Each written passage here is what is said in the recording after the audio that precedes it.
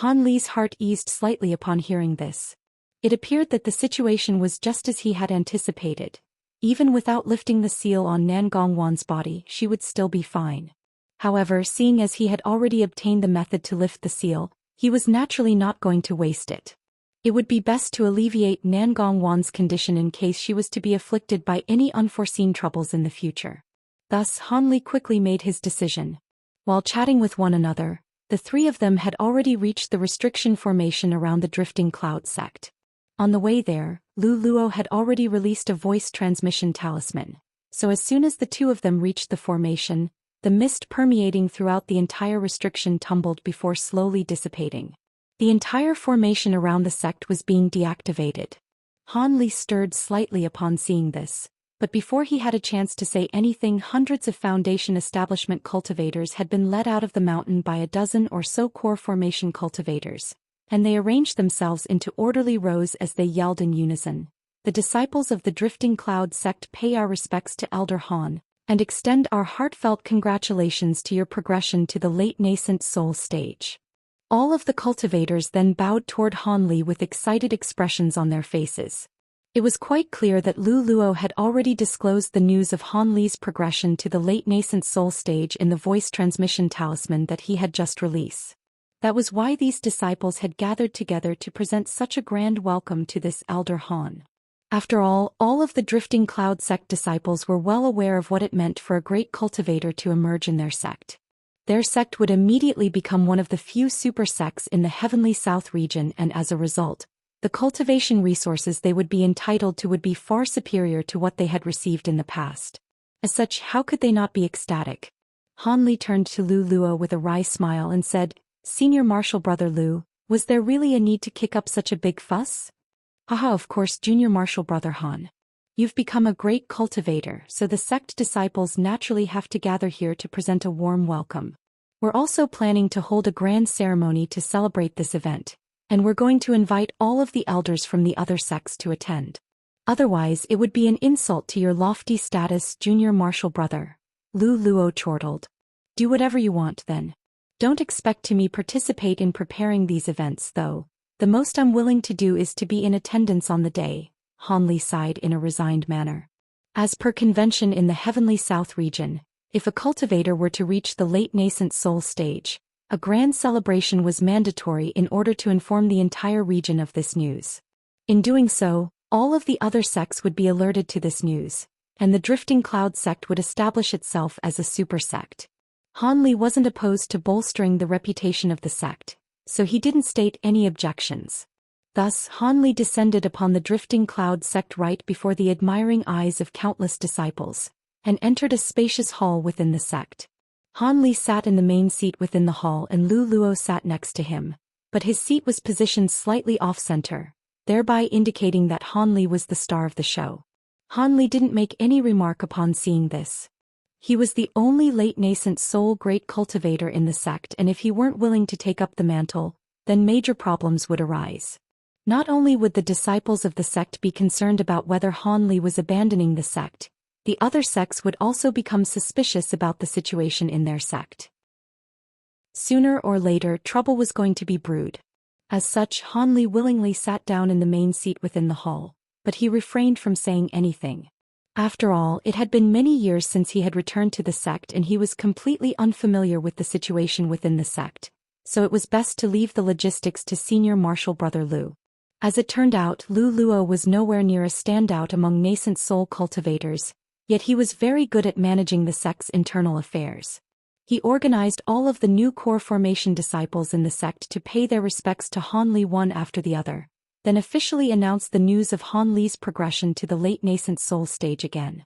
Then he began to hand down some missions to all of the ecstatic disciples in preparation for the upcoming celebration.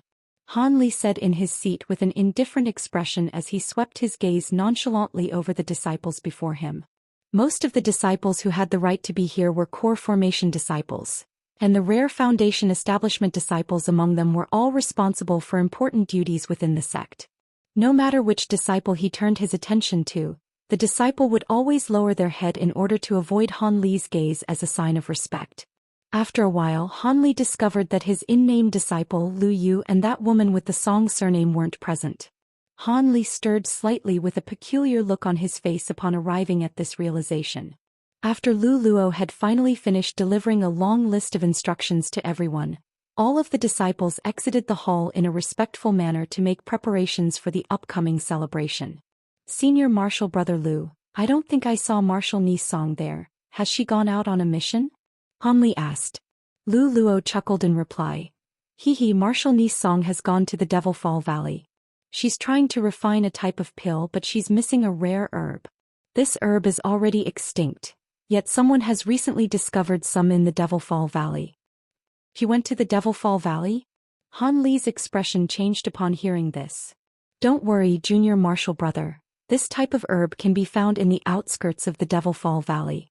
Also, due to some unknown reason, ever since you last visited the Devil Fall Valley, the inner valley is still fraught with peril, yet the restrictions in the outer valley are growing weaker year by year, and almost all of the spatial rifts there have also disappeared.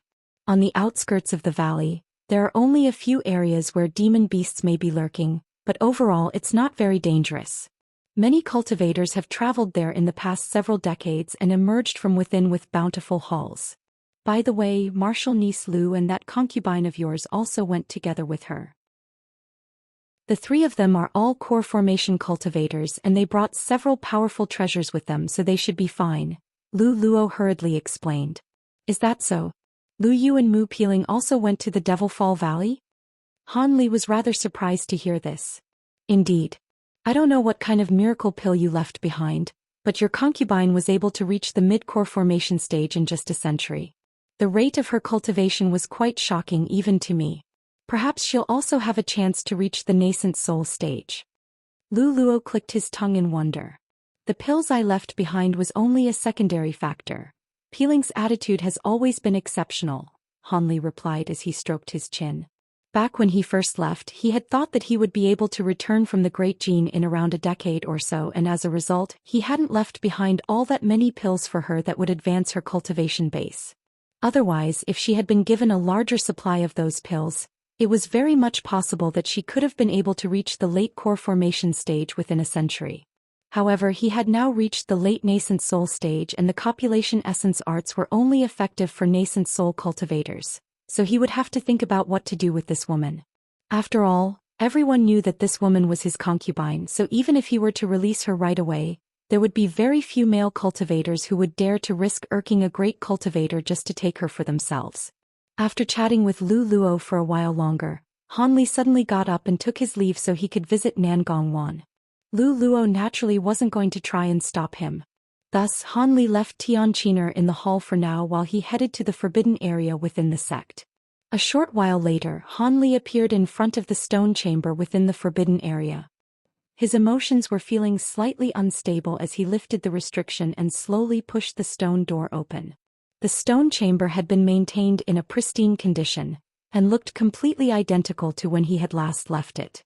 The shimmering wall of ice was still situated directly across from the stone door. The only thing that was different was that Nangongwan had turned from a little girl into an exquisite beauty again. However, her eyes were shut and she appeared to still be in a deep slumber. Han Li's body swayed and he instantly appeared in front of the ice wall. He stared intently at the woman within the ice with a complex expression on his face. Right at this moment, Nangongwan's eyelashes tremored and she slowly opened her eyes, meeting Han Li's gaze with her own. The two of them stared at each other in silence. A short while later, a faint smile appeared on the woman's face as she said in a gentle voice, "I'm glad to see that you're back." Within the depths of the Devil Fall Valley's inner valley, an earth-shattering boom suddenly erupted halfway up an unidentifiable mountain. A burst of dense black chi emerged from a cave before tumbling erratically, and proliferating over an area of several thousand feet in the blink of an eye. Almost half of the entire sky had been obscured by this black chi, and it was as if an almighty fiend celestial were descending into this world. Through the use of the devil chi left behind by that ancient devil, I was able to reach the mid-nascent soul stage in just over a century. I've even mastered the last 2 layers of profound devil chi. It looks like it really was the correct decision to take such a big risk in coming to this Devil Fall Valley. Next, I just have to find a few powerful treasures within the valley and I'll have nothing to fear even if that man comes again. After that I'll find a way to enter the myriad depth devilish abyss, then draw upon the devilish chi there to nurture this devilish corpse body. In that case, it won't be impossible for me to reach the late nascent soul stage. Haha, other devil cultivators are afraid of self-detonation from absorbing too much devilish chi, but I have the body of a devilish corpse so I have nothing to fear. When the time comes I'll reach the late nascent soul stage and kill that man, then engulf his soul. I'll be only Han Li in this world then and that's how it should be. A coarse voice rang out from within the black chi, followed by a burst of deranged laughter. All of a sudden the black chi surged violently toward a certain direction, disappearing in the blink of an eye. Within a bamboo forest on the outskirts of the Devilfall Valley, a ball of red light suddenly shot forth before fleeing rapidly into the distance. However, a delicate cry erupted and 3 streaks of lights of different colors hurtled through the bamboo forest at an even more incredible speed, catching up to the red light after just a few flashes. The 3 streaks of light flashed toward the ball of red light, and a peculiar cry erupted from within as a strange bird over 10 feet in size plummeted to the ground. A white streak of light then flew through the bamboo forest, reaching the fallen bird in a flash before revealing a beautiful woman in a white dress. The woman feigned a grabbing motion, and a purple herb rose up from the bird's carcass before landing in her hand. Another 2 streaks of light shot forth from within the bamboo forest, reaching the woman in white in the blink of an eye. 2 other beautiful women were then revealed and one of them, a yellow-robed woman, asked, "Big Sister Lu, have you gotten the herb?" "I did, but it's not what we're looking for. It's just a purple flame flower." The white-robed woman replied with a wry smile. The final woman to complete the trio wore an azure palatial dress and she smiled as she said, "There's no need to feel disheartened, Junior Martial Sister Mu. We've only searched through a small area of the outer valley. Perhaps the illusionary spirit herb we're looking for could simply be elsewhere." These 3 gorgeous women were naturally none other than Lu Yu, Mu Peeling, and the woman with the Song surname. They had been scouring the outskirts of the Devilfall Valley for close to half a month, and during the process, they had found some spiritual herbs that grew in obscure locations, but the illusionary spirit herb that they were searching for continued to elude them. Lu Yu and Mu Peeling were starting to get quite impatient. In contrast, the woman with the Song surname appeared to have the patience of a saint. "That's true, but if we venture into any other places it's going to get dangerous. Those areas could have residual spatial rifts and if we fall into one we'll be dead for sure."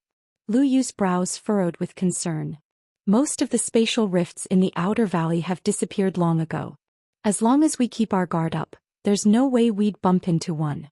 Besides, this pill is very important to core formation cultivators like us, and cultivation is always a path that's fraught with peril. If we don't even dare to take risks like this, then we might as well just stay in constant seclusion at the sect and not go anywhere," the woman with the Song surname chuckled. Mu Peeling was silent for a while before heaving a forlorn sigh.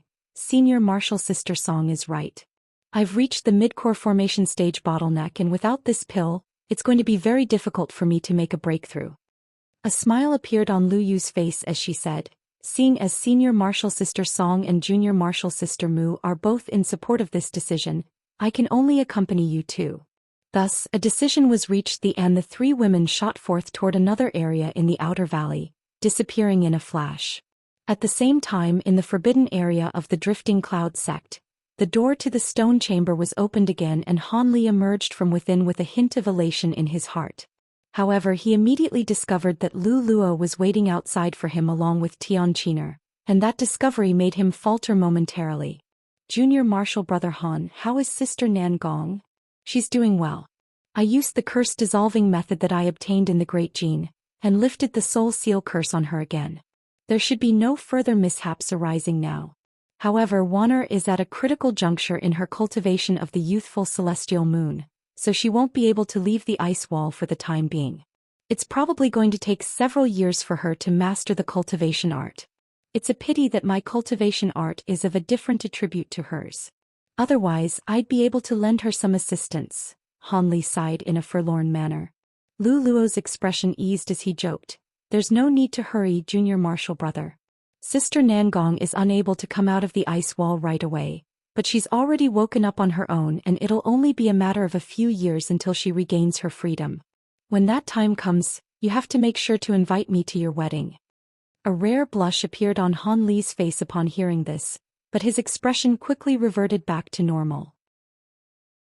Lu Luo hesitated momentarily before asking, "By the way, you're already a great cultivator now, so it's inappropriate for you to continue living on this mountain.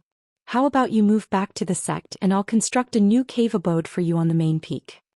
Han Li contemplated this offer momentarily before shaking his head as he said, "There's no need for that. My cave abode isn't very large, but it's very peaceful. Even if water were to come out from the ice wall, it would be large enough to house the two of us." A reluctant expression appeared on Lu Luo's face and he hesitated momentarily before continuing, "All right, then we'll do as you say, junior martial brother. Oh right, I still have your nascent soul stage puppet. I've already reached the late nascent soul stage, so that puppet won't be very useful to me. I'll give to the sect as a present and you can continue using it," Han Li said with a nonchalant smile. "Thank you, junior martial brother." Lu Luo was overjoyed to hear that. The puppet was slightly redundant for Han Li, but it was extremely useful for him. Han Li's brows furrowed as he suddenly said, "Waner is at a critical juncture during her breakthrough. I don't want anything to disturb or disrupt her during this time." "So what you're saying is?" Lu Luo was a little perplexed. "My cave abode is rather far away from the forbidden area, and even though I don't plan to go into seclusion for long periods of time in the near future, I do have some treasures that I have to refine, and I'll perhaps need to make a few trips. Hence, I want to enhance the restriction here so it's completely inaccessible to anyone else. What do you think, senior martial brother?" Han Li asked with a serious expression. There's no need for you to ask my permission about that. Just do whatever you please. I was planning to hand over the reins on this forbidden area to you after you came back anyway," Lu Luo replied with a smile. A smile appeared on Han Li's face and a thought suddenly seemed to have occurred to him as he pointed to Xianxia, and said, "Thank you, senior martial brother. Also, I might have to trouble you to look after this disciple of mine from time to time." He then divulged the information regarding Xianxia's dragon cry physique, as well as the fact that she could be a reincarnation of a good friend of his. Lu Luo immediately understood Han Li's intentions, and he nodded without any hesitation as he promised, "So reincarnation truly does exist. Don't worry, if you're not around to administer timely treatment, I'll be sure to repress the yang energy backlash in Martial Niece Tian's body." Then I'll have to trouble you, senior martial brother Lu. In the meantime, I'll try to find some Yin-type spiritual pills, and if they're potent enough, they'll also be able to temporarily repress her dragon cry physique so you won't have to always step in," Han Li assured. In response, Lu Luo waved his hands in a nonchalant manner. Xianxia was quite touched by Han Li's gesture. She had always been concerned about what would happen to her if her master were to go on a long journey or into extended periods of seclusion. Who would have thought that Han Li already had everything planned in advance? Lu Luo then spoke to Han Li about the upcoming celebration, and the potential visits from the Ancient Sword Sect and 100 Possibilities Pavilion before departing. As soon as Lu Luo exited the forbidden area, Han Li immediately pulled out several formation flags and formation plates from his storage pouch in order to alter the restriction around the entire stone chamber. Han Li had slain many nascent soul cultivators in the Great Gene, and he had obtained many powerful formation tools from their storage pouches. As such, the restriction around this forbidden area was far too feeble in his eyes, so he decided to revamp the whole thing. In that case, even if he weren't by Nangongwan's side, he wouldn't have to constantly be fretting over her safety. He didn't want his companion to come to harm because he wasn't by her side. With these ready-made formation tools available, setting up the formation was an extremely quick and easy task. A short while later, all of the formation spells had been set, and Han Li turned to Xianxia with a smile before dusting himself off and entering the stone chamber again. Only after spending a short while in there did he re-emerge with a smile on his face. Han Li was in a rather good mood as he said, "Let's go. I'll take you to my cave abode and I'll construct a separate one for you as well. I've also got many spell formation tomes in my collection and you can take all of them as well." Azure light then flashed over his body, sweeping up Xianxia with him as he departed from the forbidden area, flying toward the interconnected mountains where he once lived. A short while later, the azure streak of light flew out of the restriction formation around the drifting cloud sect.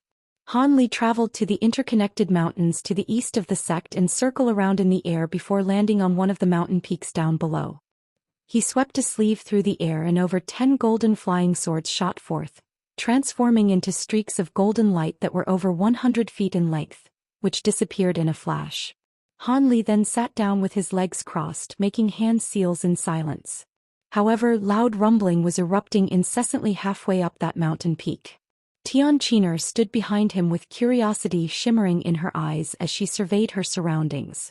At Han Li's current power level, constructing a small cave abode naturally wouldn't take too much time. Less than 10 minutes had passed when he abruptly opened his eyes and said, "All right, the cave abode is complete. You can arrange the interior however you like. Let's go in first, and if there's something you don't like, I can make some adjustments for you. If you're missing some things, you can take my elder badge to the sect and get everything you need. I'm going to be in my cave abode refining a few treasures in the next few days, so you can familiarize yourself with the sect first." "Yes, master." A hint of excitement appeared on Xianxia's face upon hearing this. Han Li flipped his hand over and several shiny objects appeared over his palm. There was a badge, a flag, a bead, a flying sword, a bronze mirror, as well as 6 or 7 other treasures of remarkable appearance. "You should be able to use these treasures, and they're all pretty decent. Refine them and use them to protect yourself. That badge is a treasure to activate the restriction around these mountain peaks. Refine that one first before you leave this place." "Thank you, master. Your kindness will not be forgotten." Xianxia's parents were both core formation cultivators, so she could immediately identify that these treasures were far better than pretty decent. All of them appeared to be either high-grade or top-grade treasures, and she would definitely be able to make use of them even after reaching the core formation stage. As such, she immediately expressed her gratitude before accepting the treasures with elation. Han Li chuckled as he flew toward another mountain peak as an azure streak of light, flashing a few times through the air before disappearing from view. Meanwhile, Xianxia was extremely excited as she fiddled around with her treasures for a long while before joyfully heading to her own cave abode. On the other side, Han Li had already returned to the cave abode that he had been absent from for close to a century. Everything was still in an identical state to when he left them, and a strong sense of nostalgia welled up in his heart. He then pulled out the spiritual herbs, spiritual medicines, spirit beasts, and spirit insects from his storage pouch, planting the medicines and herbs in the medicine garden, then placing the beasts and insects into the appropriate rooms. He then entered the secret chamber without any hesitation to refine his second batch of azure bamboo cloudsworm swords, preparing to infuse them with his newly obtained auric essence. However, that was only the first step. Han Li was also planning to infuse the myriad-year profound jade he had obtained from the North Night Palace into the swords as well. In that case, all of his flying swords would possess glacial powers, thereby making them even more formidable. Han Li was very much looking forward to seeing how his magic treasures would turn out following this refinement process. Han Li was in seclusion in the secret chamber for 4 days and 4 nights. When he finally emerged from the secret chamber with a pleased look on his face, he discovered that Lu Luo was sitting with his legs crossed outside the restriction of his cave abode, and it was unclear how long he had been waiting out there. Han Li contemplated the situation for a moment, and he could roughly guess the purpose of Lu Luo's visit. As such, a faint smile appeared on his face as he opened the restriction outside his cave abode and strode out to meet him. Lu Luo was ecstatic to see Han Li, and he hurriedly rose to his feet as he cupped his fist in a salute. "Junior Marshal Brother Han, I heard from Marshal Niece Tian that you went into seclusion to refine your treasures. I thought I'd have to wait a few more days, but you've come out already. I obtained some things in the Great Gene, so I decided to refine my treasures again. I initially planned to be done in 2 or 3 days, but it took a little longer than I expected. My apologies for keeping you waiting, Senior Marshal Brother. Have you come here to speak to me about the Ancient Sword Sect in the 100 Possibilities Pavilion?" Han Li asked in an unhurried manner. "That's right. Almost all of the elders from those 2 sects have been deployed, and it seems that some of them don't believe you've actually reached the late nascent soul stage," Lu Luo replied with a smile. "All right, then let me meet them to dispel their suspicions," Han Li said in a calm manner. "That would be best." Lu Luo was naturally very pleased with this proposal. As such, the two of them immediately flew toward the drifting cloud sect. A short while later, the two of them appeared outside the main hall on the main peak of the sect. There were a dozen or so Foundation Establishment stage disciples guarding the hall, and all of them immediately rushed forward to greet Han Li and Lu Luo in a respectful manner. However, there were a few of them who couldn't but steal a few glances at Han Li. Han Li's brows furrowed in response, and he harumphed lightly. The harumph could easily be construed as Han Li merely clearing his throat, but to the disciples who were stealing furtive glances at him, it felt as if a thunderclap had erupted right beside their ears, and shivers ran down their spines as they hurriedly buried their heads into their chests. Lu Luo paid no heed to Han Li's gesture as he asked, "Are he fellow Daoists still in the hall?" "Yes, the seniors from the Ancient Sword Sect and the 100 Possibilities Pavilion have been meditating within the hall this entire time, and nothing has happened," one of the disciples quickly replied. Lu Luo nodded in response. Meanwhile, Han Li had already ascertained the cultivation bases of everyone in the hall with his spiritual sense. There were 2 mid-nascent soul cultivators and 3 early nascent soul cultivators in there. It appeared that the Grand Elders from both sects had arrived in person. At his current power level, even a normal late nascent soul cultivator would be no match for him, so he naturally didn't regard the cultivators in the hall as a threat. Thus he didn't say anything and strode directly toward the hall. Lu Luo faltered slightly upon seeing this before hurriedly following along, making sure to walk a step behind Han Li as a gesture to highlight who the star of the show was. Lu Luo had only taken a few steps when, to his surprise, he discovered that Han Li had disappeared. He could physically see Han Li, but if he were to use his spiritual sense to try and detect Han Li's presence, he would discover nothing but empty air. Lu Luo immediately drew a sharp breath, yet at the same time he was feeling slightly concerned. This type of complete aura concealment technique could only be used by high-grade cultivators against cultivators of a lower caliber, whose spiritual sense were far inferior to their own.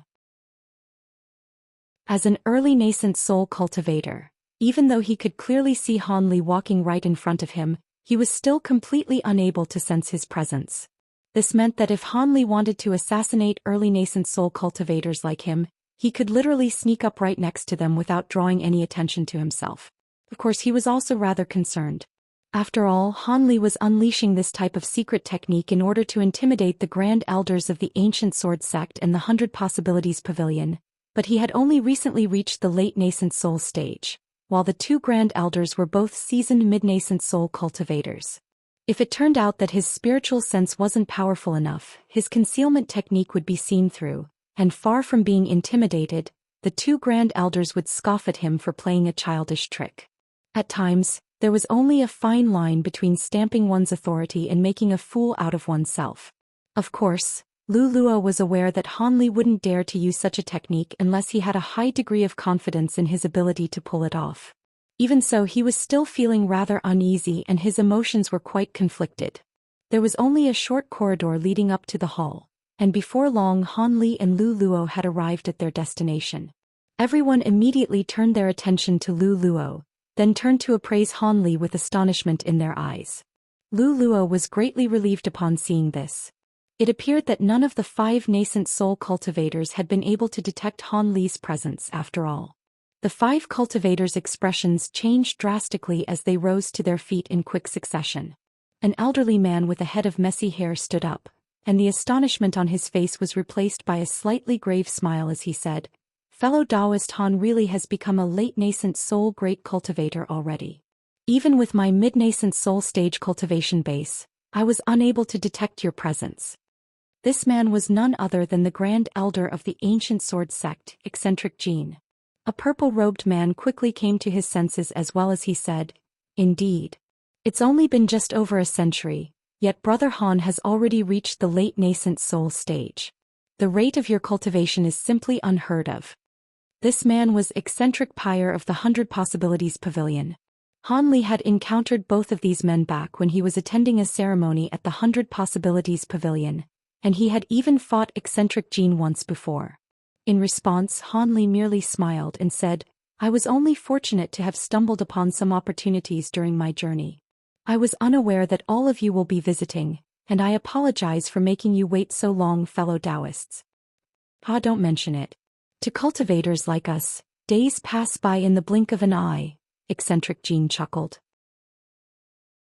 Han Li smiled upon hearing his as he turned his attention to the other 3 cultivators. 2 of them were new nascent soul cultivators from the 2 sects, while the final one was a young woman with a set of gentle facial features. This was the female ancient sword sect cultivator he had also encountered during the ceremony at the 100 Possibilities Pavilion. This was quite a haughty woman who had once attempted to use a rather profound secret technique on him, but completely failed to assess the limits of his abilities. However, it did leave Han Li with a rather deep impression of this woman. Han Li swept his spiritual sense toward her, and a hint of surprise appeared on his face as he said, "You look well, Fairy Bright Scent. I can see that you've already reached the early nascent soul stage bottleneck. You should be able to progress to the mid-nascent soul stage in about a decade." The young woman's expression was slightly strained at the sight of Han Li turning his gaze toward her, and her face paled significantly upon hearing Han Li diagnose her recent cultivation progression to a fault. Prior to meeting Han Li, the most skeptical among the 5 nascent soul cultivators about Han Li's progression to the late nascent soul stage wasn't eccentric Jean or the other mid-nascent soul cultivator.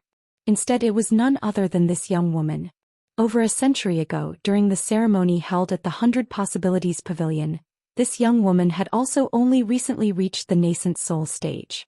However, she possessed a treasure that allowed her to cultivate at several times the speed of a normal cultivator. Through the use of this treasure, she had made several breakthroughs in a short period of time, thereby allowing her to reach the nascent soul stage at such a young age, and she was lauded as an exceptional prodigy in the ancient sword sect. However, during the ceremony she had encountered Han Li, who had apparently been cultivating for a shorter span of time than her, yet possessed a superior cultivation base. As such, she couldn't help but want to test out Han Li's abilities. In the end, she was completely unable to verify the extent of Han Li's power, but she still wasn't willing to concede and settle for second best. She thought that with the assistance of her special treasure, it would only be a matter of time before she caught up to Han Li. However, only a century had passed by, and Han Li had returned from his travels as a late nascent soul cultivator. Fairy Brightscent was stunned upon hearing this, and refused to believe it to be true. However, Han Li had just displayed the might of his spiritual sense, and when he cast his gaze toward her, the young woman had been struck by a sense of asphyxiation.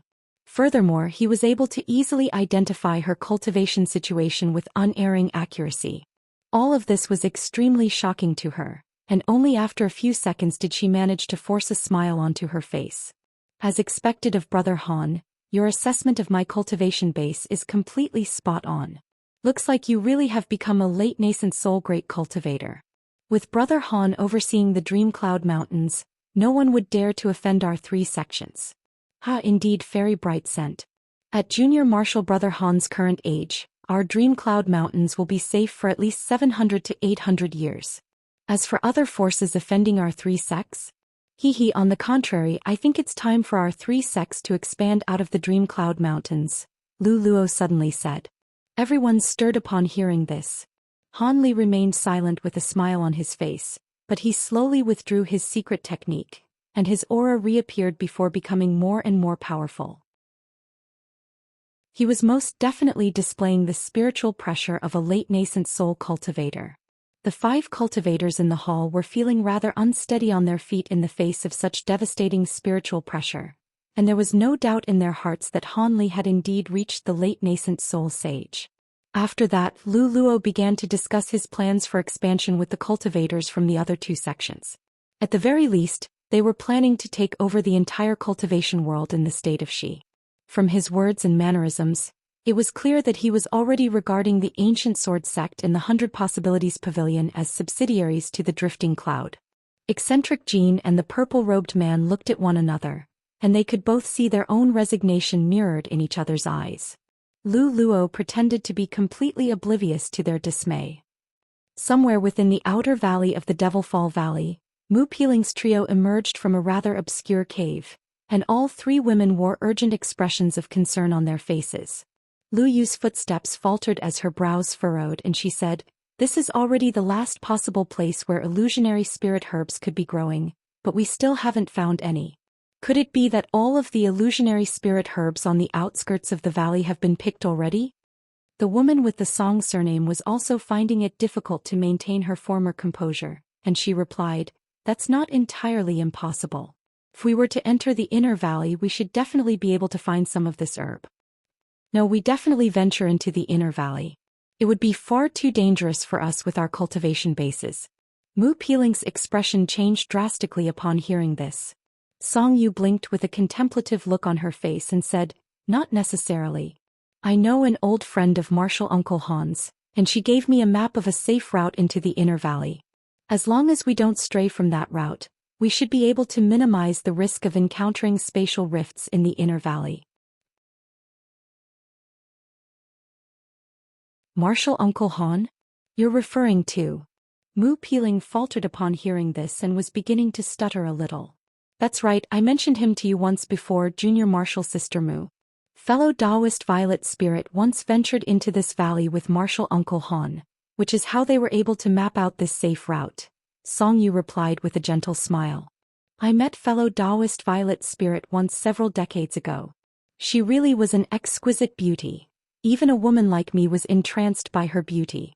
I heard that many prominent male cultivators have pursued her and many intense battles have taken place as they've attempted to compete over her. She's even being referred to by some as the most beautiful female cultivator in the Heavenly South region. However, this woman is rather mysterious and Master seemed to have made her acquaintance very early on, so she's kind of like a close confidant of his. You're going to have to be careful, Sister Mu." Lu Yu giggled in a teasing manner. A faint blush appeared on Mu Peeling's face as she scoffed. "What do I have to be careful about?" Song Yu adopted a serious expression as she asked, "Stop teasing Junior Martial Sister Mu, Junior Martial Sister Lu, let's get back to business. Are we going to venture into the inner valley or not?" Mu Peeling and Lu Yu's smiles faded and they looked at one another to find their own hesitant expression mirrored in each other's eyes. "Senior Martial Sister Song, is the map that this violet spirit gave you really a map of the route that Master once took? If that's the case, then we could certainly try it. After all, the illusionary spirit herb is very important for both of our upcoming breakthroughs, and I really don't want to go back empty-handed," Lu Yu said with furrowed brows. Mu Peeling was rather hesitant, but she succumbed to the temptation in the end and sighed, "If we're only searching for the herb close to the entrance of the inner valley, then I can come along as well." Song Yu nodded before extending words of caution.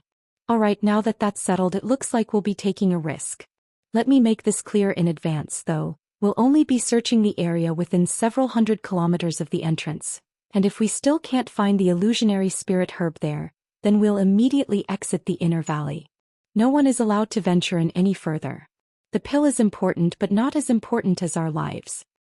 Of course, if we were to venture deeper into the inner valley, even with a map at our disposal, it would still be akin to suicide for mere core formation cultivators like us.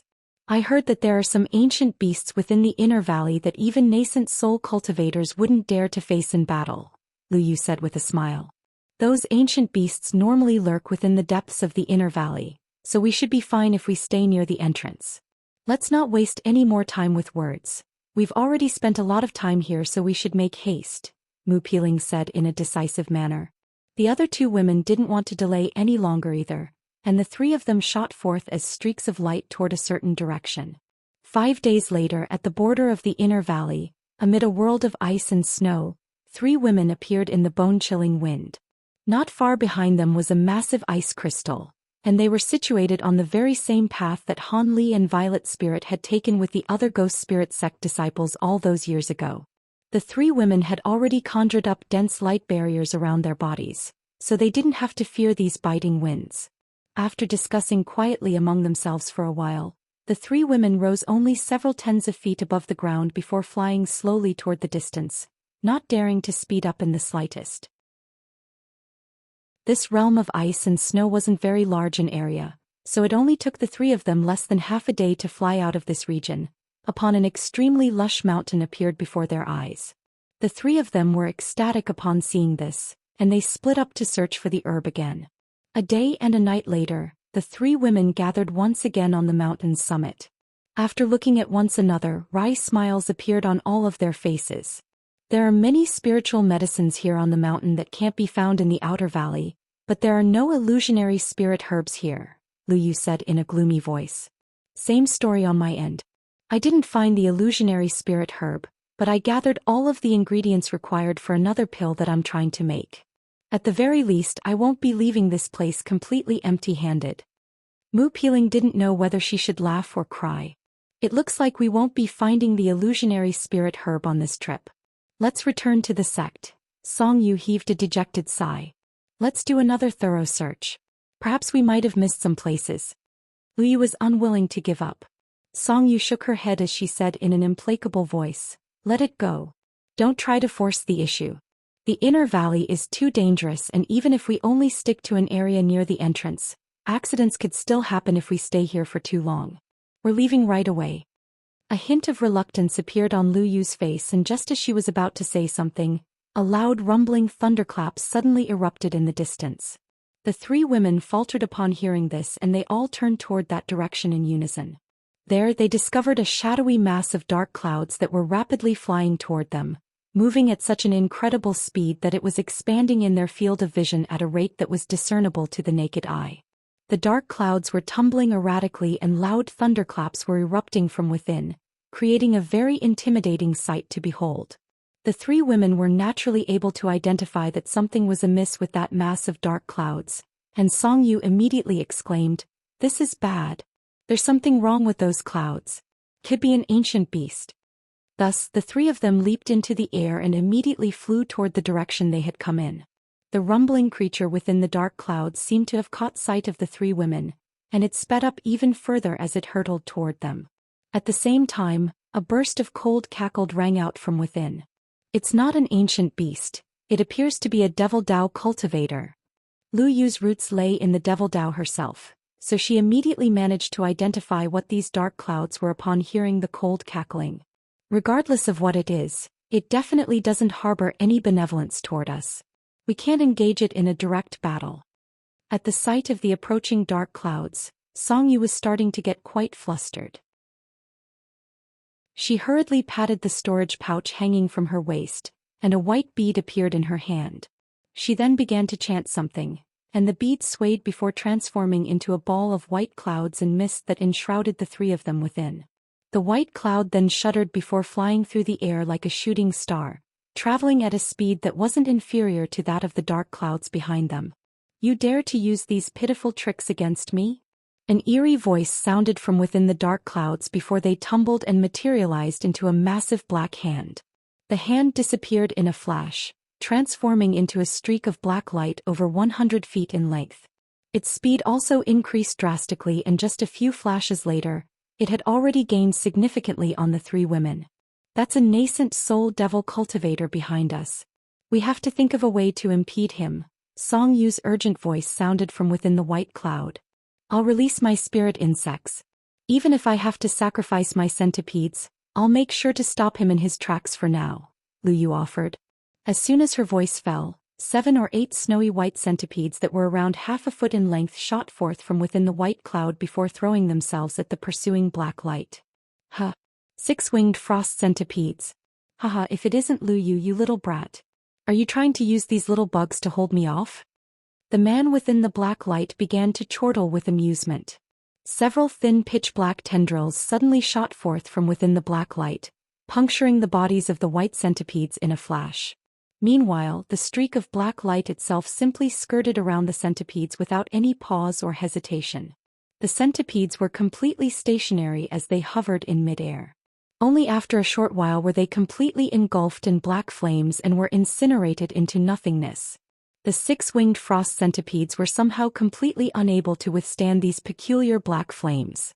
The three women within the white cloud were horrified upon seeing this. In particular, Lu Yu was extremely stunned. She didn't know who this devil cultivator was, and his voice sounded very unfamiliar to her, but he had somehow managed to glean her identity just from seeing her centipedes. The black streak of light was simply far too fast, and before the three women could think of any strategies to keep it at bay, it was already upon them. It circled through the air before transforming into a massive black hand again, reaching out toward the white cloud without any inhibition. The three women cried out in unison as three swords, a long halberd, and a scepter shot forth from within the white cloud at the same time. Black light flashed over the surface of the massive hand and it grabbed a hold of all of those treasures. When it spread open its fingers again, all of the treasures had disappeared. However, in that split second of delay, the white cloud suddenly exploded and three streaks of light hurtled toward different directions. The three women were splitting up so that at the very least not all of them would be doomed. However, an incredible sequence of events then unfolded. A large swath of black light suddenly erupted from the massive hand, sweeping toward all three women at once, and dragging them back despite the fact that they were all flying in different directions. Thus, the massive black hand captured all three of them at once. The three women were stunned and horrified, and protective spiritual light was flashing desperately over their bodies as they attempted to free themselves with all their might. However, right at this moment, a cold harumph sounded beside their ears. Bursts of black chi wafted out from the massive hand, spraying the three women directly in the face, upon which all three of them immediately fell unconscious. Only then did the black hand release the three women and transform into a vast expanse of black chi. The black chi then converged toward the center to form a tall and broad humanoid figure. The humanoid figure's entire body was pitch black in color, yet its eyes were shimmering with a harrowing green light. The black figure looked at the three women and cackled. Who would have thought that it would be these three? This is good. If I can capture them, then that man will be even more wary of me. All three of these women are closely related to you. You probably won't sacrifice yourself to save them, but I'm sure I'll be able to extort you a little. After an indeterminate period of time, Song Yu, who was the most powerful among the three women, awakened first. She looked around to find that she was lying on the cold hard ground with stone pillars that were shimmering with white light all around her. A jolt of shock ran through her heart and she immediately sat up.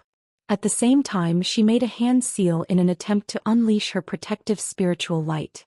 However, a cry of surprise erupted and Song Yu slumped to the ground once again. I've already placed a restriction on you, so don't even think about using your magic power. You're now no different from a mortal. A lazy voice suddenly sounded, drawing the horrified gaze of Song Yu. In the corner of a cave, there was a tall and broad shadowy figure sitting with his legs crossed. Due to the fact that he had been sitting completely still, Song Yu had failed to notice him initially. Almost at the exact same moment, she discovered that she was indeed unable to draw upon any of her magic power. It appeared that a powerful restriction really had been placed upon her, and her heart sank upon making this discovery. Who are you? And why have you captured us? Song Yu looked around to discover Mu Peeling and Lu Yu lying next to her. Even though they were both unconscious, they appeared to be largely unscathed and she was very relieved to see this. I didn't think that I would encounter the three of you in the inner valley. You can only blame your terrible luck for running into me, and doing so right at a juncture when the three of you could prove to be useful to me. Martial Ni Song, if the three of you stay here without trying to pull any shenanigans, I won't hurt any of you. However, if you try to escape, then don't blame me for hurting you, the humanoid figure threatened in a cold voice. Song Yu faltered slightly upon hearing this. Martial niece? I don't recall having a senior like you in our sect. You must have the wrong person, senior. It's no surprise that you don't recognize me. All you have to know is that you're my martial niece. How's that little brat, Violet Spirit? The humanoid figure asked. You know Violet Spirit. Who are you? Song Yu yelled with alarm. It's simple for me to show you who I am, the shadowy figure murmured before suddenly rising to his feet and making his way toward Song Yu. After just a few steps, the humanoid figure had emerged from the darkness and revealed himself to Song Yu. He wore a set of long black robes with a skeletal head on his shoulders. There was also a pair of large tusks protruding from his mouth, creating an extremely terrifying sight to behold. Furthermore, the man had an arm exposed, and that arm appeared to have been constructed from shimmering metal, which was also very unsettling. Song Yu repressed the horror and disgust in her heart as she asked, Who are you? I definitely haven't met you before. Really? In my current state, it's no surprise that you don't recognize me, the black-robed figure mused calmly. However, a peculiar look suddenly appeared in his eyes as he turned toward Song Yu. As their eyes met, Song Yu was abruptly struck by a sense of familiarity, and a thought suddenly occurred to her. You're. That's impossible. Song Yu exclaimed. You finally recognized me. Don't be so alarmed, the current me isn't that man yet. However, it won't be long before I'll become him. The black-robed figure chuckled eerily before his body swayed, and he sat down in his original spot with his legs folded, no longer paying any heed to Song Yu. Song Yu's eyes were filled with incredulity and waves of shock were surging through her heart. The figure of a youth appeared in her mind, combining with this black-robed figure, then separating into two again. Could it be that this man really was martial Uncle Han? But he clearly didn't look like this in the past. Could it be that something happened to him during his journey so he had been forced to resurrect himself through possession? But that couldn't be the case either. Even though this martial uncle of hers was only at the mid-nascent soul stage, his combat prowess was not inferior to that of late-nascent soul cultivators, so how could he have been reduced to such a pitiful state? Furthermore, even if his body really had been destroyed and his nascent soul was forced to possess a new vessel, why didn't he return to the sect to rest and recover? Why would he hide in this Devilfall Valley instead, and why would he attack the three of them? What do you mean by that? Song Yu was an extremely intelligent woman, but even her brain was unable to keep up with what was happening. The black-robed man suddenly opened his eyes and harumphed, "Humph, you two are clearly already awake, so why do you continue to pretend to be unconscious?" Song Yu faltered slightly upon hearing this, and before she had a chance to look beside her with elation, Mu Peeling's voice sounded from behind her. "You're not my lord, you're his second nascent soul.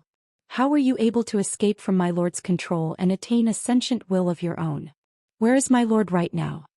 Her words were extremely peculiar, and from the tone of her voice was filled with concern and horror. "You're right, Junior Martial Sister Mu. This man is indeed the second avatar that Master refined." Lu Yu suddenly chimed in a startled voice. She also wore an incredulous look on her face. Song Yu turned to discover that both of the women beside her had sat up, and Lu Yu had her hand pressed over her face, leaving only her astonished eyes visible. Mu Peeling stared intently at the shadowy figure as she said, "I don't know the specifics, but I've heard that my lord cultivated an extremely rare secret technique in our human world that can allow him to materialize a second nascent soul. However, this is an extremely perilous endeavor, and the one using this technique could easily suffer backslash from this second nascent soul after it attains sentient will of its own." Song Yu and Lu Yu both looked at one another upon hearing this. "I'm surprised you were able to recognize me. Oh, I remember now. You're the girl that Silvermoon once mentioned to me. In any case, I don't plan on hiding anything. I was indeed once that man's second nascent soul, but after I engulf his soul, he will be me and I will be him. The three of you had better stay here and not try to escape. If everything goes smoothly, then I'll release all of you. This is an extremely obscure location in the Inner Valley, and even if that man were to search for you in person, there's no way that he would be able to find this place," the black-robed man willingly admitted. He was none other than Han Li's second nascent soul, which had gone missing during his battle with the illustrious Grand Immortal of the Soaring Tribe. At the time, the nascent soul had been severely wounded by an illustrious Grand Immortal, and it should have been completely destroyed. However, the second nascent soul had cultivated in the profound Een devilish chi that Han Li had bestowed upon it, which activated the protective ability of the ghost-sifting banner, which had been injected with myriad depth devilish chi. As such, the nascent soul was sucked into the banner, where pure devilish chi had been injected into it as part of emergency treatment. If Han Li weren't too far away from the nascent soul, once the second nascent soul awakened, it would automatically return to Han Li's side. However, Han Li had also been severely wounded at the time and was forced to seal himself in ice before drifting all the way to the Great Gene. As such, after the second nascent soul is completely healed, it was unable to find Han Li and began to roam the grasslands. About 2 or 3 decades later, it finally developed a hint of sentient will and immediately returned to the Great Gene.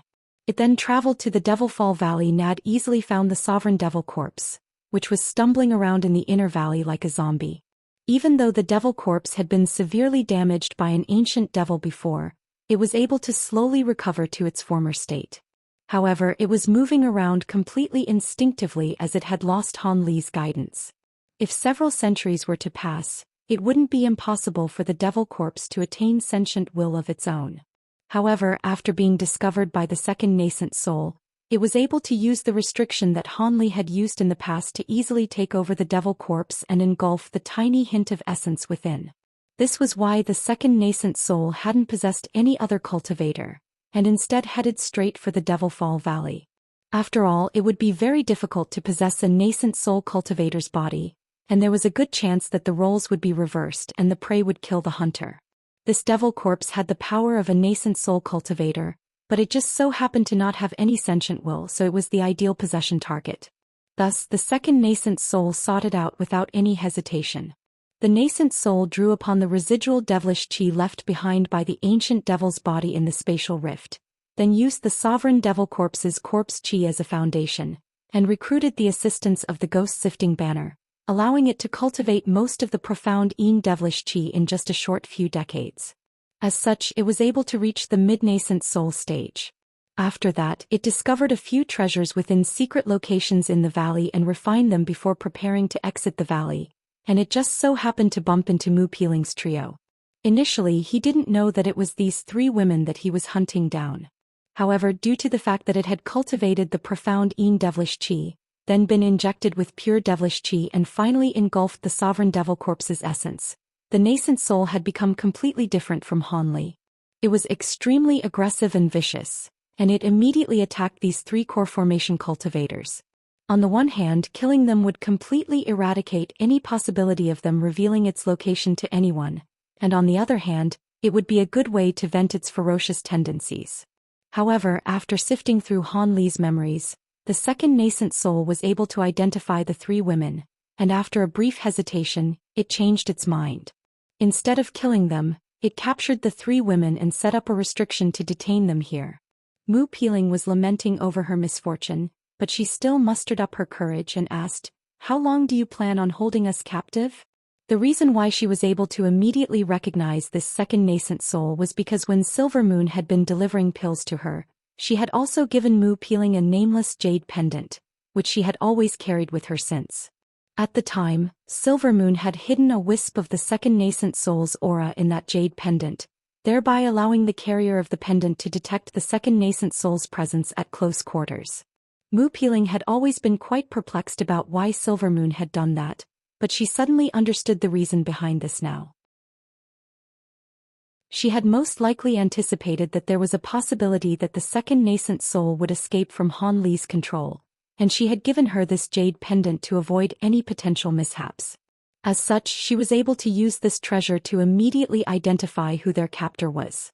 Upon hearing Mu Peeling's question, the black-robed figure glared coldly at her and replied, "Of course it's when there's only one Han Li left in this world." After making sense of the situation, Song Yu had also recomposed herself and she asked in a calm voice, "With Martial Uncle's abilities and rate of cultivation, do you really think you have a chance? The current me is indeed no match for him, but I have a good chance of being able to escape with my life.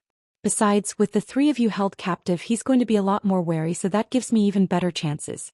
As for how I'm going to be able to bring him down, that's not something for you three to worry about." The black-robed figure chuckled, yet didn't reveal anything. Then, Lu Yu was just about to say something, but the black-robed figure suddenly cut her off. "All right, I know what you three are plotting, but don't even think about it. The only scenarios in which you three will be able to escape from here will be when I engulf that man's soul, or he wipes away my sentient will and reduces me to his second nascent soul again. For now, all three of you should just take a long nap." The black-robed figure suddenly made a hand seal and began to chant something. Spiritual light of all colors suddenly began to shimmer on the ground around the three women as large swaths of black chi emerged. Only then did the three of them discover that they were situated at the center of a massive formation. The trio was inundated by black chi and fell unconscious again. Only then did the black-robed figure sitting in the corner stop his chanting and undid his hand seal.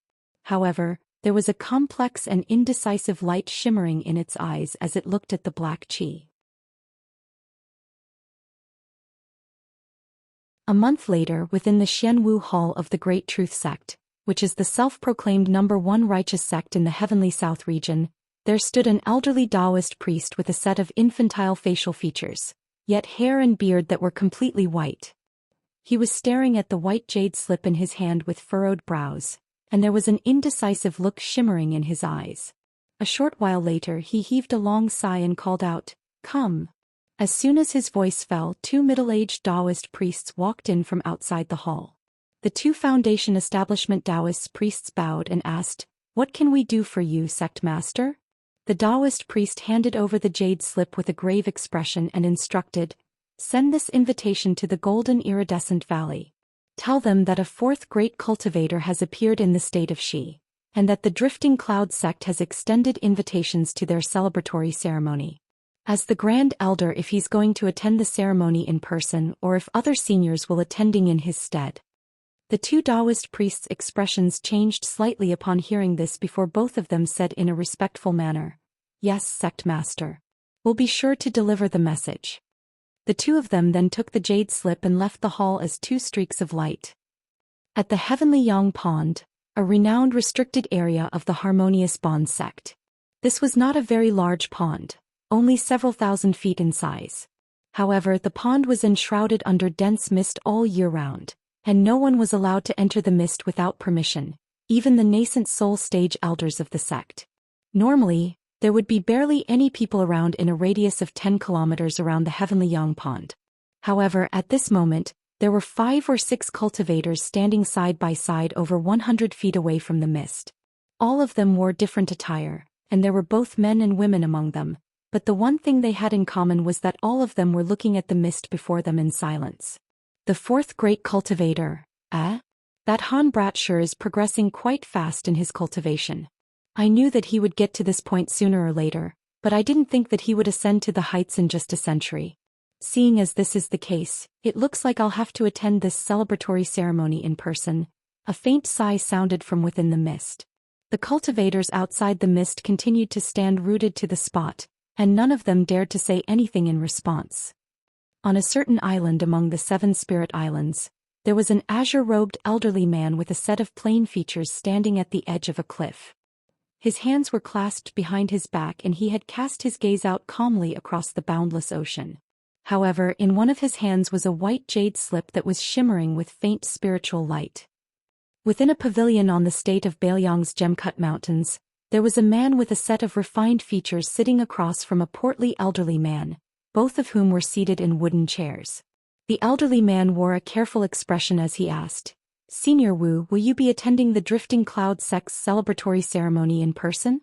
That man has reached the late nascent soul stage at such a young age, and with his remaining lifespan, he'll be able to stand at the pinnacle of the Heavenly South region for 7 to 8 more centuries. If we re-establish good relations with him, then our 6 sects have nothing to worry about. What do you suggest, Marshal Nisley? You've taken over the sect, so you want to invite that man back to your valley? The man asked in an indifferent voice. You're misunderstanding me, Senior. With his current lofty status, Hao would be willing to return to our measly Yellow Maple Valley. However, he does have some ties with our valley, and if we can strengthen those bonds, it would undoubtedly be beneficial to our 6 sections. The man was silent for a moment before saying expressionlessly, "Don't expect me to be able to contribute to this matter. I was once rather close with Junior Marshal Sister Nangong, but I've never contacted her again ever since she left with that man. However, I'll be representing the Masked Moon sect to attend this ceremony. It would be great if you'd be willing to make the trip in person, Senior Wu." The elderly man was ecstatic to hear this. It's no wonder that your Yellow Maple Valley is so nervous about this man. Ever since fellow Daoist Ling Hu passed away, no other nascent soul cultivator had appeared in your valley. If it weren't for the fact that fellow Daoist Ling Hu once made an agreement with this man and notified our 5 sects about it, your Yellow Maple Valley would have most likely been banished from the stage of Bailiang already. The man chuckled. I apologize for our incompetence, Senior. An awkward look appeared on the elderly man's face upon hearing this. Within a span of 2 months, the entire Heavenly South region had erupted into a frenzy.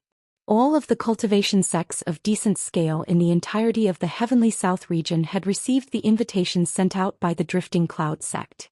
They were claiming that one of their elders had reached the late nascent soul stage, and they were holding a grand ceremony to celebrate this event, which was why these invitations had been sent out. It wasn't made clear on the invitation which elder they were referring to, but Han Li had established himself long ago as the #1 cultivator in the Heavenly South region beneath the late nascent soul stage, so it wasn't difficult to guess that Han Li had to have been the elder in question. Thus, all of the sects were in a state of uproar. Some of the sects were completely overawed and immediately agreed to attend the ceremony. Some of the larger sects were rather suspicious about the authenticity of this news, but they also all agreed to send at least an elder to attend the ceremony. Thus, Han Li's name shook the entire Heavenly South region once again. Regardless of whether one was an itinerant cultivator who had been dwelling in seclusion for many years or a member of a prominent cultivation sect, it was extremely likely that they had heard Han Li's name at one point or another. Everyone was discussing spiritedly about the fourth great cultivator of the Heavenly South region, who had ascended to the late nascent soul stage at such a young age. Thus, 3 months passed and the Drifting Cloud Sect's ceremony was held. There were over 100 nascent soul cultivators in attendance, and several times that number in core formation cultivators who had also arrived at the Dream Cloud Mountains. The star of the show, Han Li, only appeared for a short while on the first day of the ceremony and delivered a simple address before inviting the dozen or so elders from all of the sects, who were at the mid-nascent soul stage or above, to a smaller gathering in an obscure hall within the Drifting Cloud sect. Among them there were 2 late nascent soul great cultivators, namely Old Devil Concord of the Harmonious Bond sect, and Wei Wuya of the Flowing Mind sect. After 3 days and 3 nights, all of these nascent soul cultivators finally re-emerged from the hall, all of them with horrified expressions on their pale faces. Wei Wuya and Old Devil Concord were also quite disheartened and wore strained expressions on their faces. Some of the cultivators present at the ceremony naturally noticed this, and tried to inquire about what had happened during their gathering. However, the nascent soul cultivators being questioned either remained silent with wry smiles on their faces, or shook their heads with fearful expressions, or completely ignored the questions being directed toward them in general. That made all of the cultivators even more curious. The ceremony lasted half a month, during which time Han Li made no further appearances. To everyone's surprise, the dozen or so most powerful nascent soul cultivators present took no offense to this whatsoever, and as soon as the ceremony came to a conclusion, all of them fled the Drifting Cloud sect as if they were escaping from something extremely fearsome. Thus, all of the remaining cultivators were even more curious about what had taken place in that obscure hall. What could have possibly petrified so many powerful nascent soul cultivators to such an extent? Even though none of the nascent soul cultivators in question were willing to disclose any information to those who had attended the ceremony, all of them had a few close friends and relatives whom they revealed the situation to. Thus, the news that everyone had been dying to hear was leaked in the end anyway. However, the contents of the news shook the entire Heavenly South region again. It was revealed that this new great cultivator of the Drifting Cloud sect had challenged Wei Wuya and Old Devil Concord to a sparring match during the small gathering. This was quite a normal request. After all, this elder Han had just reached the late nascent soul stage, so he was taking this opportunity to test out his abilities as well as to intimidate all of the other mid-nascent soul cultivators. However, what came as a surprise to everyone was that he had challenged both Wei Wuya and Old Devil Concord at once. Furthermore, the result of the sparring match had everyone even more flabbergasted. Han Li unleashed several incredible techniques and summoned a few absurdly powerful treasures to easily defeat the 2 great cultivators. Wei Wuya and Old Devil Concord had stood at the pinnacle of the Heavenly South region for several hundred years, yet even after joining forces, they were still swept aside with ease by Han Li, and both of them had sustained some injuries during the sparring match. What was even more astonishing to everyone who had witnessed the match was that Han Li didn't even appear to have unleashed all of the tricks up his sleeve. All of the nascent soul cultivators were completely speechless. During the remaining time, Han Li held a discussion with all of the nascent soul cultivators about cultivation experiences and insights. However, all of them felt as if they were sitting on a bed of nails the entire time, and the last thing they wanted to was to remain in Han Li's presence for any longer. Thus, all of them fled the obscure hall at the conclusion of the 3 days, looking as if they had just seen a ghost.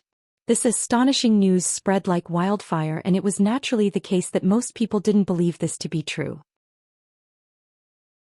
However, the news continued to spread, and all of the nascent soul cultivators who had been present during the sparring match chose to remain silent, and not even a single one of them stepped forward to refute these claims. Only then did everyone realize that this news could indeed be true, and the entire Heavenly South region was completely stunned. Thereafter, anyone who discussed any topic concerning Han Li spoke in hushed tones, regardless of where they were and to whom they were speaking, and they didn't dare to extend any disrespect toward Han Li with their words. Thus, Han Li's reputation as the #1 cultivator in the Heavenly South region slowly began to spread. In the air above the sea close to the Seven Spirit Islands, a middle-aged Daoist priest with pristine and translucent skin was facing an azure-robed elderly man from afar. Both of them wore dark expressions and remained completely silent. After a long while, the azure-robed elderly man stirred as he broke the silence. "Why have you suddenly come here and invited me to this place through voice transmission, Brother Sunreach? You're not here to challenge me to a staring contest, are you? If you have something to say, then just say it." This azure-robed elderly man was none other than one of the 3 great cultivators, Wuxia. "Brother Wei, why are you asking a question that you already know the answer to? Can you not guess why I would invite you to meet me out here?" The middle-aged Daoist priest asked calmly. Looks like even you can't sit still any longer after hearing the news, Brother Sunreach." A hint of a deriding sneer appeared on Wuxia's face. A grave expression appeared on the Daoist priest's face as he asked, "Does that mean the rumors are true? You and Old Devil Concord really did fall to a disadvantage against that man?"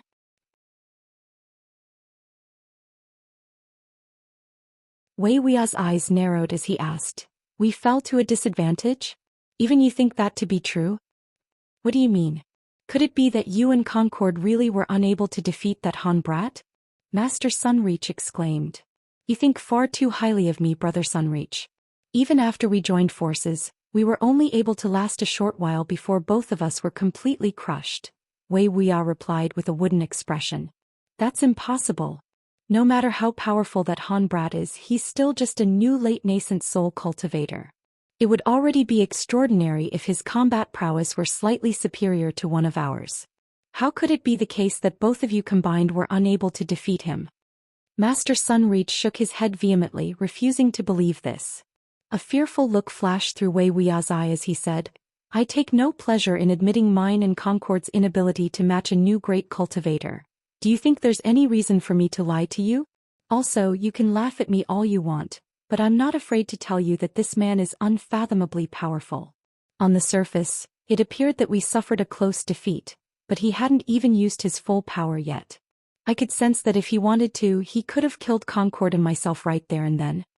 Master Sunreach was completely rooted to the spot upon hearing that. "Of course, if you don't believe me, you're free to head to the Drifting Cloud sect and challenge him for yourself.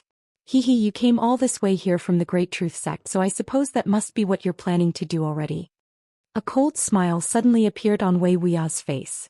Master Sunreach's expression changed slightly upon hearing this, but he didn't refute that assumption, indicating that Wuxia had indeed been right.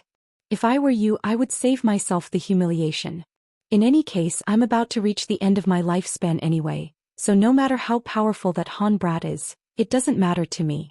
However, you and Old Devil Concord will most likely be around for many more years, so I'd advise you not to get on that man's bad side," Wuxia said calmly. "What? You're about to reach the end of your lifespan, Brother Wei?" Master Sunreach faltered slightly before a shocked expression appeared on his face. "Indeed. I reached the late nascent soul stage over 200 years earlier than you two did, so it's only natural that I'll be passing on ahead of you too. It'll probably happen sometime during the next few years. You and Concord still have some time, and perhaps there's a chance for you two to reach the deity transformation stage." A slightly dejected look appeared on Wuxia's face. "Brother Wei, Master Sunreach wanted to say something, but he didn't know what to say, and a complex expression appeared on his face. "Regardless of how powerful we become, everything will come to an end as long as we haven't attained the Great Tao. Brother Sunreach, you and I have known each other for many years, and I'd advise you to listen to me one last time. Do not get involved in the affairs in the Heavenly South region. Just focus on your own cultivation and think about nothing else. Don't become like me, a silly old man who can only await the embrace of death. After I pass away, even if you were to join forces with Old Devil Concord, you still wouldn't be a match for that Han brat. In that case, You may as well relinquish the title of the #1 sect in the Heavenly South region and completely bury the hatchet. In any case, it's only normal for a sect to have periods of prosperity punctuated by less glamorous stretches. If you do that, I'm sure that Han Brat won't insist on hunting down you and Old Devil Concord. You'll be able to then focus wholeheartedly on reaching the deity transformation stage, Wei Wuya urged. Thank you for your advice, Brother Wei. I'll be sure to consider it carefully. Wei Wuya's words were extremely genuine and heartfelt, and even Master Sunreach was slightly tempted to take his advice. All right, I've said everything there is to be said. It's up to you whether you want to heed my advice or not. I'm returning to the island now. This will most likely be our final meeting. Wei Wuya cupped his fist in a salute, and before Master Sunreach could say anything further, he was already flying back toward the 7 Spirit Islands. As for Master Sunreach, he remained rooted to the spot with a contemplative look on his face. After a long while, he finally heaved a faint sigh and also flew into the distance as a streak of white light. However, he was flying directly toward the state of Xi.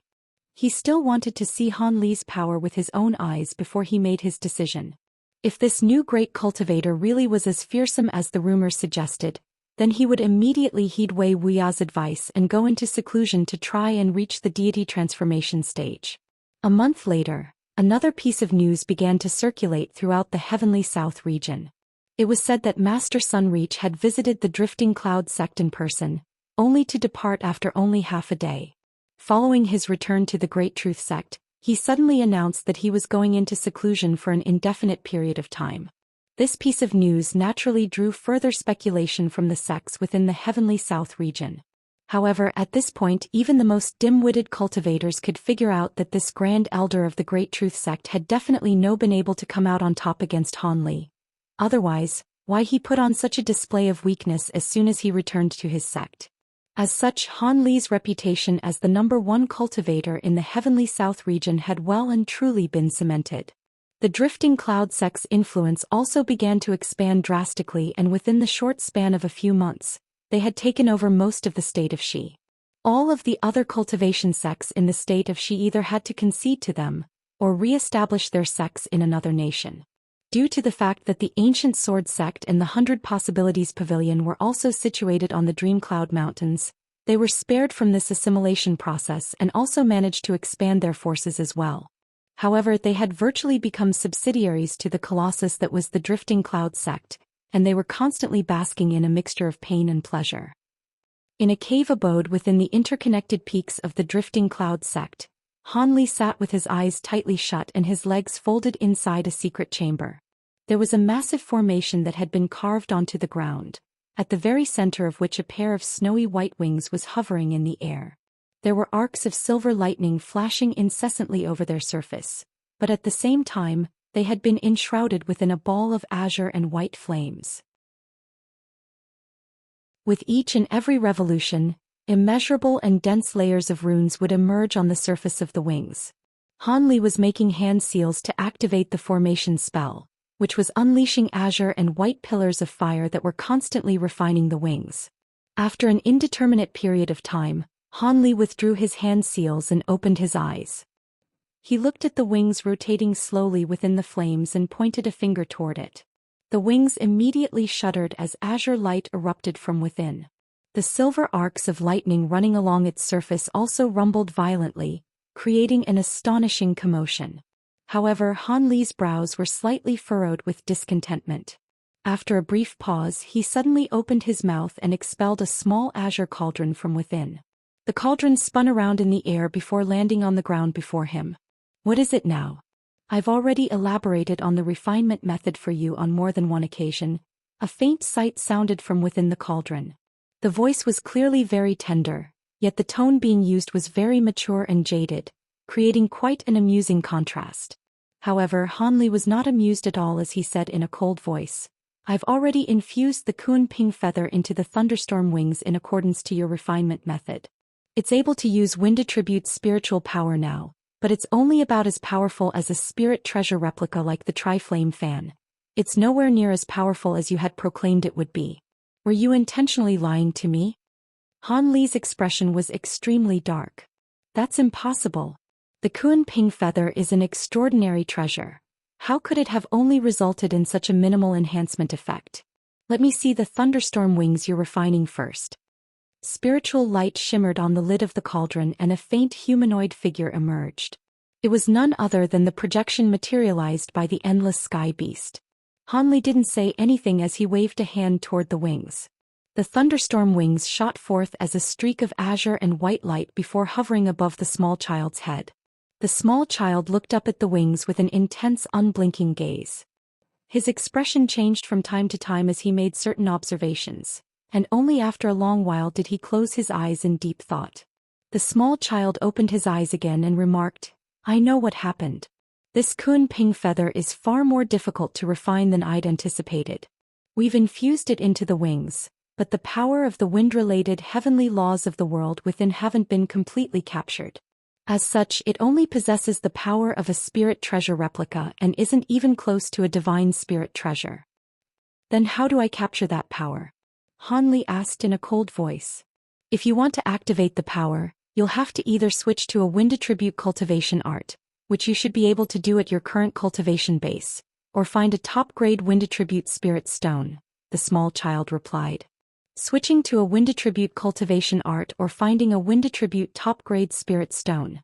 I can do neither of those," Hanli immediately replied. "Then there's nothing I can do. Perhaps there are other ways, but there's no way that those methods would be viable here in the human world, so it would only be a waste of time for me to elaborate on them," the small child said in a resigned manner. So what you're saying is my refinement method was correct, yet your predictions were wrong," Hanli accused. That does appear to be the case." An awkward expression finally appeared on the small child's face. A light flashed through Hanli's eyes and his expression suddenly eased as he said, "So be it. I'm already satisfied with the thunderstorm wing's ability to activate the powers of wind and lightning at the same time. If it really did become as powerful as you proclaimed it would, I wouldn't be able to handle it with my current power level anyway." The small child faltered upon hearing this before a suspicious look appeared in his eyes. In terms of cultivation base, this human cultivator was nothing to him.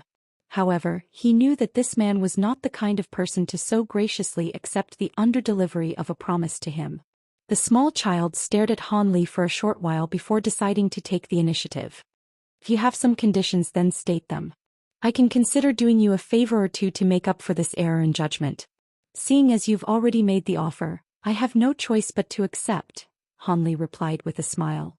The small child rolled his eyes upon hearing this. Hanli patted his storage pouch and a burst of azure light erupted from within. After the light receded, a few strange objects had appeared before Hanli.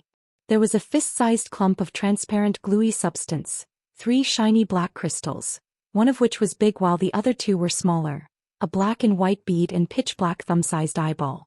Hanli pointed at these items and said, "These materials are all items that I've obtained by chance, but I'm unable to identify how they can be applied in practical usage. You're from a higher realm, so you must be more knowledgeable and experienced than I am. I was hoping that you could provide me with some guidance." "Where did you get these materials?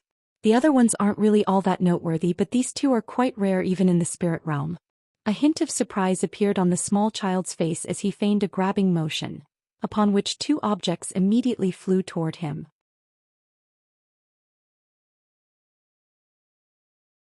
Hanli turned to discover that the endless sky beast's attention had been drawn to the transparent substance and that inky black eyeball. "Do you recognize what they are? Please tell me how you obtained these 2 items first, fellow Daoist Han."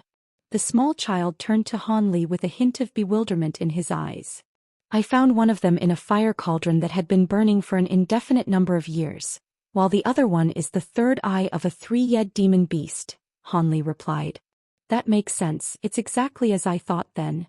The small child nodded as if he had expected that response. He picked up the ball of transparent substance first and introduced, "This thing from that fire cauldron is known as the fire spirit threads, and they're an exceptional material for refining fire attribute armor, which are quite rare even in the spirit realm. Its true form is an even rarer form of Ein-type ore, and if it were to be constantly heated by scorching flames and melted as a result, it would form this type of substance." "Fire spirit threads. Hanli looked at the transparent substance in the small child's hands, and a peculiar look appeared on his face.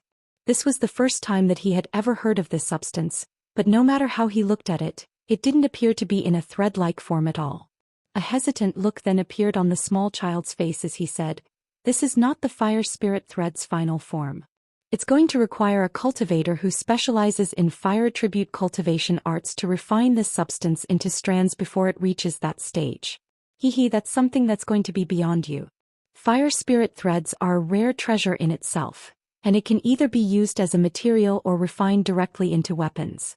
If you were to refine them into weapons, their powers wouldn't be inferior to that of the average flying sword.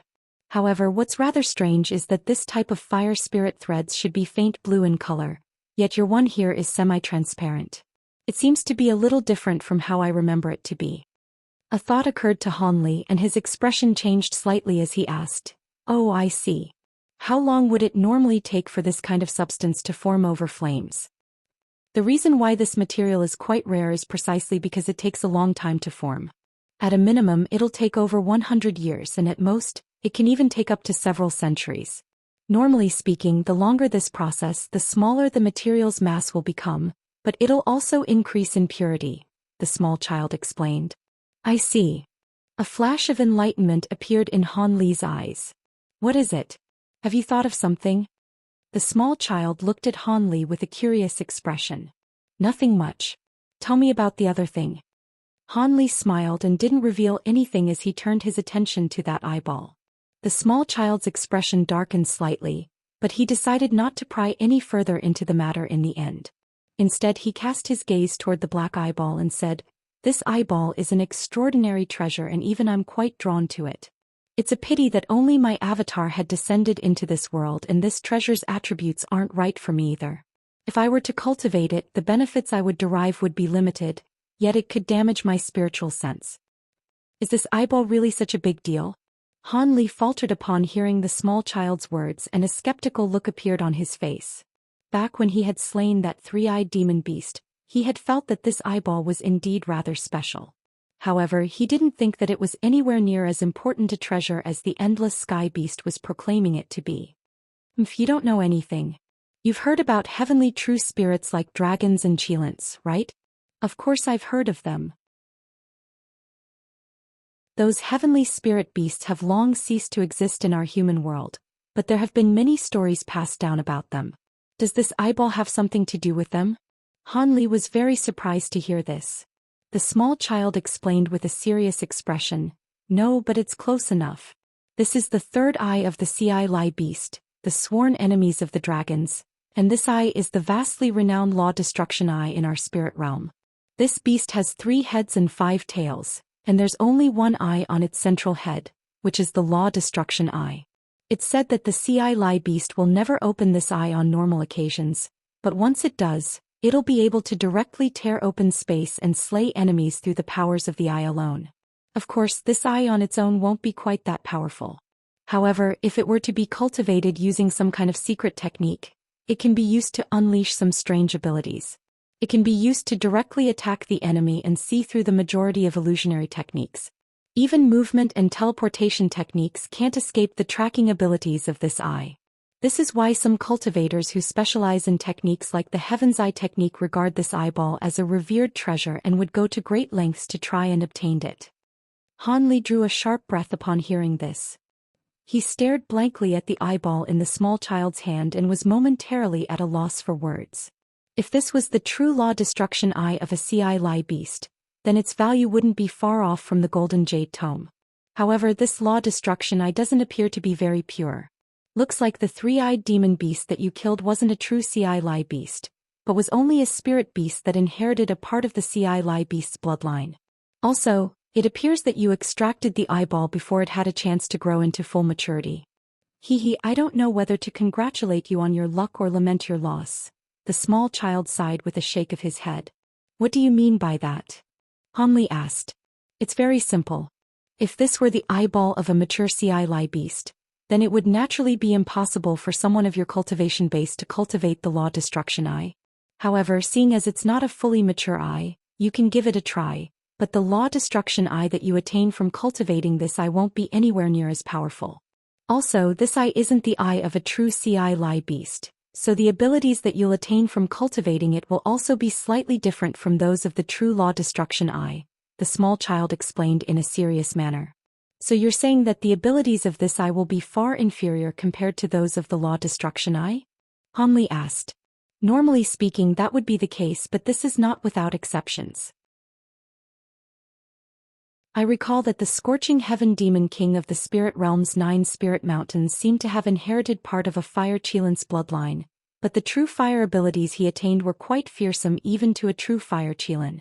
However, these cases are extremely rare, but if I recall correctly, you seem to be planning on sneaking over to the Spirit Realm through a spatial node. In that case, you're going to have to cultivate this law destruction eye.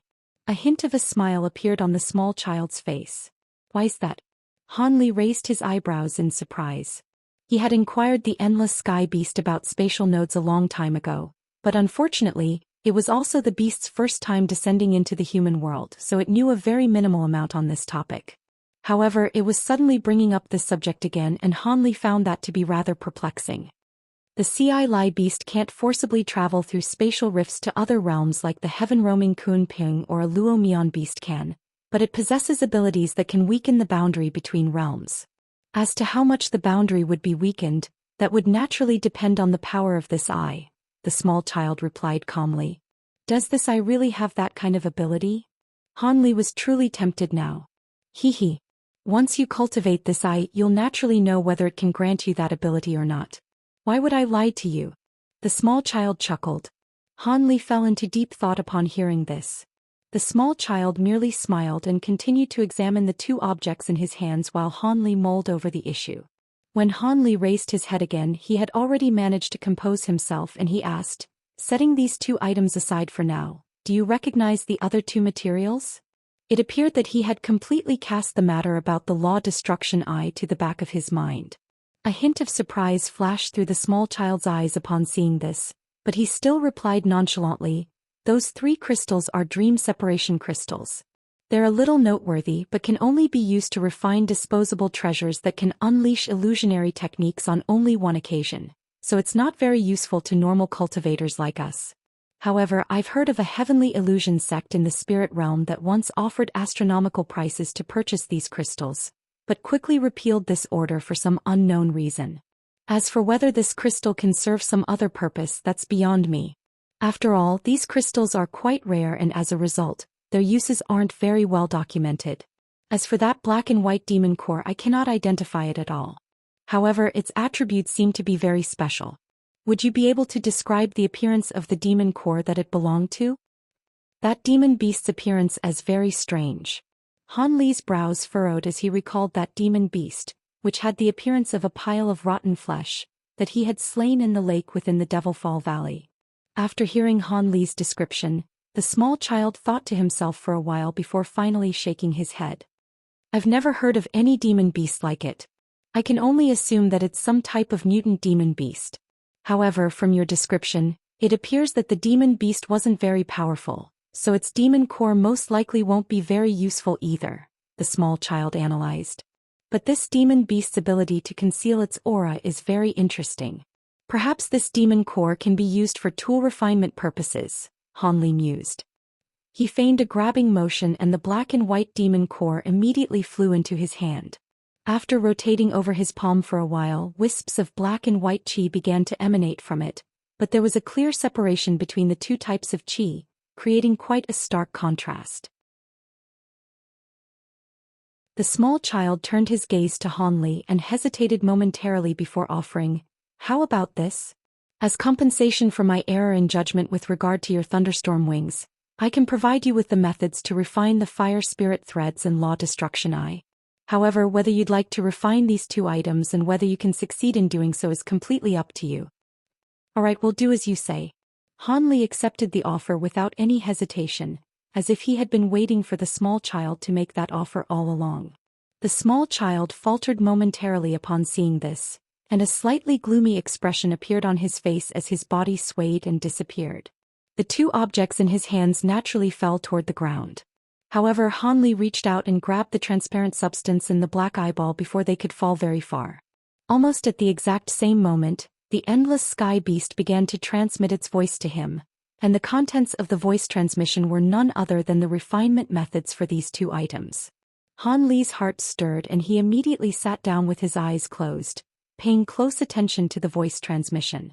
Half a day later, several Foundation establishment stage stewards were gathered within a pavilion at the foot of a mountain within the Drifting Cloud sect.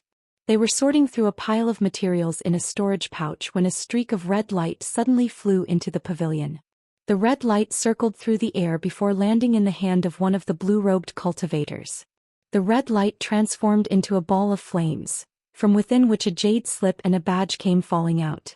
The blue-robed steward caught the two items and upon closer inspection of the badge, his expression changed drastically as he hurriedly reached both hands into the fireball. Moments later, the fireball disappeared amid a loud explosion, yet the blue-robed cultivator's expression only became more grave.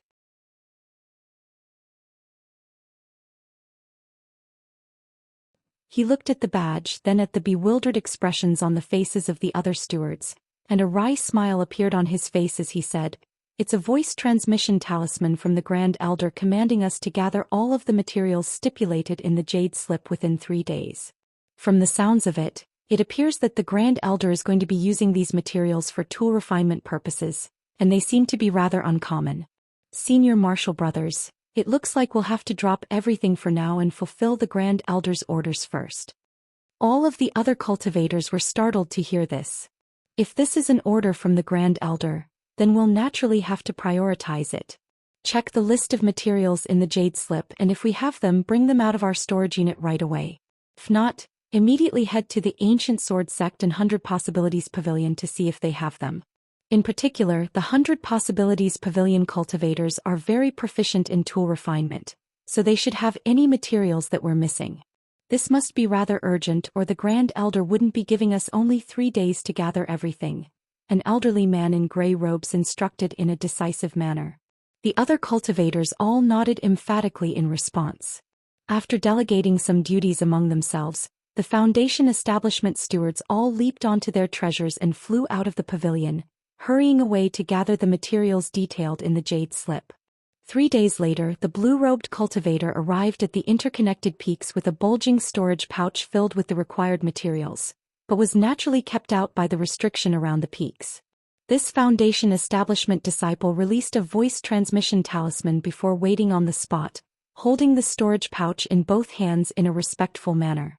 After roughly 10 minutes had passed, the mist that had been manifested from the restriction suddenly began to tumble and surge, immediately following which a burst of azure light shot forth from within. Spiritual light flashed, and the storage pouch in the blue-robed cultivator's hands was swept away.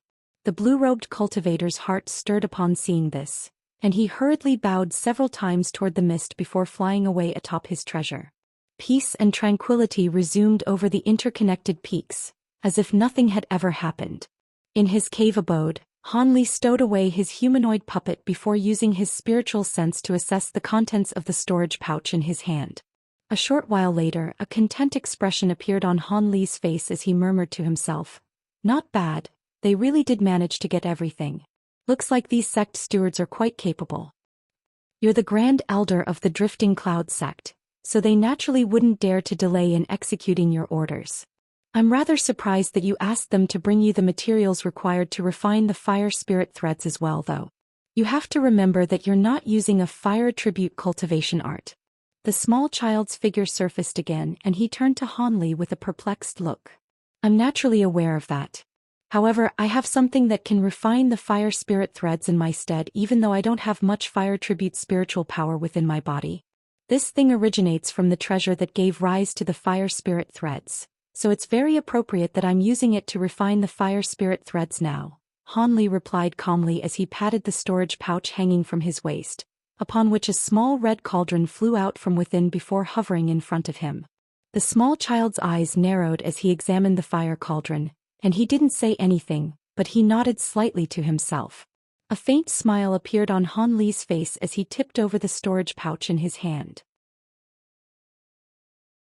A flash of white light erupted, and about a dozen or so jade and wooden boxes of different sizes appeared on the ground.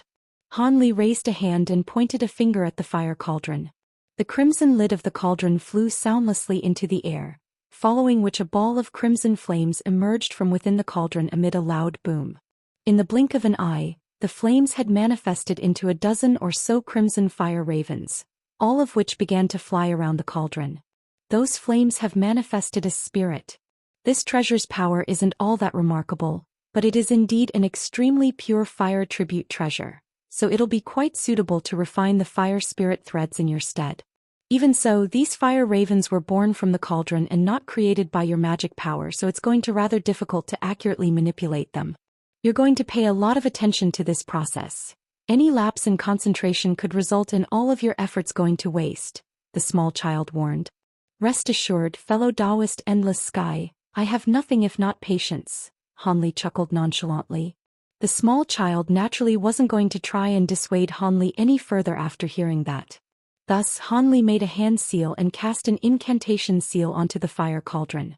The cauldron revolved in the air before swelling drastically to several times its original size in the blink of an eye. Only then did Han Li sweep his sleeve through the air, and a semi-transparent object shot forth from within, quickly disappearing into the cauldron. A loud boom erupted within the cauldron and balls of crimson flames appeared on its surface while flames also rose into the air from within. The semi-transparent substance was barely discernible within the flames, and was soon pushed by a few fire ravens to the top of the fire. A focused expression appeared on Han Li's face upon seeing this, and he flicked his 10 fingers in quick succession, blasting forth a dozen or so incantation seals of different colors onto the bodies of those fire ravens. The ravens stirred as they blasted flames out of their beaks toward the semi-transparent object in a frenzy. In contrast, that substance seemed to be able to absorb the flame of the fire ravens, and as it was being scorched, its surface gradually reddened and its shape began to change. Han Li feigned a grabbing motion toward one of the jade boxes on the ground, and the lid flew off on its own, revealing a small blue paste-like substance within. He pointed a finger at the box, and the substance immediately flew into the cauldron, transforming into blue liquid upon making contact with the flames before being completely absorbed by the semi-transparent substance. Han Li was elated to see this as he withdrew his hand seals. Immediately thereafter, strands of azure threads shot forth from his fingertips and into the crimson flames. The fire immediately rose by several feet, and at the same time, a rumbling cry rang out from within the cauldron, in response to which Han Li's expression remained extremely serious and focused. 2 months later, a streak of azure light flew directly toward the main peak of the drifting cloud sect. The azure light disappeared in a flash as it landed in front of the large hall at the foot of the mountain, upon which Han Li's figure was revealed. The dozen or so drifting cloud sect disciples guarding the hall were immediately overawed to be in Han Li's presence, and all of them rushed forward to extend respectful bows. However, Han Li merely waved his hand and raised a leg, upon which he completely disappeared from the spot, reappearing in the next instant within the hall. The disciples were naturally startled upon seeing this, and they all turned their attention toward the interior of the hall. They could see that Han Li had clearly only taken a few steps, yet he had already disappeared from the corridor following a few flashes. The disciples were stunned to see this, and their awe and veneration for this grand elder grew even further. When Han Li appeared within the hall, Lu Luo was already there, and he was pacing back and forth with an urgent look on his face. "You've finally come out of seclusion, Junior Martial Brother Han. Looks like you've received the voice transmission talisman I sent out as well." At the sight of Han Li, a joyful expression replaced the urgent one on Lu Luo's face. A faint smile appeared on Han Li's face and his body swayed as he appeared in front of a wooden chair, sinking down into it calmly as he said, "The voice transmission talisman tells me that Marshal Ni's Song and the others have disappeared in the Devilfall Valley. This is quite suspicious, and it involves Peeling and that unnamed disciple of mine as well, so I naturally had to come and ask you for some details. This incident is indeed quite suspicious. It's been half a year since Marshal Ni's Song and the others have traveled to the Devilfall Valley, and they definitely should have returned to the sect by now. However, according to the disciples I sent out to search for them, there are only cultivators who have seen the 3 of them enter the valley, but none who saw them emerge from there. There were also some cultivators who encountered them in the outer valley, but they disappeared from the Devilfall Valley soon after that. I suspect that the three of them may have. Lu Luo's voice suddenly cut off here. Could it be that the three of them have ventured into the inner valley and encountered some sort of dangerous situation or were trapped somewhere? Han Li finished the sentence for him. As he did so, his expression remained very calm and it was impossible to glean his thoughts. That's exactly what I was thinking. The inner valley of the Devilfall Valley is still very dangerous, but you're a great cultivator now and you've explored the inner valley once before, so it shouldn't be a problem for you to search for them in there, right? Lu Luo asked in a rather hesitant manner. The spatial rifts in the Devilfall Valley's inner valley don't pose much of a threat to me, and as long as I don't venture into any of the extremely dangerous locations, I should be fine. I've recently concluded my tool refinement anyway, so I'll make a trip there, Han Li replied without any hesitation. That would be best. I'll leave it to you then, junior martial brother. However, keep in mind that you're the grand elder of the sect now. The prosperity of our sect rests on your shoulders, so your safety is the #1 priority, Lu Luo cautioned with a serious expression. Rest assured, senior martial brother Lu.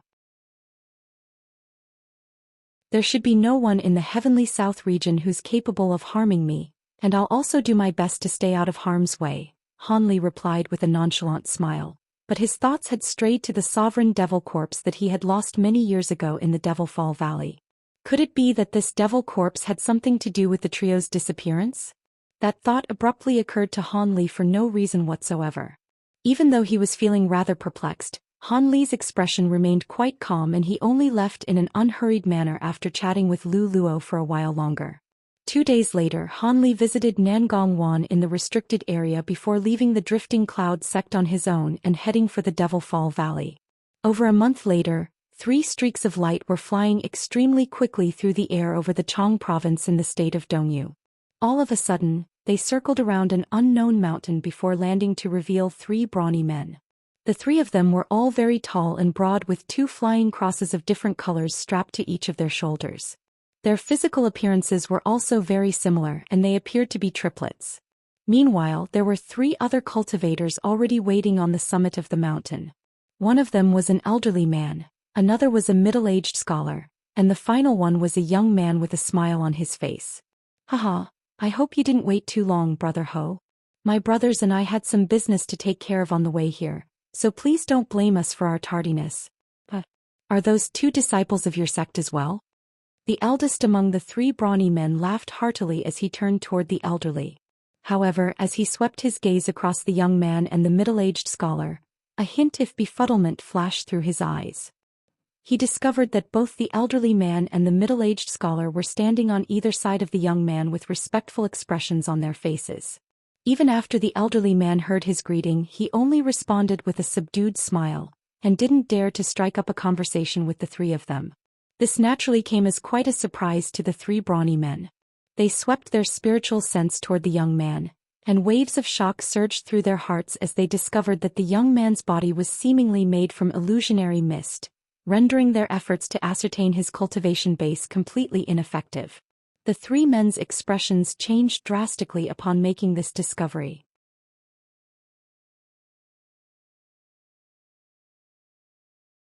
So you 3 are the Zhao brothers of the Golden Sea sect? The young man asked with a smile. Who are you? What's going on here, fellow Daoist Ho? A wary expression appeared on the brawny man's face. Please don't be rude, fellow Daoist Zhao. This is the grand elder of our sect, and the other person with us is junior martial brother Lin. The elderly man's words gave the 3 brawny men quite a fright. Grand elder? Could it be that this is Senior Han? The brawny man exclaimed with incredulity. That's right, I am indeed the grand elder of the Drifting Cloud sect. My apologies for asking Martial Nephew Ho to invite you 3 to this place on such short notice. The young man smiled, revealing rows of pristine white teeth. He was none other than Han Li, who had traveled all the way from the Drifting Cloud sect to the state of Dongyu. Not at all, Senior Han. It's our honor to be in your presence. The brawny man examined Han Li carefully again to find that his physical appearance did indeed match that of the legendary figure in the Heavenly South region, and he immediately extended a respectful bow. His 2 brothers also hurriedly followed suit. Han Li waved a hand and asked in a calm manner, There's no need for such formalities, fellow Daoists. The three of you aren't disciples of our sect after all. I heard from Martial Nephew Ho that the three of you encountered 3 female disciples from our sect in the Devil Fall Valley. Is that true? The brawny man faltered slightly upon hearing this before giving an honest reply. That is indeed true. When my brothers and I were in the Devil Fall Valley, we had a fleeting encounter with them. I see. Would you be able to tell me about the situation at the time? Han Li asked in a warm voice. Of course.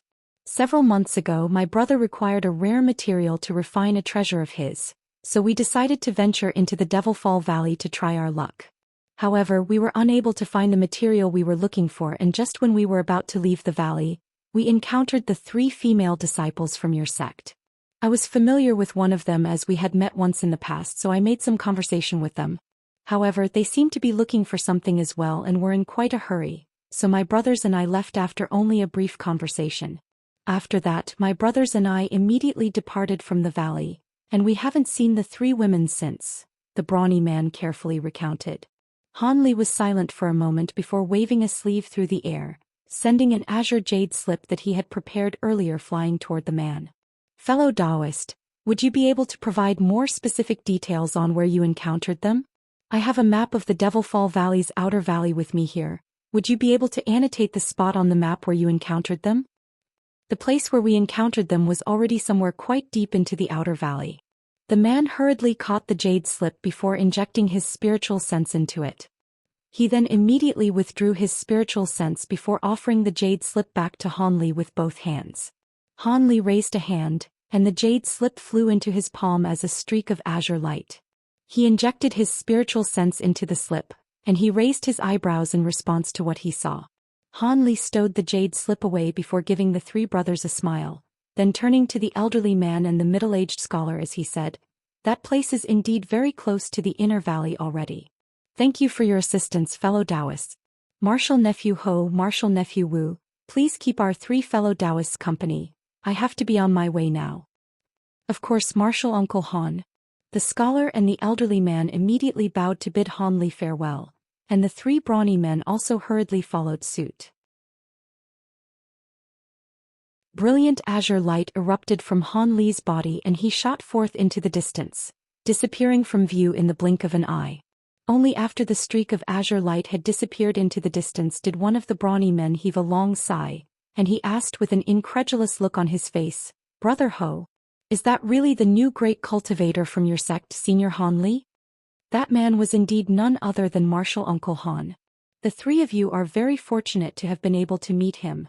Martial Uncle Han has become an extremely renowned figure in the Heavenly South region, yet he very rarely appears before our sect disciples, and even I've only met him on a handful of occasions, the elderly man said with a wry smile.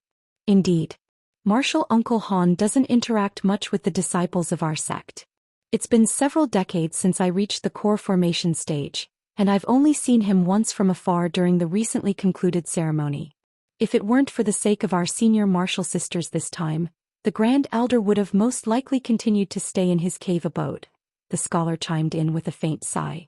One of the brawny men faltered slightly before a grim expression appeared on his face as he said, "So that means that the 3 female disciples in question really have disappeared in the Devil Fall Valley? My brothers and I heard some rumors about this recently, but we thought that they were fabricated stories. With things as they are now, there's no point in hiding anything. My 3 junior martial sisters really do appear to be in some trouble," the elderly man sighed. "But all 3 of them are core formation cultivators. How could they have disappeared like this? Could it be that they ventured into the inner valley?" The brawny man was very surprised to hear this. "That's most likely the case. It would be best if they were merely trapped somewhere in the inner valley. In that case, Martial Uncle Han would definitely be able to save them," the scholar mused with a concerned look on his face. "Could it be that these 3 female disciples have some kind of special relationship with Senior Han? Otherwise, from the sounds of it, Senior Han doesn't seem to be the type of person to willingly get involved in these matters," the brawny man speculated. I heard that Senior Martial Sister Song has known Martial Uncle Han for a long time. However, I think the main factor behind Martial Uncle Han's decision to enter the Devil Fall Valley is the other 2 senior martial sisters. I hear that Senior Martial Sister Lu is one of Senior Han's in-name disciples, and that Senior Martial Sister Mu Peeling was once Martial Uncle Han's servant. Now that all three of them have disappeared at the same time, Martial Uncle Han naturally can't just stand by and watch, the elderly man revealed with a smile. The three brawny men were all enlightened upon hearing this. As these core formation cultivators were discussing among themselves, Han Li was already traveling rapidly toward the Devilfall Valley. He was holding a white jade badge with a contemplative look on his face as he flew through the air. All of a sudden, the tender voice of a child sounded beside his ear. "Fellow Daoist Han, are you concerned about your disciple and your servant, or are you fretting over your inability to glean the contents of this half-page of the Golden Jade Tome?" Han Li glanced at one of his sleeves before replying calmly. "The three of them have most likely entered the Devilfall Valley's inner valley, and as long as nothing has happened to them, it shouldn't be too difficult to save them.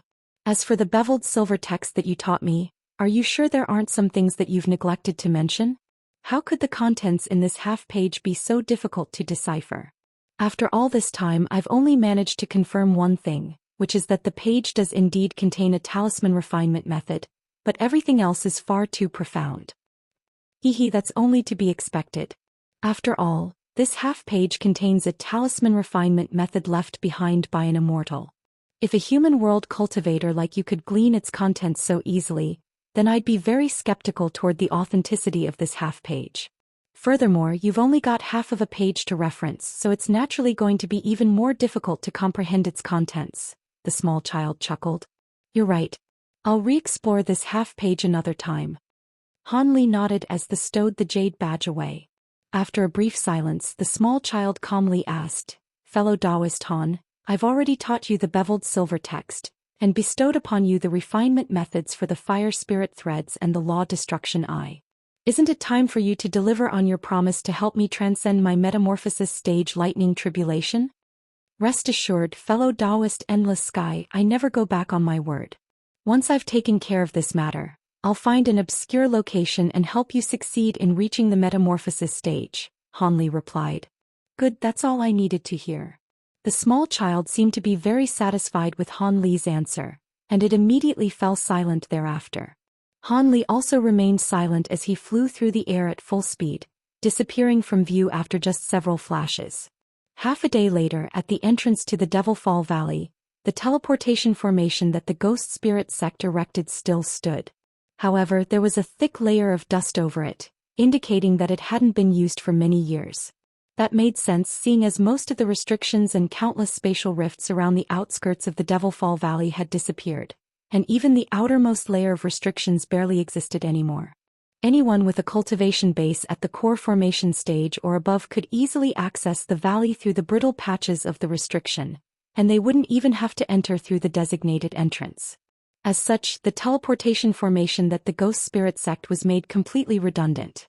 Of course, the entrance to the Devilfall Valley was still a place that most cultivators accessed when entering the Devilfall Valley. After all, this was a path that had been trodden by countless cultivators, so it was naturally a far safer path than any alternatives. However, there were currently 5 or 6 cultivators standing near the teleportation formation, all of whom wore different attire, and they seemed to be discussing something. They were all core formation cultivators, and one of them was even a late core formation cultivator. All of them seemed to be preparing to enter the valley together through the entrance.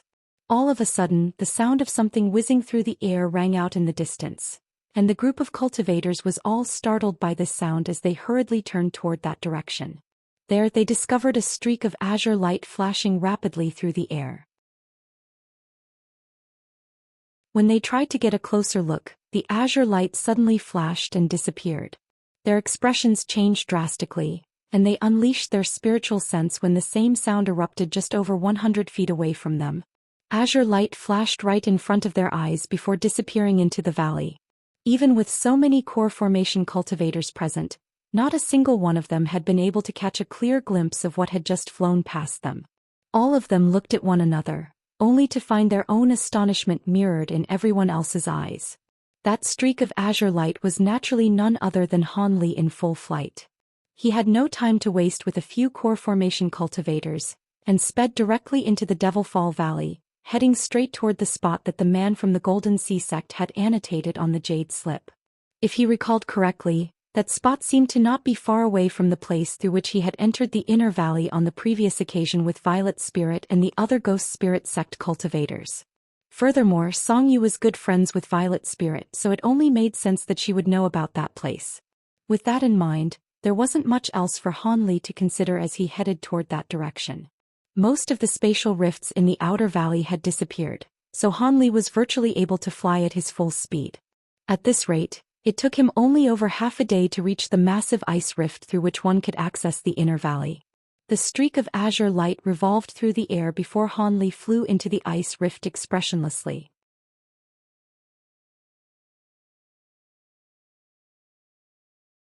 Several hours later, Han Li finally emerged from the ice rift, but he immediately withdrew the azure light around him and hovered in midair amid the bone-chilling winds.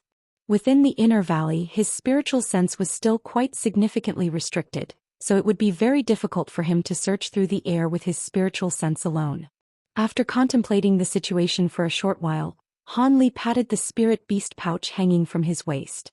The sound of loud buzzing immediately rang out as countless gold-devouring beetles swarmed out of the pouch, forming a cloud of golden beetles that revolved in the air above his head.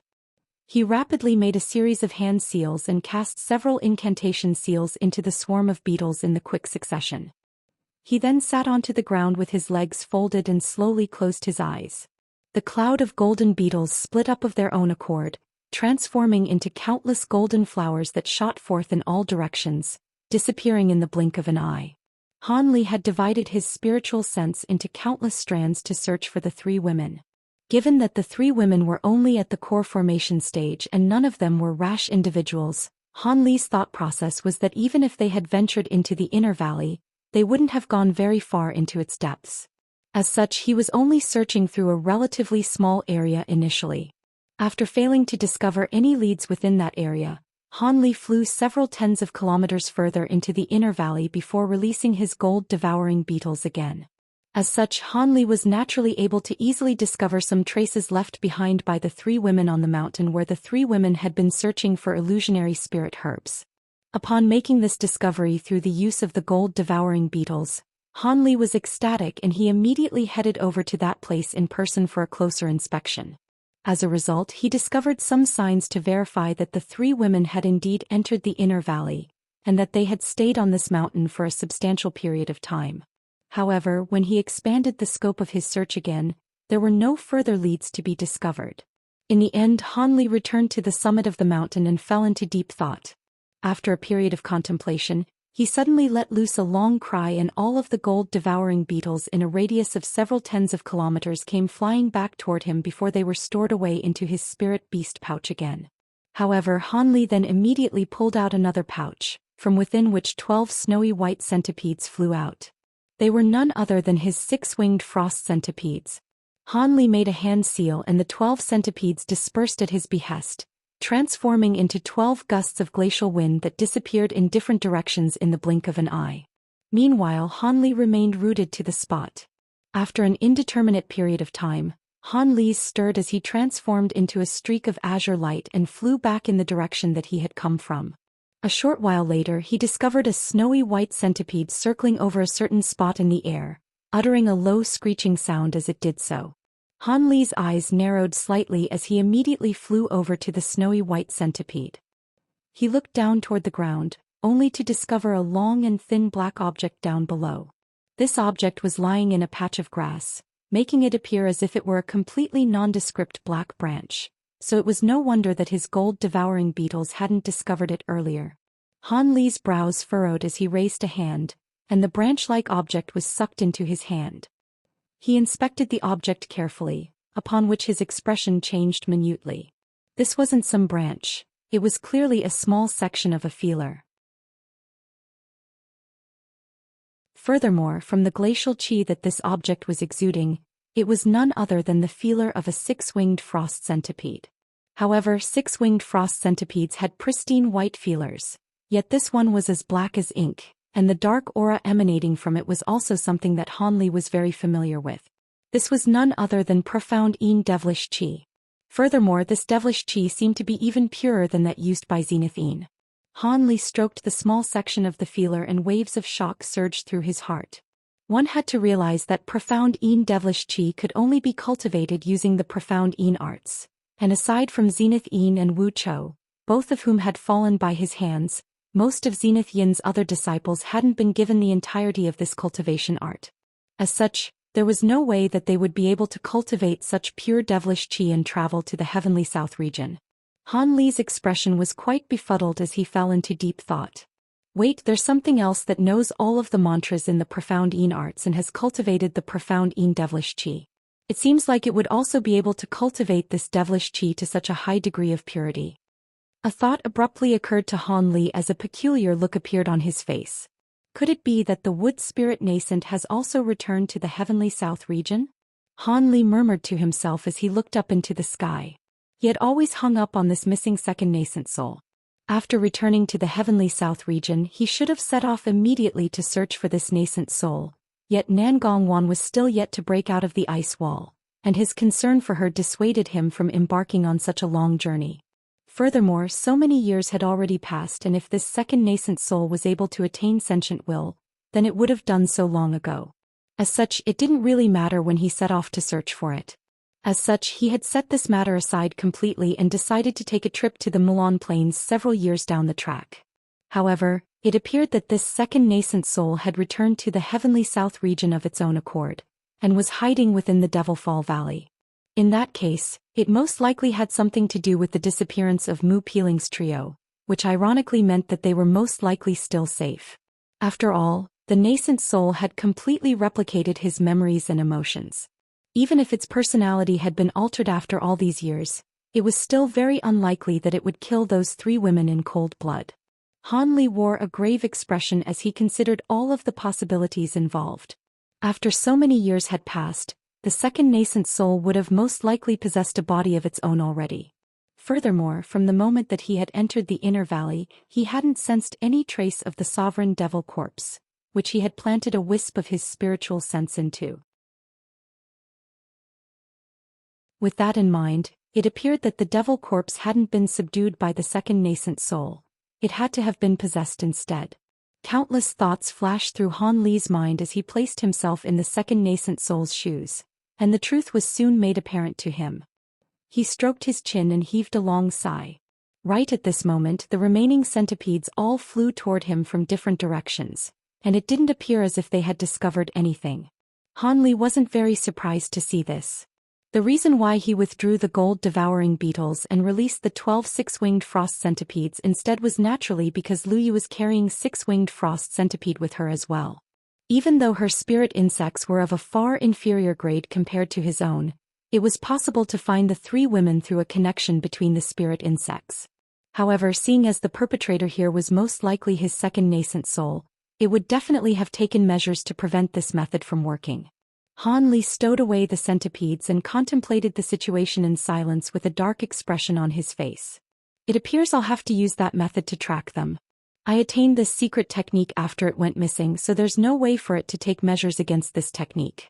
It's just that I'm going to have to expend some blood essence now, Han Li murmured to himself reluctantly, seemingly rather unwilling to resort to this method.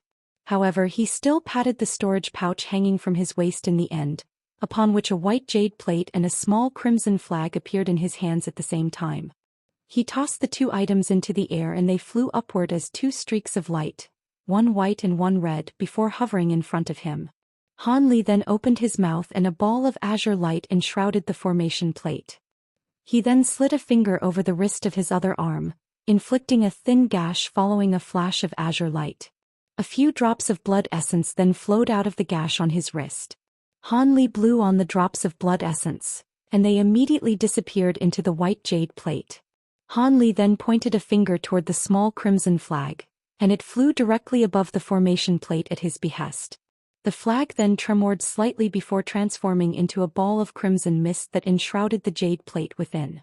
Han Li began to chant something, and the jade plate also began to glow with a crimson light, following which bursts of crimson mist materialized from his blood essence began to emerge.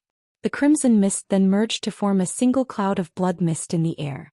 At this point Han Li suddenly let loose a low cry and azure light flashed from his eyes as he pointed a finger toward the jade plate. Brilliant crimson light immediately radiated from the jade plate, giving it the appearance of a crimson full moon, and in just a few flashes, it had absorbed all of the blood mist wafting around it. Taking advantage of this opportunity, Han Li let loose a low cry as he stabbed his finger toward the jade plate again. A pillar of green light then shot forth from his fingertip before disappearing into the center of the jade plate in a flash. A loud ringing sound rang out from the blood moon and it began to tremor violently, as if it were going to rise into the air and flying away. The light in Han Li's eyes dimmed slightly as a wry smile appeared on his face. This is the first time I'm using the blood moon spirit-seeking secret technique from the Great Development Treasure Scriptures. I wonder if it's actually going to be as effective as the scriptures proclaim it to be. Only one way to find out, I guess. If it weren't for the fact that I kept a few drops of Mu Peeling's blood essence when I was setting up the spirit restriction in her, I wouldn't even be able to unleash this secret technique. Han Li murmured to himself as he swallowed a pill before sitting down on the spot with his legs crossed. When Han Li opened his eyes again an hour later, he was back to his prime condition. He immediately cast an incantation seal toward the jade plate, upon which the blood moon transformed into a piercing streak of crimson light as it flew into the distance. Han Li's body swayed and his body also transformed into an azure streak of light, flying behind the crimson light in hot pursuit. Within the blink of an eye, the two streaks of light had completely disappeared from view. The crimson ball of light flew along at an even pace, and Han Li also followed closely behind it. After flying for close to half a day, Han Li was led by the crimson ball of light into an extremely barren and secluded basin. A burst of scorching heat immediately came rushing toward him. Han Li's expression changed slightly, and he discovered that everything within the basin was either black or red. On the outskirts of the basin were spherical black rocks, while a crimson lake of lava was situated at its center. The scorching temperatures emanating from the lava lake was making even the air above the basin shimmer and warp, creating a rather twisted and ethereal scene to behold. The ball of crimson light was revolving in the air above the lava lake, emitting a sharp screeching sound at the same time, looking as if it wanted to descend, but it didn't dare to do so. Han Li stroked his chin and looked at the lava down below as a cold smile suddenly appeared on his face. It really does know how to find good hiding places. If it weren't for the guidance of the secret technique, I really wouldn't have been able to find this place. However, now that I know this is where they are, some lava isn't going to be able to stop me.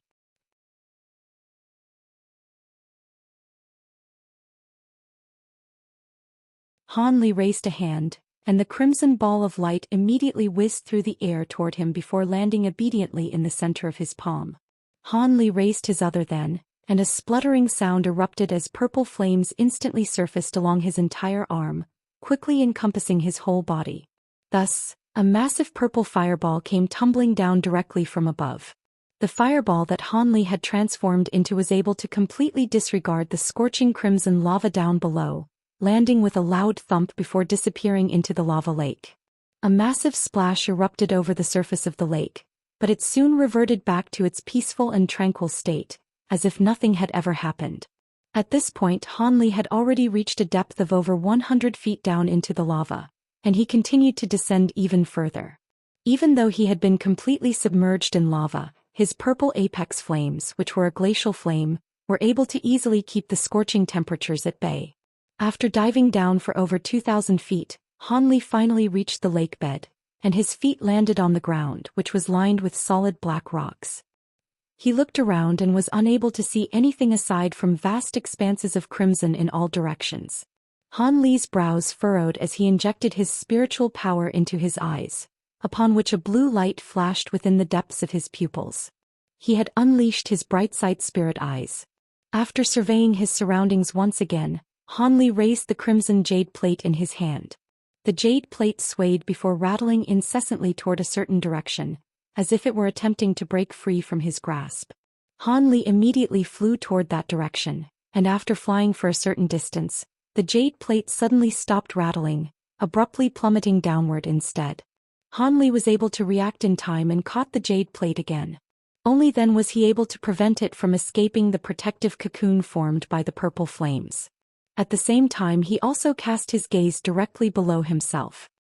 His expression changed slightly as he raised a hand, upon which a piercing burst of golden light shot forth, heading directly toward the lake bed. Following a resounding boom, a massive rift around 70 to 80 feet in length was sliced into the seemingly normal lake bed. Blue light immediately radiated from within the rift, warding off all of the scorching lava. There was a light barrier restriction beneath this lake bed. Han Li was ecstatic upon seeing this, and he immediately dove toward the light barrier without any hesitation. The blue light barrier clearly wasn't an extremely sophisticated restriction, as his purple apex flames were able to easily burn a large hole of around 10 feet in diameter into its surface. Han Li immediately flashed through that hole and appeared on the other side of the light barrier. The blue light barrier immediately sealed over, keeping the lava at bay again. Han Li paid this no heed as he began to survey his surroundings again. At this moment he found himself in a secret underground tunnel. The ground and all of the walls were extremely bumpy and uneven, making it appear as if it were a naturally forming tunnel rather than one that had been artificially created. Han Li immediately tossed out his jade plate again. The jade plate revolved in the air before transforming into a crimson moon again and hurtling deeper into the tunnel. Han Li rose up into the air expressionlessly and followed closely behind the blood moon. After flying for around 2 to 3 kilometers, the tunnel began to gradually slope upward. After advancing for a further 1,000 feet or so, Han Li finally saw light up ahead, indicating that he had arrived at the exit. The blood moon immediately flew toward the light without any hesitation. However, Han Li wore a rather wary expression as he flapped his sleeve soundlessly to summon a ball of 3 colored flames.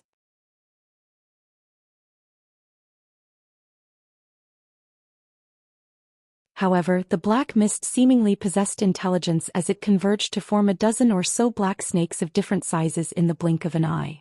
The snakes circled around Han Li in a menacing manner, wanting to throw themselves at him, but not daring to do so. Han Li's expression darkened upon seeing this, and the tri-flame fan in his hand disappeared in a flash. At the same time, the arcs of lightning that had surfaced over his body became even more dazzling. He swept his sleeves through the air and 2 golden lightning Ws shot forth, tearing through the black snakes with ease and reducing them to nothingness in the blink of an eye. The 2 lightning Ws then continued their assault, sweeping through the surrounding black mist with reckless abandon. Amid a series of rumbling booms, the black mist was completely eradicated, and Han Li was able to access the formation without any further impediment. After taking just cursory glance at this formation, Han Li could already tell that this was merely an extremely simple illusionary formation. It appeared that the 3 women's magic power must have been restricted.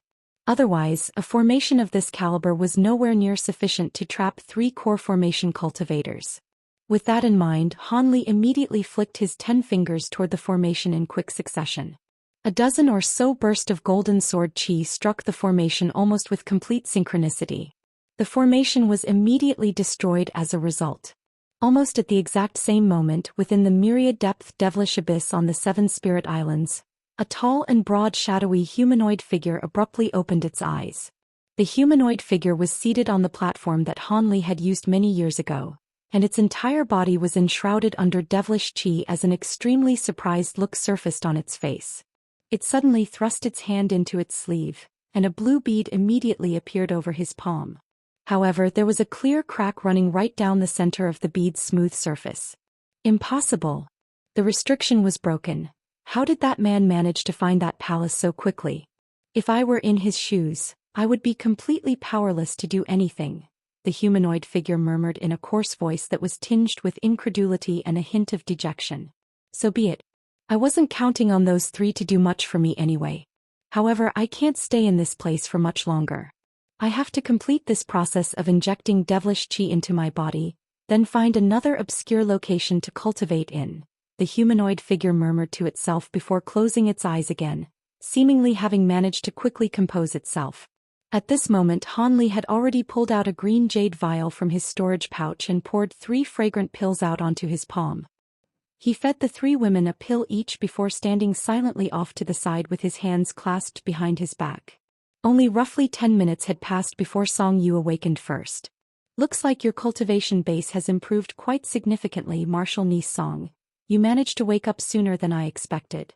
Before she had completely regained her consciousness, a familiar male voice suddenly sounded in her ears. Song Yu shuddered as she immediately came to her senses. She opened her eyes, and the first thing that she saw was Han Li appraising her with a hint of a smile on his face. Martial Uncle Han. Wait, no, are you really Martial Uncle Han? Song Yu exclaimed. Hee, you're pretty alert, aren't you, Martial Ni Song? I had to go through quite a bit of trouble to find this place. As for whether I'm the real Han Li or not, do you think I'm an imposter? Han Li chuckled calmly. So you really are Martial Uncle Han? Song Yu was still slightly conflicted. She was around 70% sure that this was indeed the real Han Li, but she still didn't dare to completely trust her judgment. Han Li smiled and didn't say anything. Instead, he merely waved a hand toward Song Yu.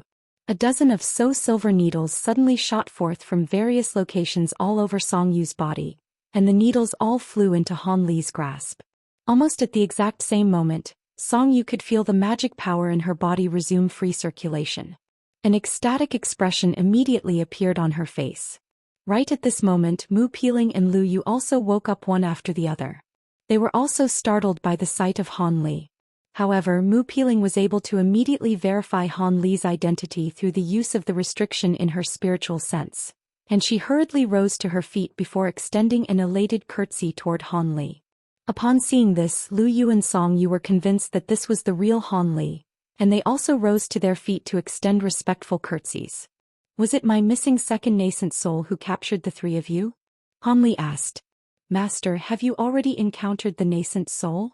Lu Yu blurted out upon hearing this. If I'd encountered it already, would I still be asking you this question? Han Li said in a calm voice as he also extracted the silver needles from Lu Yu and Mu Piling's bodies.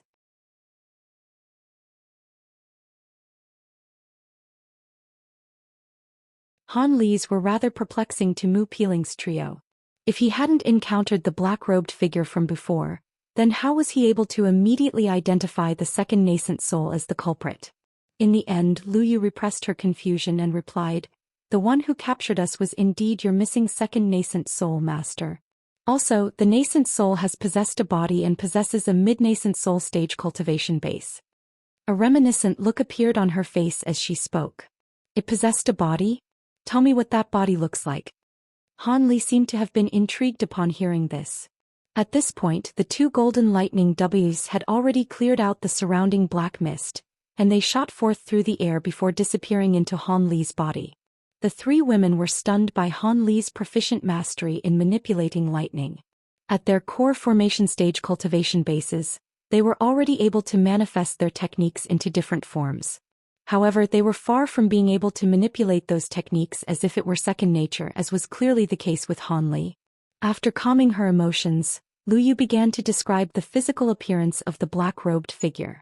Han Li only had to listen for a brief while to determine that the second nascent soul really had possessed that sovereign devil corpse. His expression remained calm, but he was feeling grave internally. If it weren't for the blood moon spirit-seeking technique that he had mastered from the Great Development Treasure Scriptures, it really would have been very difficult for him to find Mu Piling's trio. This second nascent soul knew him extremely well, so he definitely couldn't allow it to remain on the loose. Otherwise, it would surely come back to bite him someday. With that in mind, after hearing Lu Yu's description, he immediately instructed, The three of you, leave this place right away and return to the sect. Seeing as this second nascent soul has already returned to the Heavenly South region, I'm definitely going to have to capture it. I have to search carefully through this inner valley, and it's best if I did that alone. Martial Uncle Han, that nascent soul's cultivation base is not inferior to yours. You should recruit some more assistants before you attempt to capture it. Otherwise, Martial Uncle Han, your cultivation base. Song Yu had unconsciously swept her spiritual sense toward Han Li, and her expression immediately changed drastically upon hearing Song Yu's startled voice. Mu Piling and Lu Yu also assessed Han Li's cultivation base with their spiritual sense, upon which they were also naturally given a massive surprise. Only after a long while did Mu Piling manage to somewhat recover from her shock, and she asked with an incredulous expression, My lord, you're already a great cultivator now? I forgot that the three of you aren't yet aware of this. My great cultivator celebratory ceremony was held half a year ago, and I'm already the grand elder of the sect now, so taking care of a mid-nascent soul, second nascent soul won't be an issue for me, Han Li explained with a faint smile.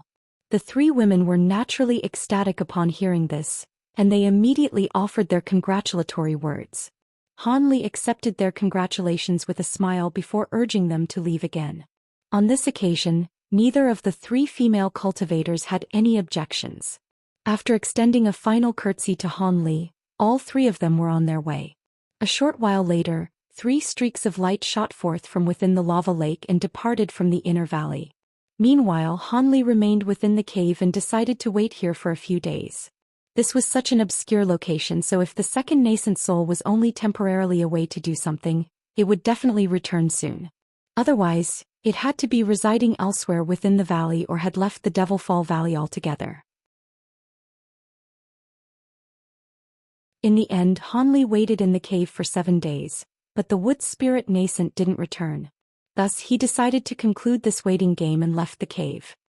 He then released all of the tens of thousands of gold-devouring beetles in his spirit beast pouch to scour through the entirety of the inner valley.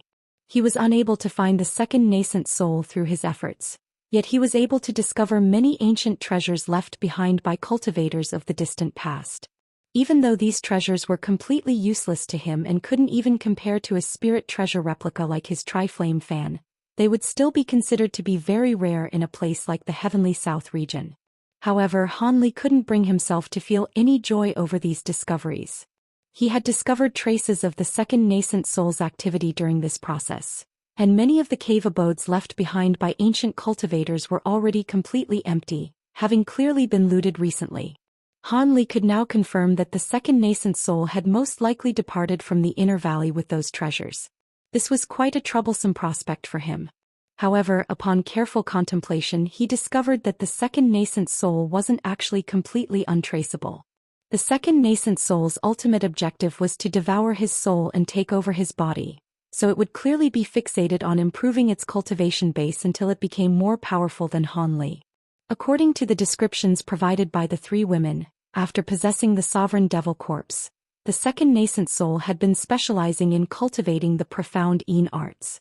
If it wanted to cultivate the profound Yin devilish qi to its maximal extent, it could use a shortcut like performing a blood sacrifice to drastically improve its cultivation base. However, this method was not without its side effects. In most cases, anyone who dabbled in such sinister secret techniques would experience the progression in their cultivation base tapering off following this initial spurt, then find them unable to progress altogether. As such, the method described in the profound Yin arts, during which one injected devilish qi into their body to enhance cultivation progress, was the best option for the second nascent soul. Using such a method to forcibly inject devilish qi into one's body could allow a devil cultivator to break through bottlenecks in an extremely short time, thereby significantly enhancing their cultivation base. However, this method also had accompanying repercussions. At best, the cultivator's body and appearance would be altered by the devilish qi through a process known as devilification, and at worst, one could completely lose their sanity and be reduced to a half-human, half-devil abomination of a creature. As such, this was an extremely perilous method to employ for normal cultivators. However, this risk didn't apply to the second nascent soul. It had possessed a devil corpse and it knew the cultivation method stipulated in the Great Development Technique, thereby allowing it to be able to much more effectively resist the repercussions that employing the method may have on its sanity. Thus, the risk involved was significantly minimized.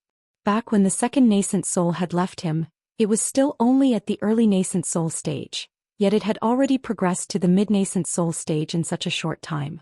Unless it had stumbled upon some other miraculous opportunity, it may have already employed this method.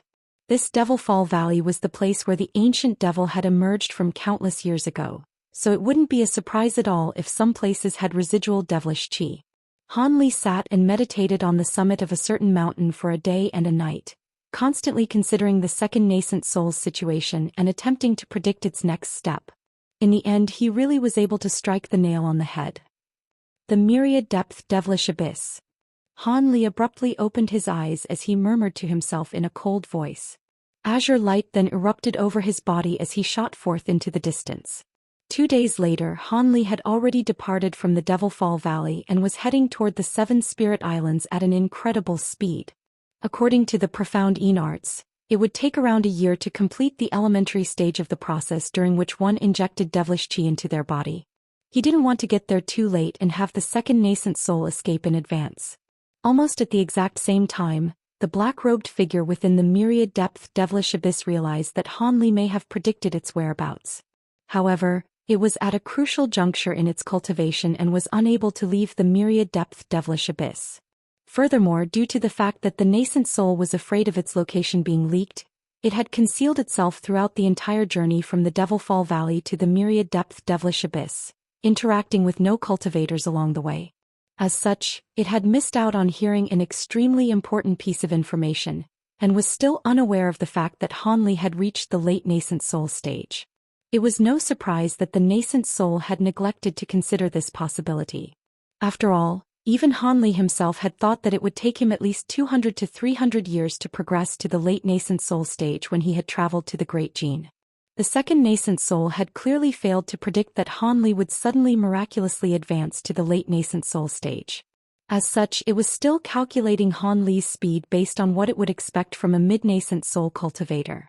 According to its estimations, even if Han Li managed to immediately identify that it was in the myriad depth devilish abyss, it would still take him 2 months to get to this place. Meanwhile, it was already at the final stage of injecting devilish chi into its body, and it would only take just over a month for it to complete the process. As such, the nascent soul was feeling very uneasy, but it still decided to take a risk and remain in the myriad depth devilish abyss. After all, if it were to fail on this occasion, it would be extremely difficult for it to return to the myriad depth devilish abyss now that Han Li was aware of its plan. Thus, the nascent soul had arrived at its final decision. It was going to remain in the myriad depth devilish abyss for 1.5 months. By that point, regardless of whether it had succeeded or not, it was going to immediately depart from the abyss. With half a month as a buffer, it would ensure that it would escape before Han Li's arrival. With that in mind, the nascent soul managed to calm itself down and continued to absorb devilish chi into its body. However, after reaching the late nascent soul stage, Han Li was capable of traveling more than twice as fast as he did back at the mid-nascent soul stage, thereby completing a journey that should have taken more than 2 months in just a month. He had arrived at the Seven Spirit Islands. In the past, Wuxia and the others had gifted him with one of these 7 islands, Spirit Turtle Island, for his efforts in suppressing the devilish chi, and he had passed the island directly onto the sect. As such, there should be drifting cloud sect disciples based on that island. With that in mind, Han Li was no longer in a hurry to reach the myriad depth devilish abyss. Instead, he headed straight for Spirit Turtle Island. A streak of azure light flashed through the air, and he descended on a small mountain on the island. He sat down with his legs crossed on a massive rock before releasing his immensely powerful spiritual sense. The island, which was several hundred kilometers in size, was instantly entirely scanned through by his spiritual sense, and at the same time, he had discovered 2 cultivator settlements. Han Li's lips twitched and he said something in an extremely quiet voice before remaining expressionlessly on the spot. Meanwhile, there were 2 locations on Spirit Turtle Island that had been cast into a complete frenzy. A short while later, 2 groups of cultivators shot forth from 2 different directions directly toward the mountain that Han Li was resting on. Han Li showed no intention of getting up, and merely looked up indifferently at these cultivators. All of a sudden, a hint of surprise appeared in his eyes. At this moment, the 2 groups of cultivators had already reached the air above the mountain, and after identifying Han Li, all of them hurriedly descended from above. "We pay our respects to Grand Elder Han." All of the cultivators stepped forward and extended respectful bows. The 2 people leading the respective groups were both core formation cultivators, one of which was a yellow-robed man with small eyes and thick eyebrows, while the other was a woman who appeared to be just over 30 years of age. The dozen or so cultivators accompanying them were all also at the foundation establishment stage. "So it really is you. Long time no see. It seems like you're also reached the core formation stage." Han Li suddenly turned to the yellow-robed cultivator with a smile.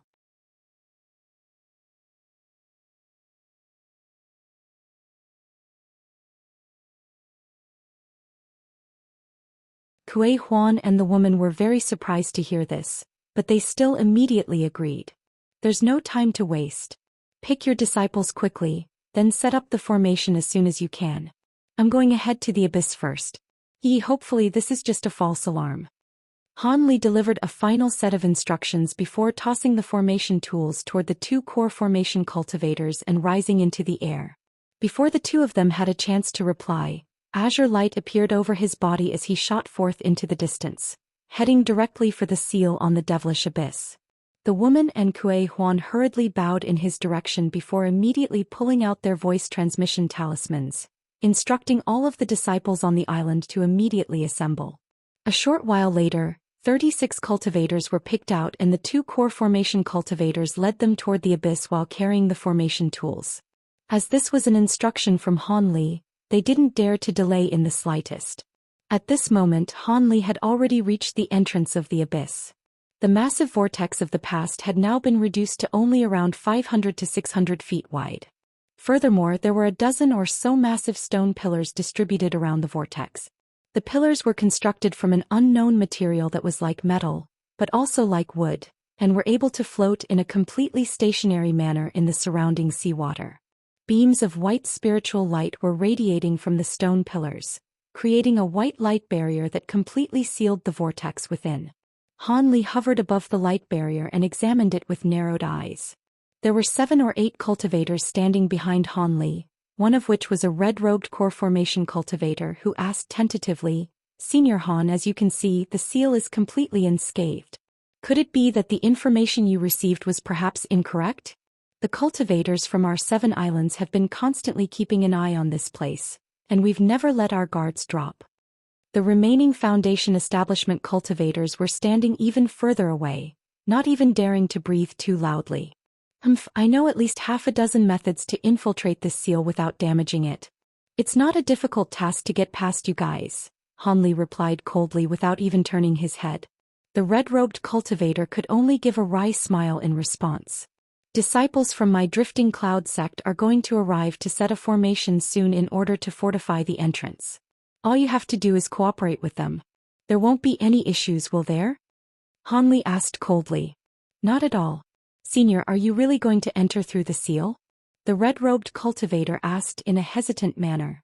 Han Li looked up into the sky and replied without any hesitation, "Of course I'm going to be making a trip into the abyss. Otherwise, why would I come here in person?"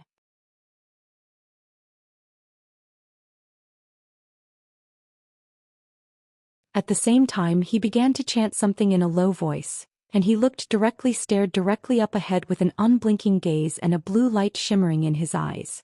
All of a sudden, a peculiar look appeared on his face, and he appeared to be rather uncertain. After a brief hesitation he sprang into action again. However, on this occasion Han Li seemed to be very clear on where his target was, and his movements were a lot more decisive and purposeful. He descended a further 3,000 to 4,000 feet, upon he heard a low feral snarl. He pursed his lips and slowed down significantly in his descent. At the same time he tightened his grip around his tri-flame fan. The blue light shimmering within Han Li's eyes became even more dazzling as he stared intently into the devilish chi down below with an unblinking gaze. At Han Li's current cultivation base, if he were to unleash his bright sight spirit eyes with all his might, he would already be able to see up to 1,000 feet away in the myriad depth devilish abyss. However, things became rather blurry at a distance of more than 500 feet away. Around 1,000 feet below Han Li, there was a tall and broad black figure that was unleashing an almighty roar. Han Li looked down with his spirit eyes, and stared directly into the black figure's vicious crimson eyes.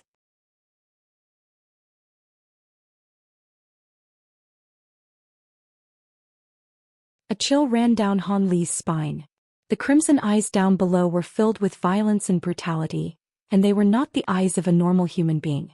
Instead, those eyes belonged to a crazed and bloodthirsty wild beast.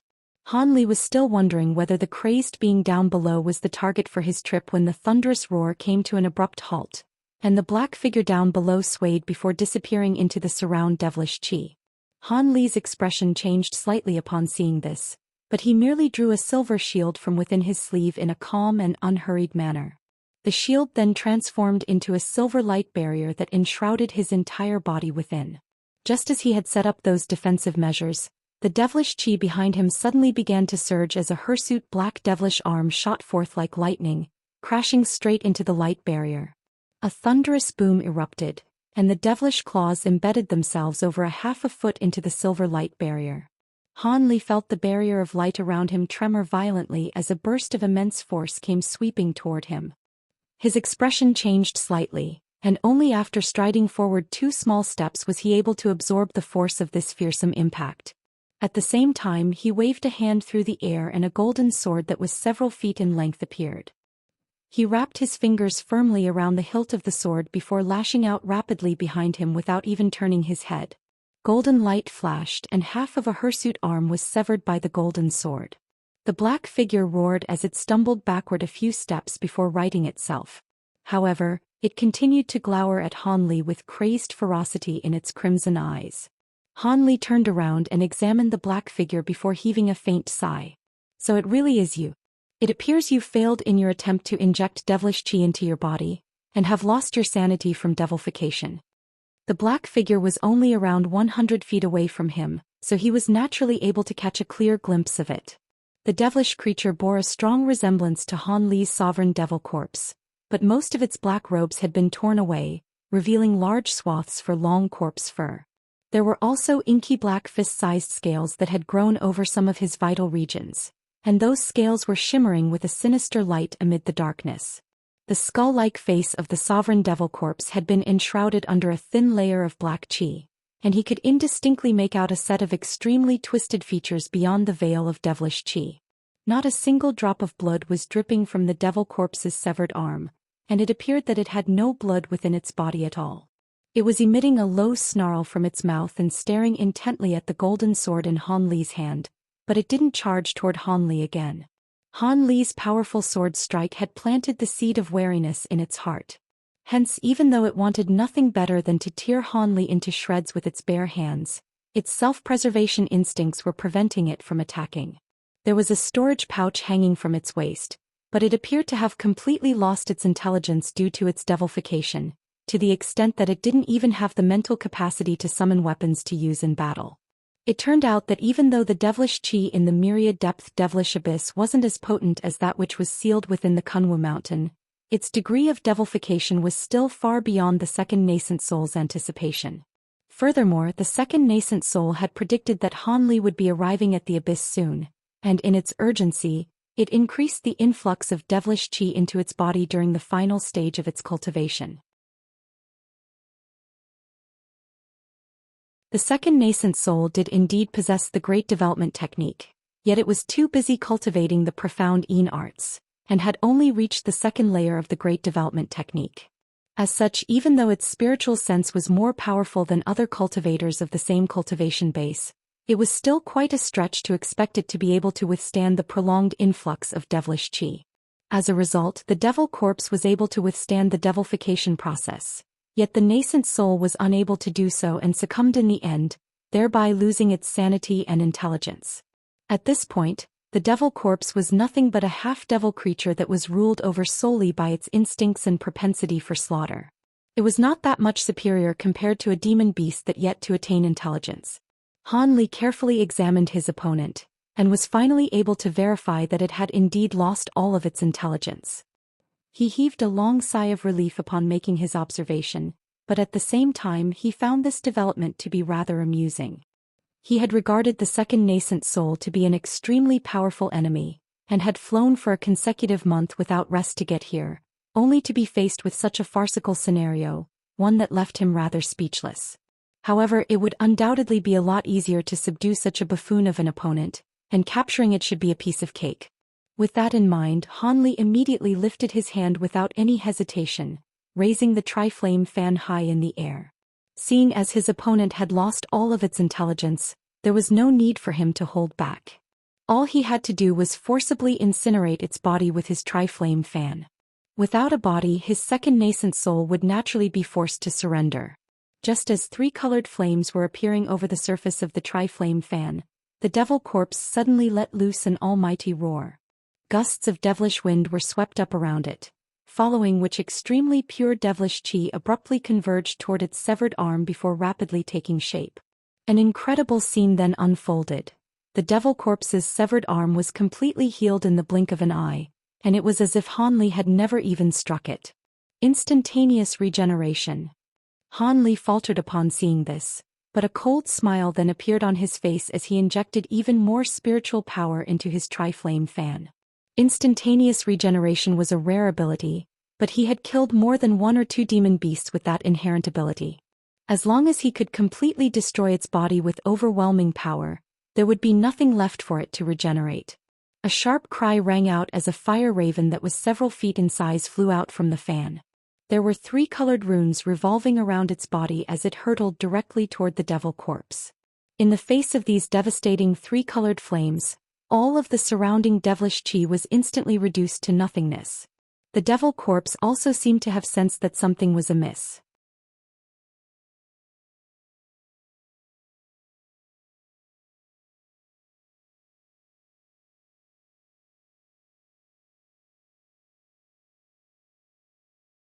Activate the formation. Kuei Huan and the women were focusing intently on the seal, and they were able to react immediately as soon as the second nascent soul threatened to escape. The 36 drifting cloud sect disciples tossed their formation plates and formation flags into the air in unison. Brilliant spiritual light immediately radiated from those formation tools as layers of 5-colored light emerged before sweeping downward. The ball of black light was completely caught off guard, and before it knew it, it had been ensnared within the light. It was naturally none other than the second nascent soul that was situated within the black light.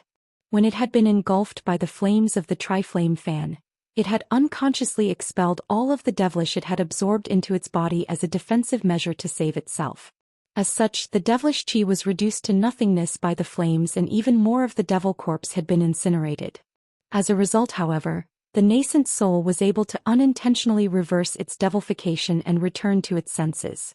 With Han Li's memories to guide it, it immediately detonated the devilish tool, the Crimson Blood Sword, to break through the 3-colored flames. At the sight of Han Li unleashing his thunderstorm wings, the second nascent soul could only grit its teeth and detonate the ghost-sifting banner as well. As expected, the detonation of these 2 treasures worked extremely well, and due to the fact that Han Li was taken by surprise, the second nascent soul really was able to sneak away. However, it knew that these tactics wouldn't be able to impede Han Li for very long, so it had already made up its mind. As soon as it escaped from the devilish abyss, it was going to unleash its nascent soul teleportation technique and escape to one of the 7 spirit islands. In preparation for this exact situation, it had set up an obscure hiding spot on that island well in advance. It had even used several special treasures to set up an extremely advanced formation that would conceal its aura, and it was confident that the formation would be undetectable to Han Li's spiritual sense. However, never would the second nascent soul have thought that the lone wolf Han Li would recruit the assistance of others on this occasion. Even though the formation outside had only been set up by low-grade cultivators, the formation itself was extremely powerful, and it had run right into the trap. The second nascent soul was ensnared within the light and was naturally extremely shocked and enraged. It swung its little arms wildly at the light around it, unleashing streaks of black sword qi that fanned out around it. However, this 5-colored light was very troublesome in that it would be torn apart easily by the sword qi, but those gashes would seal over extremely quickly, affording the second nascent soul no opportunity for escape. The second nascent soul's expression changed drastically upon making this discovery, and it abruptly rubbed its hands together before flinging them outward at the same time. 2 pillars of black light immediately erupted forth before transforming into 2 massive swords that were each over 10 feet in length, both of which came crashing downward with devastating might. The cultivators that were desperately holding the formation together were finally unable to withstand the assault any longer. Following 2 rumbling booms, a hole that was several feet in diameter was blasted into the 5-colored light. Spiritual light flashed around the hole as it attempted to seal itself over again, but the hole was simply too large and there was insufficient magic power flowing into the formation from all of the cultivators, so it wasn't able to immediately close. The second nascent soul was ecstatic upon seeing this, and its body swayed as it immediately disappeared after unleashing its teleportation technique.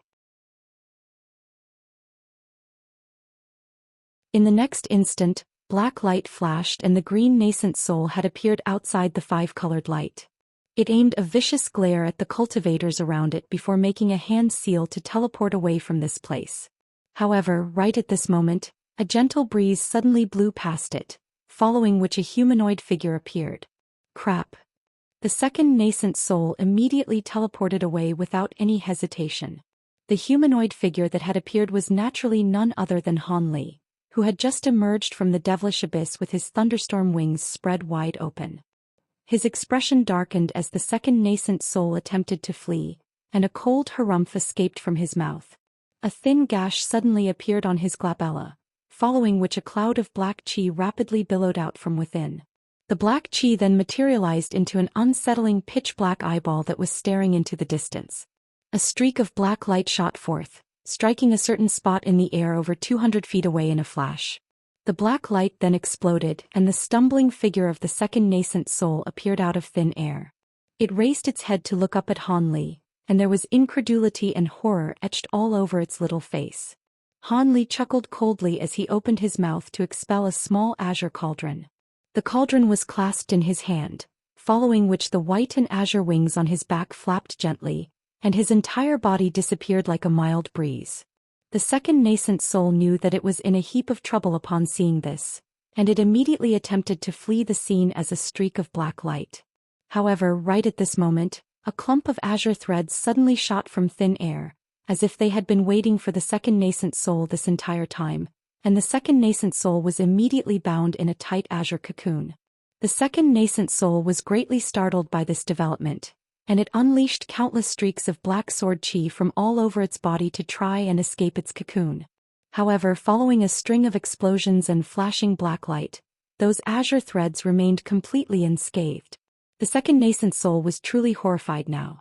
Just as it was about to unleash another secret technique to try and escape, an azure arc of lightning flashed, and Han Li appeared out of thin air with the small cauldron hovering over his palm. The sight of the second nascent soul's desperate attempts to escape brought a cold expression onto his face, and he gently flicked a finger toward the small cauldron. A faint sound rang out as the cauldron's lid flew off on its own, and a burst of azure light erupted into the sky. The azure light resonated with the azure threads that had bound the second nascent soul, and those threads also began to emanate intense light. As they did so, the second nascent soul felt the cocoon tighten around its body, following which it was rendered completely unable to use its spiritual power.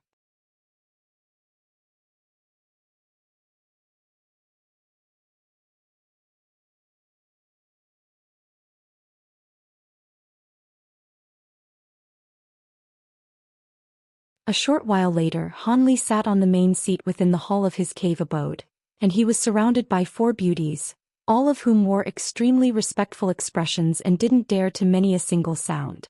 Only after Mu Peeling's trio returned to the cave abode did they learn that not only had Han Li progressed to the late nascent soul stage, he was also the undisputed #1 cultivator of the Heavenly South region. The 3 women were quite shocked to hear these, and their awe and veneration toward Han Li were only compounded as a result. Han Li wore a cold expression on his face and was scolding Mu Peeling's trio. "There's no need to worry about the second nascent soul. It's already been captured and I'm going to erase its sentient will soon, then refine it into my second nascent soul again. However, the 3 of you sure are quite brave. Don't you know that the Inner Valley is an extremely dangerous place even for nascent soul cultivators? Martial Uncle Han, we only took the risk to venture into the Inner Valley as the illusionary spirit herb was of the utmost importance to us. We won't do something so reckless ever again," Song Yu explained with her hands clasped behind her back. Han Li had been acquainted with Song Yu even prior to reaching the nascent soul stage, so he couldn't bring himself to scold her any further. Instead, his brows furrowed as he asked, "Illusionary spirit herb? Are you trying to refine the illusionary destruction pill to assist in a breakthrough?" "Indeed, Master, that was our objective," Lu Yu replied in a truthful manner. "If that's the case, you don't need to go searching for the illusionary spirit herb anymore.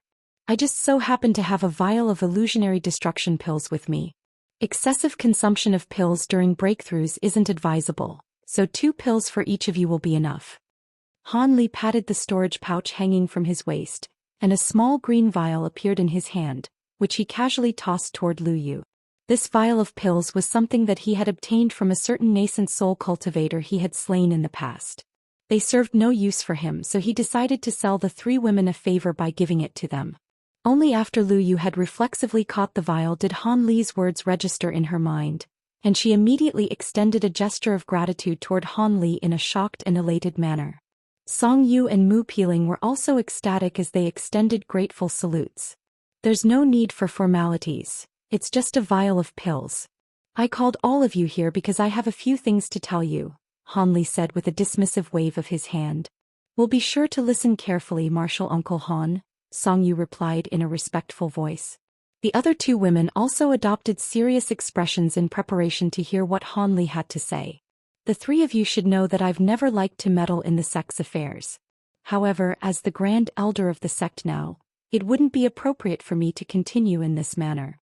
I've left all of the troublesome matters for our Martial Uncle Lu to take care of, but I'll need a disciple to correspond with and assist him in overseeing the matters within the sect during my periods of seclusion.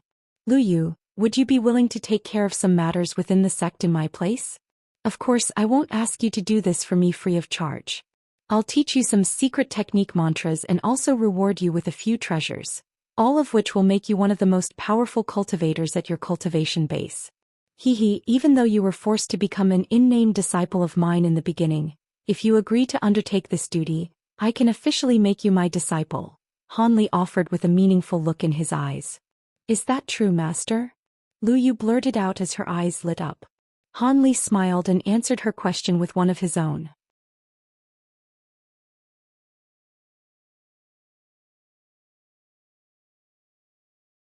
Han Li raised a hand as he spoke, and a small black vial appeared in his hand amid a flash of azure light, then flew soundlessly toward Song Yu. As expected, Song Yu had never heard of this obscure essence pill, but she certainly wasn't going to ignore a recommendation from a great cultivator like Han Li. Thus, an elated look appeared on her face and she accepted the jade vial with words of gratitude. Han Li spoke with Song Yu for a bit longer before sending her on her way. He then turned his gaze toward Mu Piling. Mu Piling's body stiffened slightly in response, and she reflexively lowered her head as a faint blush appeared on porcelain-like skin. A complex expression appeared in Han Li's eyes as he asked in a gentle voice, "You've been my concubine for over a century now, right?" Mu Piling raised her head in the end and quietly replied, "That's right, my lord. Back when you first accepted me as your concubine, you had only just reached the nascent soul stage, but you're already a late nascent soul great cultivator now. Back when I had accepted you as my concubine, I had planned to use your virgin body to cultivate the copulation essence arts in order to assist me in my breakthroughs. However, I've since progressed at a rate that has been extraordinary even to me, reaching the mid-nascent soul stage, then the late nascent soul stage through alternative avenues, yet the copulation essence arts are only effective during nascent soul stage breakthroughs. My lord, are you banishing me from the interconnected peaks?" Mu Piling's features immediately paled. Banish you? Of course not. However, you chose to become my concubine in the beginning mostly because you were forced to do so by your family. You're already a core formation cultivator now, so no one will be able to force you to do anything against your will. I also don't want to keep you by my side in such an ambiguous manner any longer. On one hand, it would be a waste of the best years of your life. On the other hand, Wanner is about to break free from the ice wall in the next few years, and I have to be able to give her a proper explanation of what's going on between us. Han Li's words faltered here. So what do you plan on doing with me, my lord? Mu Piling asked as she bit down on her lower lip. It's quite simple. I'll give you two options just like I did back then and you can choose one of them. The first option is that I'll give you a materialistic reward for your efforts in cultivating the copulation essence arts for these past years. I'll then release you from the interconnected peaks, and you'll be completely free to marry anyone you like. In that case, we would be cutting all ties with one another. My lord, with your current reputation, even if you were to release me and vouch for my purity in person, which cultivator in the heavenly south region would dare to marry me? Mu Piling murmured with a wry smile on her face. Han Li's brows also furrowed upon hearing this, but he continued, the second option is quite simple as well. If you're truly serious about cultivation and would be willing to dedicate your life to it, I can allow you to continue to stay on the interconnected peaks. Officially, you'll still be known as my concubine, but I can treat you as a disciple and provide you some guidance in your cultivation path. Of course, your cultivation aptitude is actually quite good, so I can also get Warner to make you an official disciple of hers. After all, Warner's cultivation art is more suitable for female cultivators anyway, so perhaps you'll benefit more from her guidance. Han Li looked at Mu Peeling with a calm expression and concluded, of course there may still be some negative rumors spread about you, but this course of action will keep that to a minimum. Mu Peeling fell silent after hearing the options presented by Han Li. Han Li didn't try to hurry her either, and merely waited patiently for her decision.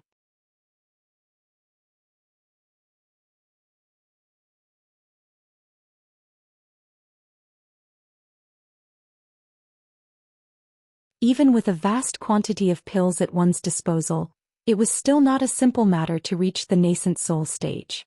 There really wasn't a good chance for Mu Peeling to reach the nascent soul stage. Upon hearing Han Li's words, Mu Peeling faltered slightly before she opened her mouth to say something again.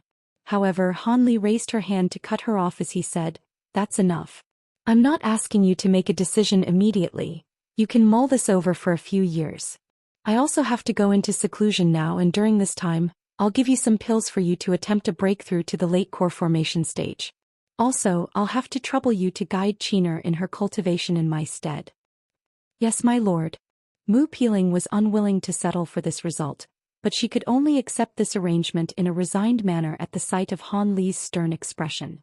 Han Li nodded and gave her a few pills, then spoke with Tian Qiner for a while before also sending the two of them on their way. Thus, Han Li was the only one left within the cave abode, and he slowly closed his eyes as he heaved a long sigh. It seemed that there was more turmoil in his heart than he had let on. He sat in silence for a full 15 minutes, and when he opened his eyes again, an expression of tranquility had reappeared on his face. It appeared that he had been able to settle his internal conflict. He suddenly patted the storage pouch hanging from his waist, and a flash of silver light immediately appeared before him. The humanoid puppet emerged and stood in front of him in a completely stationary manner. Han Li examined the humanoid puppet for a while, and a layer of silver light suddenly surfaced over the humanoid puppet's face at his behest. Its middle-aged features blurred, and when they regained clarity again, those facial features had become completely identical to Han Li's, making it appear as if the puppet were none other than Han Li himself. Almost at the exact same moment, the humanoid puppet's body tremored, and it suddenly grew a few inches, making it identical to Han Li in height as well. Han Li examined the puppet again before nodding with a content expression and waving a hand toward it.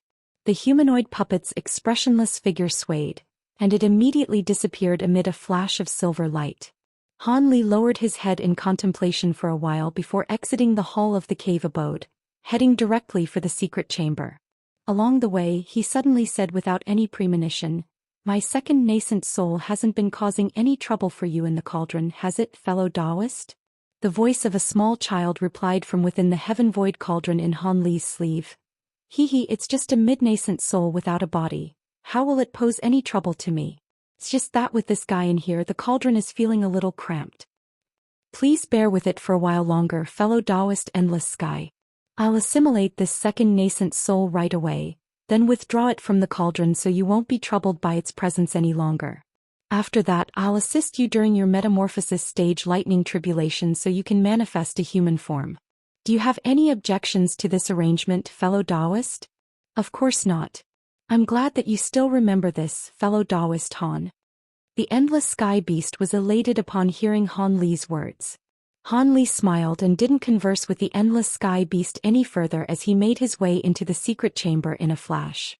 The stone door behind him closed soundlessly. Han Li slowly made his way over to the center of the secret chamber before waving his sleeve through the air. A bust of azure light shot forth before spinning in the air, then transforming into a small azure cauldron that hovered before him. Azure light flashed over the surface of the cauldron as the indistinct figure of a small child appeared.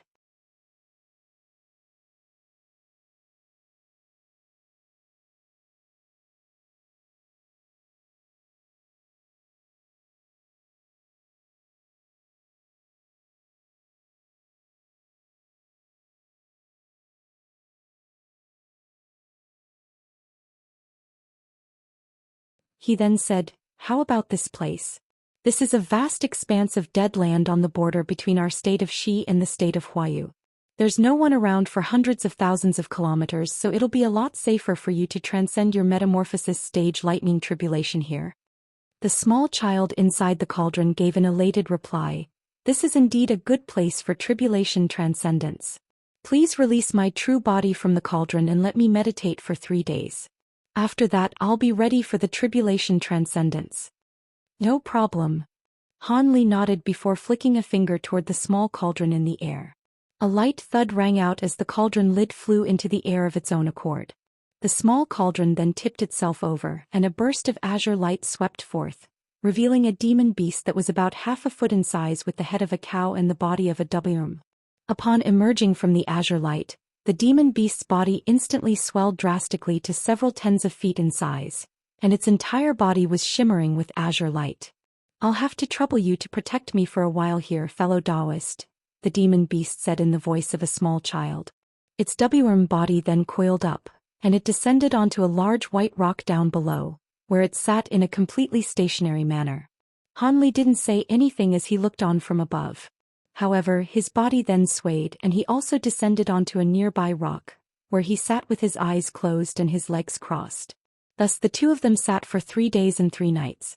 Just as the sun began to rise on the 4th day, both of them opened their eyes in unison. The magic power within my body is now in its most optimal state, so I have at least a 60% to 70% chance of being able to successfully transcend this lightning tribulation. You don't have to help me in the initial phase. If I encounter any difficulty, it should be in the later phases. If you can defend me from the final 3 waves of lightning strikes, I'd be extremely grateful to you, the endless sky beast said with a serious expression. I see. I'll do as you say. I suggest you take a drop of this before you transcend your tribulation. Han Li suddenly flipped his hand over to summon a small profound ice vial that was emanating bursts of glacial qi, and he tossed the vial to the demon beast before him. What's this? The demon beast caught the vial with a slightly bewildered expression, then opened the lid on the vial and assessed its contents with its spiritual sense. Glacial quintessence? I didn't think you would have something like this, fellow Daoist, the endless sky beast exclaimed with shock and elation. I happened to obtain some during my time in the Great Gene. Seeing as you taught me the beveled silver text, I can offer a drop of this glacial quintessence to you. I hope that's enough for you, Han Li said as he stroked his chin. Haha, it's definitely enough. Glacial quintessence is something that's extremely rare even in the spirit realm. Some would occasionally be discovered, but they would quickly be taken by my demon race brethren. The endless sky beast was very excited as he turned to Han Li and said, just a single drop of this is enough for me. I'll remember this and be sure to repay you handsomely for this in the future. The demon beast's final sentence was very earnest. Han Li smiled upon hearing this but didn't reply. Instead, he patted the storage pouch hanging from his waist, and a stack of formation flags and formation plates abruptly appeared in his hand. He then began setting up a relatively complex restriction formation in the surrounding area. Around 10 minutes, Han Li's body swayed and he returned to his original spot. Layers of white mist had appeared nearby, concealing the entire area. Han Li turned to the demon beast and said, this formation should be able to prevent any unforeseen mishaps from taking place. I'll be assisting you from outside the formation, and I'll leave the initial waves of lightning tribulation to you, fellow Daoist. Of course. Metamorphosis stage tribulation lightning is true heavenly lightning, so there's no way that a normal restriction in the human world would be able to keep it at bay. By the way, my lightning tribulation can perhaps benefit you as well. A thought seemed to have suddenly occurred to the demon beast, and a peculiar light flashed through its eyes. Your lightning tribulation can benefit me? Han Li was quite surprised to hear this. Indeed. This is a little-known fact in the human world, but something that is common knowledge in the spirit realm. The endless sky beast chuckled before its lips tremored, and it began to transmit its voice to Han Li. Han Li listened within a hint of bewilderment on his face, which was gradually replaced by excitement. If that really is true, then this is indeed a rare opportunity. I just so happen to be carrying a treasure that fits this description, so I can give it a try, Han Li said with a nod. Haha, I wouldn't lie to you about something like this, fellow Daoist. However, make sure you strike only when the moment is right. Otherwise, if something goes wrong, it could harm you rather than benefit you, the demon beast cautioned. Rest assured, fellow Daoist, I won't act recklessly, Han Li replied with a smile. I can see that you're not a rash individual, fellow Daoist Han. Now then, I'm going to draw the heavenly lightning to me and prepare to transcend my tribulation. If it weren't for the fact that I'm proficient in some concealment secret techniques, the lightning tribulation would have descended from the moment that I emerged from the cauldron. The endless sky beast heaved a faint sigh before slowly hovering up into the air. Han Li's heart stirred upon hearing this, and he immediately flew out of the formation he had just set up as a streak of azure light. Blue light then flashed within his eyes as he stared intently at the demon beast through the layers of dense white mist. After rising to an altitude of over 300 feet, the demon beast stopped and looked up into the sky. All of a sudden, a dull sound rang out from its nostrils, and azure light began to flash violently all over its body. At the same time, gusts of gray demonic winds were swept up around it, concealing its body within. Han Li's expression changed slightly upon seeing this. An earth-shattering roar then erupted from within the gusts of demonic wings, and a burst of powerful demonic chi erupted into the heavens. The endless sky beast seemed to have unleashed some type of secret technique that had made its body swell drastically to several times its original size. It was putting its demonic chi as an 8th-grade demon beast on full display. Within the span of a breath, a clap of thunder suddenly exploded in the cloudless sky.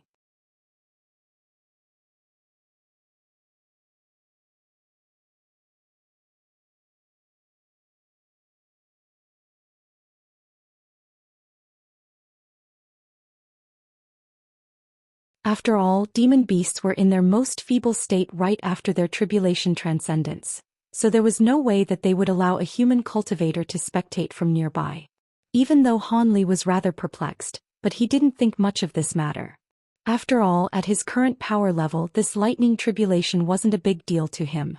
Following a sustained assault from the arcs of lightning for a short period of time, the thunderclaps in the sky temporarily subsided.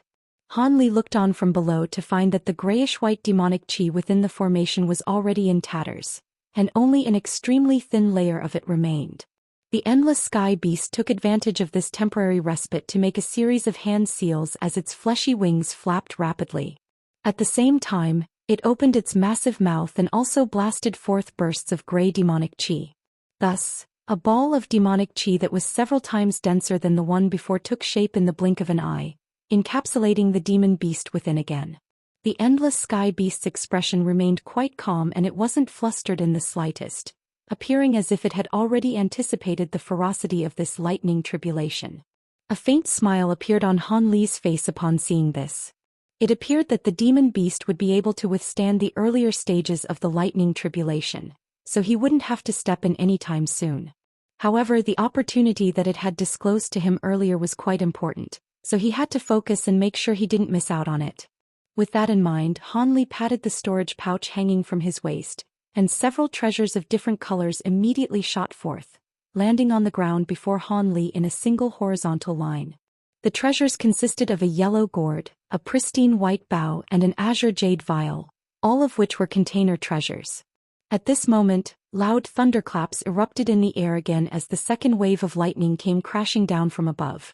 On this occasion, the wave of lightning was clearly far denser than the last wave, and the individual arcs of lightning were also a lot larger, thereby creating an even more formidable sight to behold.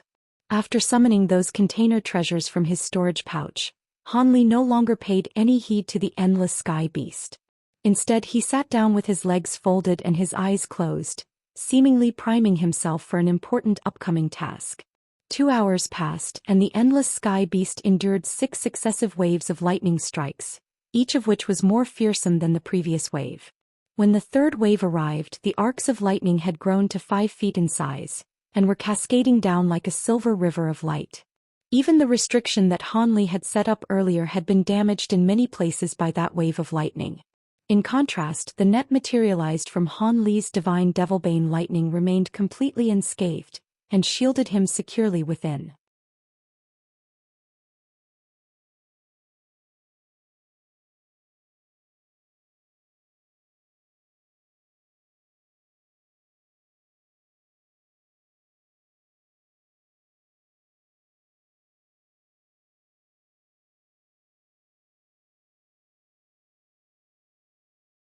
At the same time, the massive sword down below circled through the air, slashing past the mushroom cloud like lightning. The screeching within the mushroom cloud immediately came to a halt as green blood fell from the sky like rain. Two massive charred chunks of flesh emanating a foul acrid odor also came plummeting from the sky before crashing heavily onto the ground. Only then did Han Li sweep his spiritual sense toward the ground in an unhurried manner. Upon doing so, he discovered that the other half of the worm wasn't traveling very quickly, having only burrowed itself several kilometers into the ground. As for whether this was the worm's normal speed or if its speed had been drastically hampered due to its injuries, Han Li didn't know. However, there wasn't really any point in pondering this matter. Seeing as it hadn't managed to get very far away, it would be quite convenient for Han Li to hunt it down. Thus, he patted the spirit beast pouch hanging from his waist, and countless bursts of golden light shot forth from within. Amid a loud and insistent buzzing sound, a cloud of golden beetles appeared above his head. Han Li pointed toward the ground expressionlessly. The cloud of beetles immediately flew downward, and just when they were about to make contact with the ground, they split up into countless spots of golden light amid a dull thump, and those spots of golden light all disappeared into the soil down below. Han Li turned his attention away from the ground, and pointed to the mushroom cloud nearby. The massive mushroom cloud abruptly began to shrink at a rapid rate, reverting back into a thick fiery rope in the end. However, it was apparent that the fire shimmering along the rope had dimmed compared to its former brightness. Han Li waved a hand toward the length of rope, and fiery light flashed as it split up into 10 thin fiery threads, each of which was around 20 feet in length, and they gently hovered in the air. Han Li opened his mouth to expel a burst of azure light, which swept the 10 fire spirit threads within. He then gently inhaled, and the fire spirit threads were drawn into his mouth along with the azure light. Only then did Han Li look down at the charred body on the ground below with furrowed brows, and he waved a hand through the air. A streak of golden light flew out from the charred carcass down below, whizzing directly toward Han Li. However, the streak of golden light suddenly came to an abrupt halt when it was only about 10 feet away from Han Li. This was none other than the strange golden horn on the worm's head. The horn didn't appear to be very large when compared to the size of the massive worm's body, but it was actually around 5 to 6 feet in length. The horn was shimmering with golden light, and there were some mysterious runes that were indistinctly visible on its surface. Han Li examined the horn through narrowed eyes. Even though he was very curious about this object, he knew that this wasn't the time to be conducting a close and thorough examination. As such, he thought about it briefly before casting a few incantation seals onto the object. Spiritual light flashed over the surface of the golden horn, and it shrank down to roughly half a foot in length in the blink of an eye. Han Li then plastered a restriction talisman to the golden horn and placed it into a wooden box, which he stowed away into his storage pouch. After doing all that, Han Li clapped his hands together with a pleased look on his face. Just as he was about to turn his attention toward the gold-devouring beetles, a certain patch of earth over 5 kilometers away suddenly began to tremor violently. The half of the massive worm that had escaped shot forth from the ground, but there were countless spots of golden light all over its body. There were thousands of gold-devouring beetles crawling all over its skin, and they were rapidly devouring the worm's body.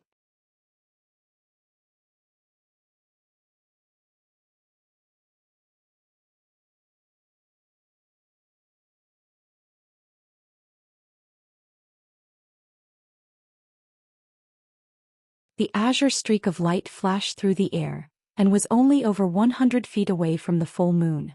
As the second ball of white liquid dripped down from the moon, Han Li suddenly faltered for an instant, as if he had abruptly found himself in a restricted area, and countless lightning arcs came surging toward him from all directions. This wave of lightning strikes seemed to be even more concentrated than the previous one. However, Han Li's entire body was enshrouded by countless silver lotus flowers, and he paid the lightning arcs no heed as he pointed toward the 3 container treasures before him. The gourd, the jade vial, and the bowl immediately flew toward the silver moon as 3 balls of spiritual light. As soon as they shot forth through the air, countless arcs of lightning surrounded Han Li. On this occasion, the lightning strikes were even more ferocious, and as they exploded around him, Han Li was like a small raft caught within a turbulent sea. Despite the seemingly limitless supply of lotus flowers being churned out by the 8 spirit ruler, The barrier surrounding Han Li's body was struggling to keep the fierce barrage at bay. The area that the lotus flowers encapsulated was quickly shrinking while countless arcs of silver lightning were rapidly converging toward Han Li. However, he paid his perilous situation no heed as he focused his attention entirely on his 3 container treasures and flew slowly toward the full moon. That's right, he was flying slowly toward the moon. For some reason, as soon as the 3 container treasures reached a distance within 30 feet away from the moon, all of them became impossibly heavy, as if they had triggered some kind of restriction. As such, they could approach the moon at an agonizing snail's pace. At this point, the full moon had already secreted its second drop of liquid, yet it was slowly becoming blurry and indistinct, as if it were about to disappear at any moment. At the same time, the dark clouds in the sky began to tumble and surge again as a burst of spiritual pressure that was quite astonishing, even to Han Li, was slowly taking shape. This was clearly a precursor for the 9th wave of lightning strikes. The container treasures were still several feet away from the full moon, yet they were still moving as if they were trudging through a swamp, and Han Li knew that he had to do something. He suddenly let loose a loud cry as he gathered his spiritual sense, and abruptly unleashed a spirit-stun thorn toward the full moon. A burst of enormous power swept toward the full moon, carving a rift into the watery light shimmering over its surface. The 3 container treasures just so happened to pass through the rift, and immediately sped up appreciably. Han Li opened his mouth without any hesitation upon seeing this, expelling a mouthful of blood essence, then flicking his 10 fingers toward the blood essence in quick succession. The blood essence instantly transformed into a cloud of blood mist before disappearing in a flash. A peculiar scene then ensued. The 3 container treasures were originally of different colors, yet as soon as the blood mist disappeared, all 3 began to emit a crimson glow. They tremored and broke through the restriction in unison, disappearing into the full moon in a flash. Almost at the exact same moment, the indistinct moon completely vanished, leaving only the 3 container treasures hovering in midair. Even Han Li wasn't sure whether the treasures had managed to store something from the moon or were still empty. A booming thunderclap erupted, and all of the lightning arcs that were attacking Han Li in a maddened frenzy disappeared into the dark clouds in a flash. As opposed to becoming more relaxed and relieved upon seeing this, Han Li adopted a grim expression instead. He waved a hand through the air and the 3 container treasures immediately flew back toward him. Azure light radiated from Han Li's body, and the treasures appeared before him the blink of an eye. His hand shot forth like lightning as he grabbed onto the yellow gourd hovering in the air. He took a glance inside the gourd before flipping his hand over, upon which the gourd abruptly disappeared. As for the other 2 treasures, he didn't even inspect them before stowing them away into his storage pouch. Throughout this entire process, Han Li's expression remained completely unchanged. However, the faint fragrance emanating from within the container treasures indicated that his efforts had not been in vain. The endless sky beast paid no heed to what Han Li was doing. At this moment, its attention was entirely focused on the lightning tribulation in the air above. The erratic arcs of lightning in the sky had completely disappeared, but the demon beast could sense immensely powerful fluctuations proliferating from the spot in the dark clouds directly above it, and it didn't dare to let its focus waver in the slightest.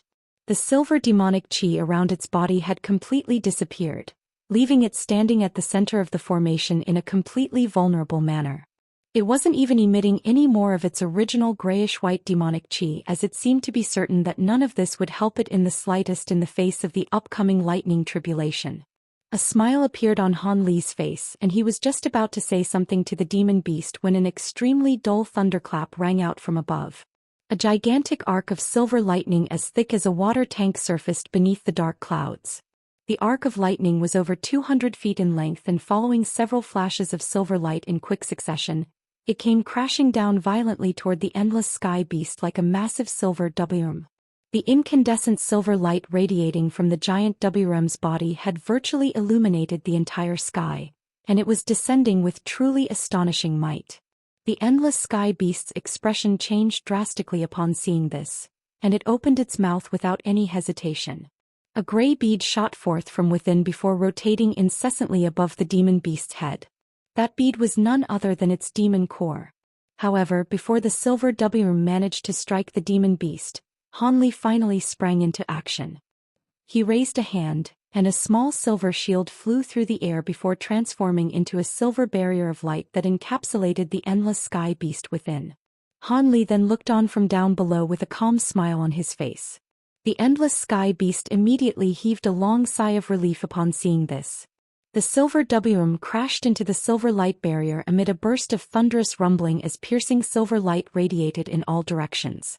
However, the silver light barrier beneath it merely tremored erratically before settling again, as if nothing had happened. The silver lightning WM's attack had been thwarted, yet it didn't immediately dissipate. Instead, it began to circle around the light barrier.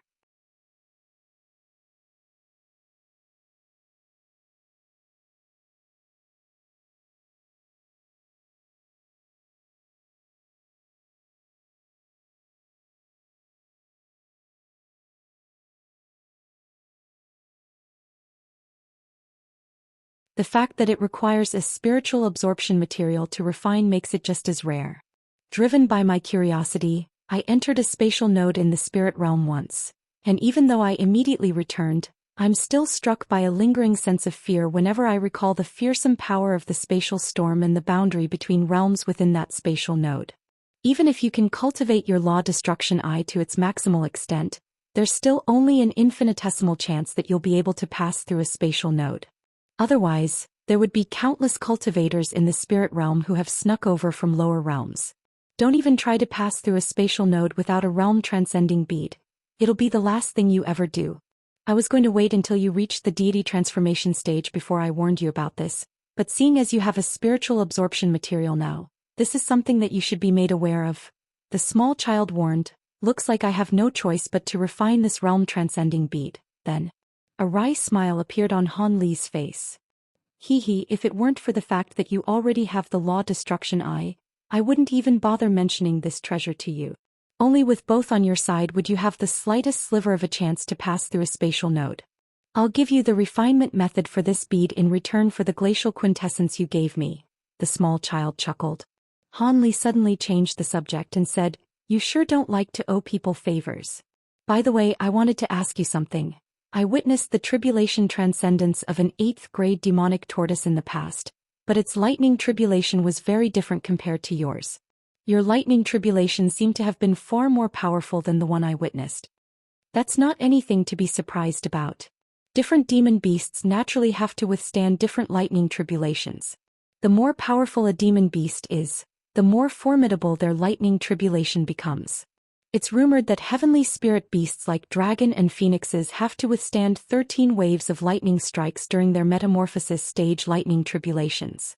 I'm already quite lucky that I only had to withstand 11 waves, the small child revealed. I see.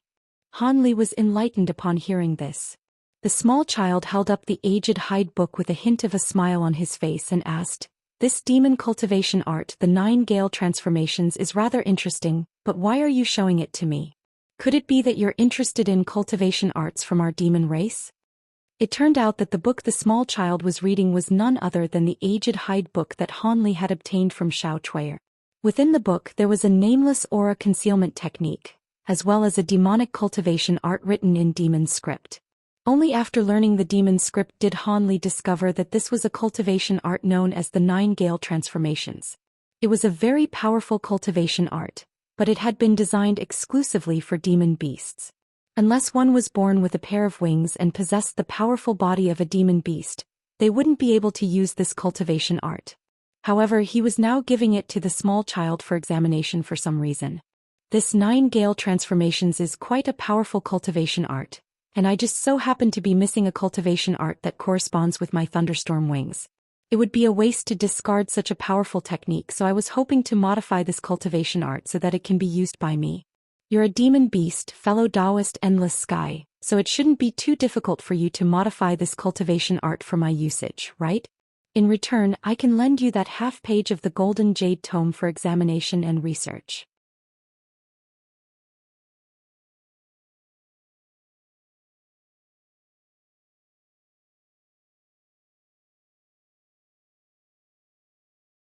Han Li faltered upon hearing this. A hint of befuddlement flashed through his eyes, and he couldn't comprehend why the endless sky beast was saying this. This cultivation art originates from Buddhist origins, but it's something that everyone uses in the spirit realm. It's even more popular than the basic cultivation arts of the 5 elements used by qi condensation cultivators, the small child explained. Everyone uses this cultivation art? Could it be that you're also referring to? Han Li was starting to read between the lines, and a hint of surprise appeared on his face. This Buddhist cultivation art can even be used by mortals in the spirit realm who possess no spiritual roots. If a mortal reaches the 3rd layer or above in this cultivation art, then obtains some special weapons, they'll even be able to combat low-grade cultivators and demon beasts. If they can reach the 5th layer or above, even mid-grade cultivators and demon beasts wouldn't dare to mess with them for no good reason then, the small child chuckled coldly. Han Li was flabbergasted to hear this, and only after a long while did he respond in an incredulous manner. Surely you jest, fellow Daoist endless sky. You're telling me that mortals can combat us cultivators? You haven't ascended to the spirit realm yet, so there's no point for me tell you too much about it, but this is something that I wouldn't mind disclosing to you. In the spirit realm, the mortals are an extremely important force in the human race. Furthermore, there were some exceptionally intellectually endowed figures among the mortals who studied some basic cultivation arts used by cultivators and demon beasts, and managed to discover ways to refine their own bodies using the spiritual qi from their environment without having to rely on spiritual roots. In the end, they managed to devise a unique set of cultivation principles. There are even some particularly outstanding warriors among the mortals who have slain high-grade cultivators and demon beasts. This is not something that's uncommon in the spirit realm. The cultivation art I'm referring to is known as the Vajra arts, and it's one of the cultivation arts used most regularly among the mortals. Even so, surely mortals still can't compare with cultivators. After all, the vast majority of cultivation arts and treasures are still unusable to them, Han Li countered with furrowed brows. Of course. Mortals are still mortals in the end, and no matter how powerful they become without spiritual roots, they're still unable to pursue the great Tao. Their lifespans reach a mere 100 years, and even if they can obtain some treasures or medicines that can extend their lifespans, it'll only give them 100 more years to live at most. That's their maximal limit. However, in the spirit realm, the postnatal acquirement of spiritual roots is possible. Among the 3 human sovereigns, the heavenly Yuan Holy Sovereign was once an extremely prominent and renowned mortal. Only after encountering a miraculous opportunity was he able to attain a spiritual root and become a cultivator, but in terms of power and abilities he's not inferior to his other 2 counterparts at all. The small child's expression became rather solemn as he spoke. Han Li stroked his chin and was at a loss for words. Don't think too much about this matter. The mortals in the spirit realm are only able to achieve all of this due to the fact that the spiritual qi density in the spirit realm is far superior to that of lower realms. Your human world has endured a devilish tribulation long ago, and the spiritual qi density here is far inferior compared to the other lower realms. Even if mortals were to obtain the cultivation arts from the spirit realm that I mentioned, they wouldn't be able to absorb the world's origin qi into their bodies anyway, so there's no way that they'd be able to cultivate, the small child explained.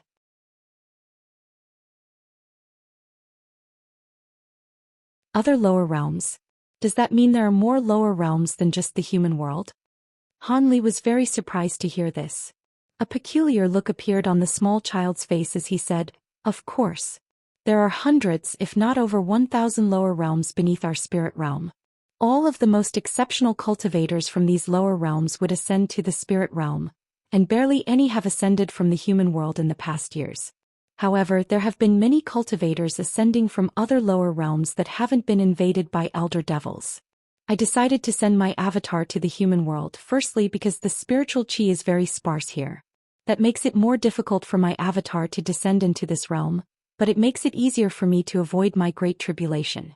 Secondly, this is a realm dominated by the human race, so no one would suspect that I would send my avatar to this realm.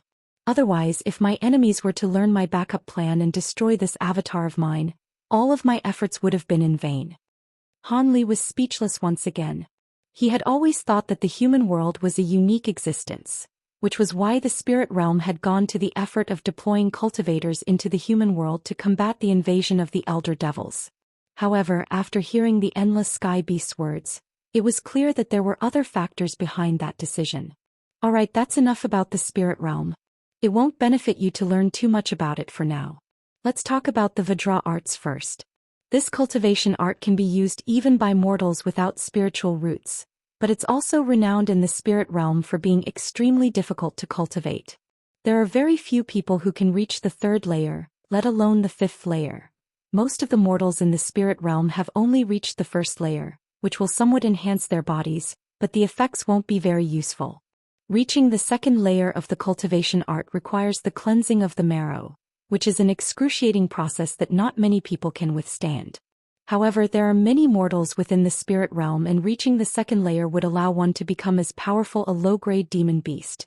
So there are always some who are willing and able to endure the painful process. I've never heard of your bright jade arts, but I'm sure it's very much related to this cultivation art.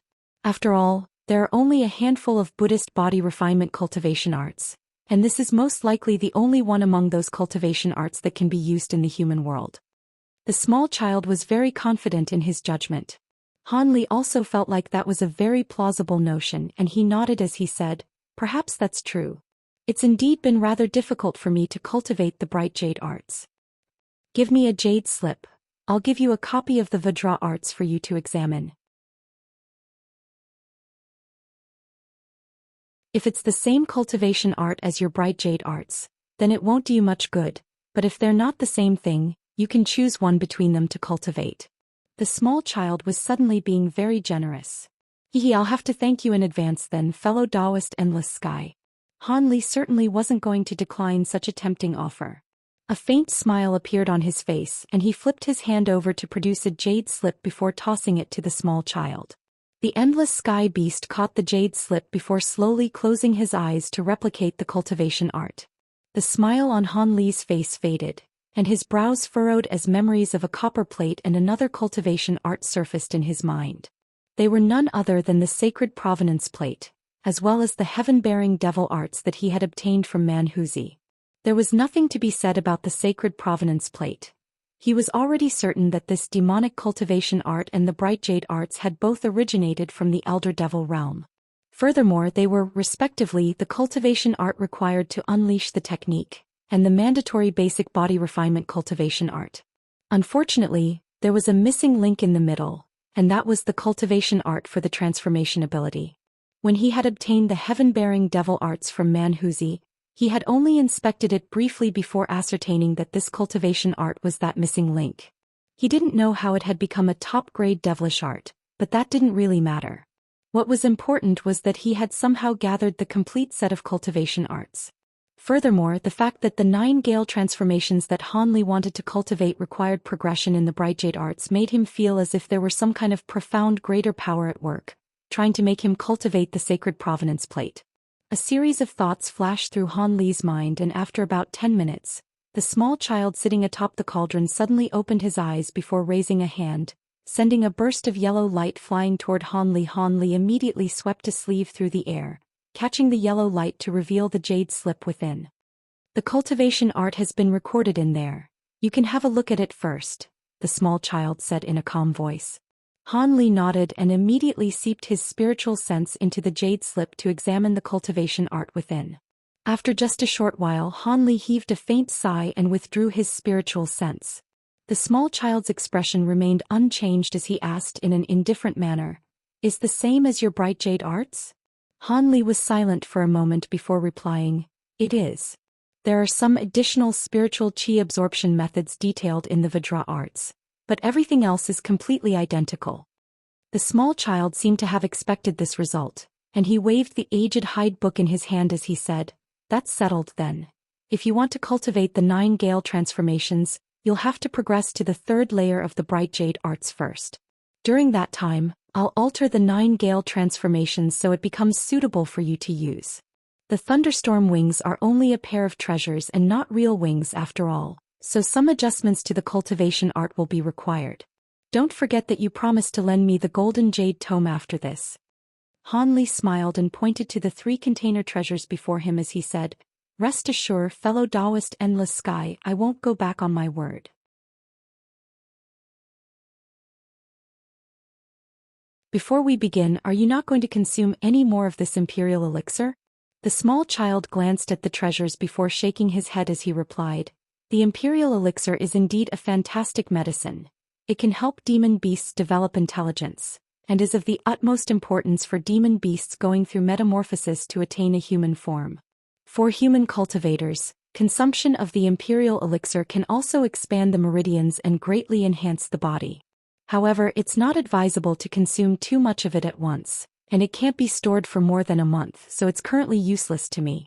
Seeing as you're planning to cultivate the bright jade arts, this will be quite useful for you.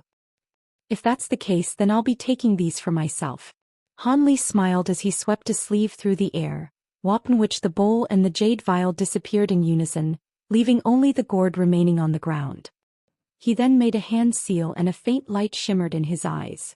All of a sudden, silver light flashed from beside one of the walls of the secret chamber, and another Han Li appeared out of thin air. As soon as this Han Li appeared in the secret chamber, it immediately feigned a grabbing motion toward the gourd lying on the ground. The treasure was instantly sucked into his grasp, and silver light flashed again as Han Li disappeared into the wall.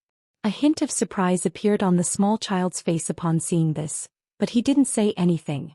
Instead, he merely cupped his fist toward Han Li as a salute before also vanishing into the cauldron. Han Li took a glance at the jade slip in his hand before joining his palms, upon which the jade slip disappeared. He then slowly closed his eyes and began to meditate in a seated position. Almost at the exact same moment, a streak of silver light shot forth from the main peak that Han Li's cave abode was situated on. Following a few flashes, the silver streak of light had already disappeared into a certain restricted area within the drifting cloud sect. Not long after that, the streak of silver light flew out from within the restricted area again and returned to the interconnected peaks. Han Li continued to remain in the secret chamber, yet during this time, a streak of silver light would occasionally fly out from his cave abode before disappearing into the distance. However, the streak of silver light would always return to the interconnected peaks following intervals of several days to around a month, and no one knew what it was up to. Time passed in a flash and 2 years flew by in the blink of an eye.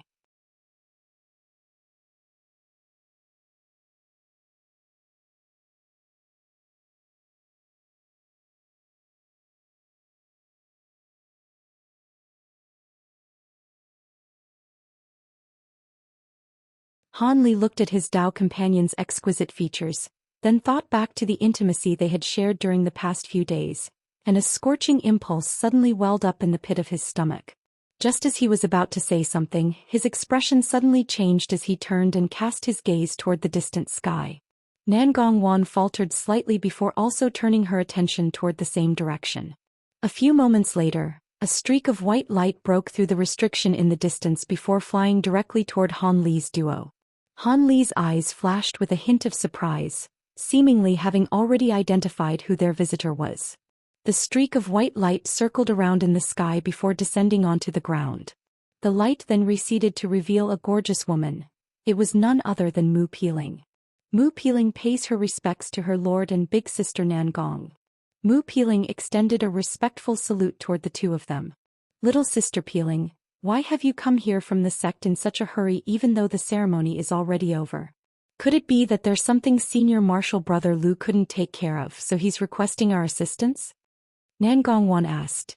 "Big sister Nangong, there are some guests who still haven't left following the conclusion of the ceremony.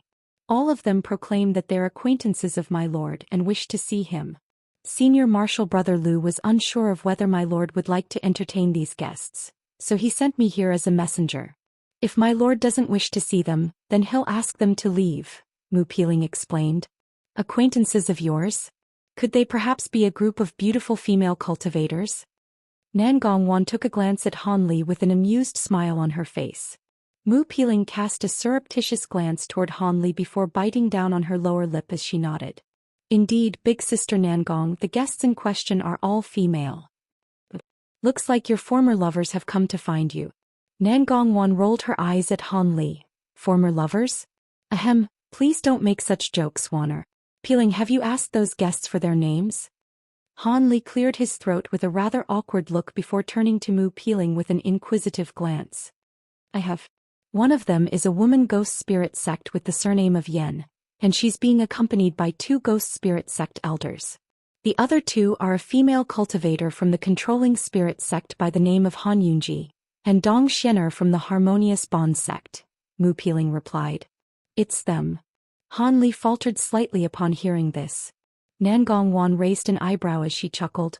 Looks like they really are acquaintances of yours. You should go and meet them. It'd be rude to keep them waiting for too long. Han Li paused for a moment before nodding as he instructed.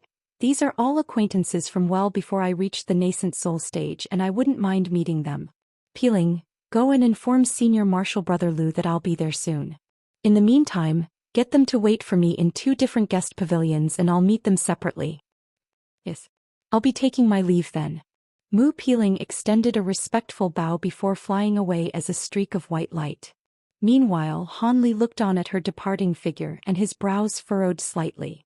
Nangong Wan noticed the minute changes in Han Li's expression, and she smiled as she asked, "Why the long face? Are you displeased with little sister Peeling?"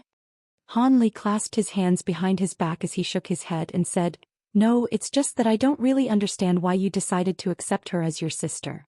I originally intended for her to become your disciple. What's wrong with having Peeling as a sister? I only want to pursue the great Tao with you, so I'm not interested in taking any disciples. Also, her past is kind of similar to mine and I quite like her."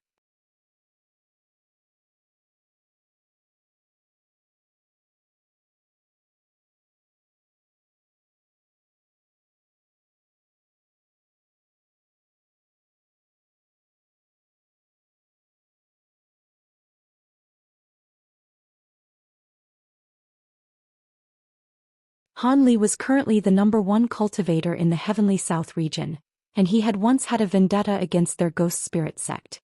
The circumstances had changed since then, so it was very unlikely that Han Li would seek revenge against them, but they would definitely be lying if they said they weren't concerned in the slightest about being in Han Li's presence.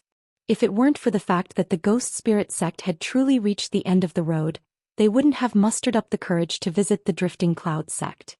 The only person in the entire Heavenly South region capable of saving them was Han Li. Their enemies were wary of the other great cultivators as well, but there was certainly no one more powerful and intimidating than Han Li in the Heavenly South region. Even if those past events had never taken place, what makes you think that I'll help your ghost spirit sect? Han Li asked in a slightly cold voice. Yen Yener immediately turned to Han Li upon hearing this, while the 2 men with her were ecstatic. The 3 of them could all hear a hint of possibility in Han Li's voice. The yellow-robed man took a deep breath before replying, "Brother Han, if you're willing to help our sect, our ghost spirit sect will vacate the state of you and leave it to the other sections. All we want now is to ensure the survival of our sect. In return for your assistance, we've brought along a few presents. We hope that they would be of interest to you, Brother Han." He then patted the storage pouch hanging from his waist, and a burst of white light radiated from within. Spiritual light swept toward the table before him, and 3 items appeared on the tabletop. Han Li examined the 3 items with an indifferent expression to find that they were a crimson bracelet, a porcelain vial and a green wooden box. Han Li raised his hand and feigned a grabbing motion, upon which the 3 items flew through the air and landed in his grasp. At this moment Yen Yener's pleasant voice suddenly sounded. "The porcelain vial contains the sacred medicine of our sect, the blood limb pill. The pill has no other effect aside from its incredible ability to replace lost limbs. Even if a limb is completely dismembered, an identical one can be regrown after taking these pills. Due to the fact that the medicinal ingredients for these pills are very difficult to find, our sect only has around a dozen of these pills, and 3 of them are in that vial. The red bracelet is a lesser-known devilish treasure and was something that was carried by all the past sect leaders. However, the treasure was withdrawn by Elder Zhong after sect leader Wang perished in the Devil Fall Valley. This devilish treasure is quite unique in that it's unable to directly attack the enemy, but you can nurture things like Yin spirits and blood ghosts within the bracelet. Those beings can become more powerful at a rapid rate through the help of the blood qi absorbed by this bracelet, then be released to assist you in battle. As for the item in this wooden box, it's the most precious among the 3 treasures here." At this point, Yen Yener paused and looked at Han Li with a peculiar gleam in her eyes. However, Han Li's expression remained completely unchanged, seemingly entirely disinterested in the two treasures placed before him. Yan Yenner heaved a faint internal sigh, but she maintained a calm expression as she continued. I heard that you're using a wood attribute cultivation art, Brother Han. The item in this box is a legendary wood spirit bead, one of the 5 elemental spirit gathering beads. Han Li's expressionless facade immediately crumbled as he exclaimed, Spirit gathering bead? You're referring to the treasures that absorb a certain type of 5 elemental spiritual qi while also repelling other types of spiritual qi? That's right. The spirit gathering bead has a very similar name to the basic spirit gathering formation, and both of them serve a similar purpose. However, I trust that Brother Han is aware of the differences in their efficacy, so I won't elaborate on that subject. As for how this item compares with spirit well objects, as long as the cultivation art you're using is of the same attribute as this spirit gathering bead, normal spirit well objects won't even be able to hold a candle to this bead, Yan Yenner said in a slow voice. Han Li's lingered on the green wooden box for a while longer, but there was a yellow restriction talisman plastered over it, so he wasn't able to glean its contents. All of a sudden he opened his mouth and gently exhaled toward the wooden box. A burst of azure light immediately swept over the surface of the box, and the restriction talisman was detached. At the same time his hand shot forth like lightning, pointing a finger directly at the lid of the box. The wooden lid flew off of its own accord.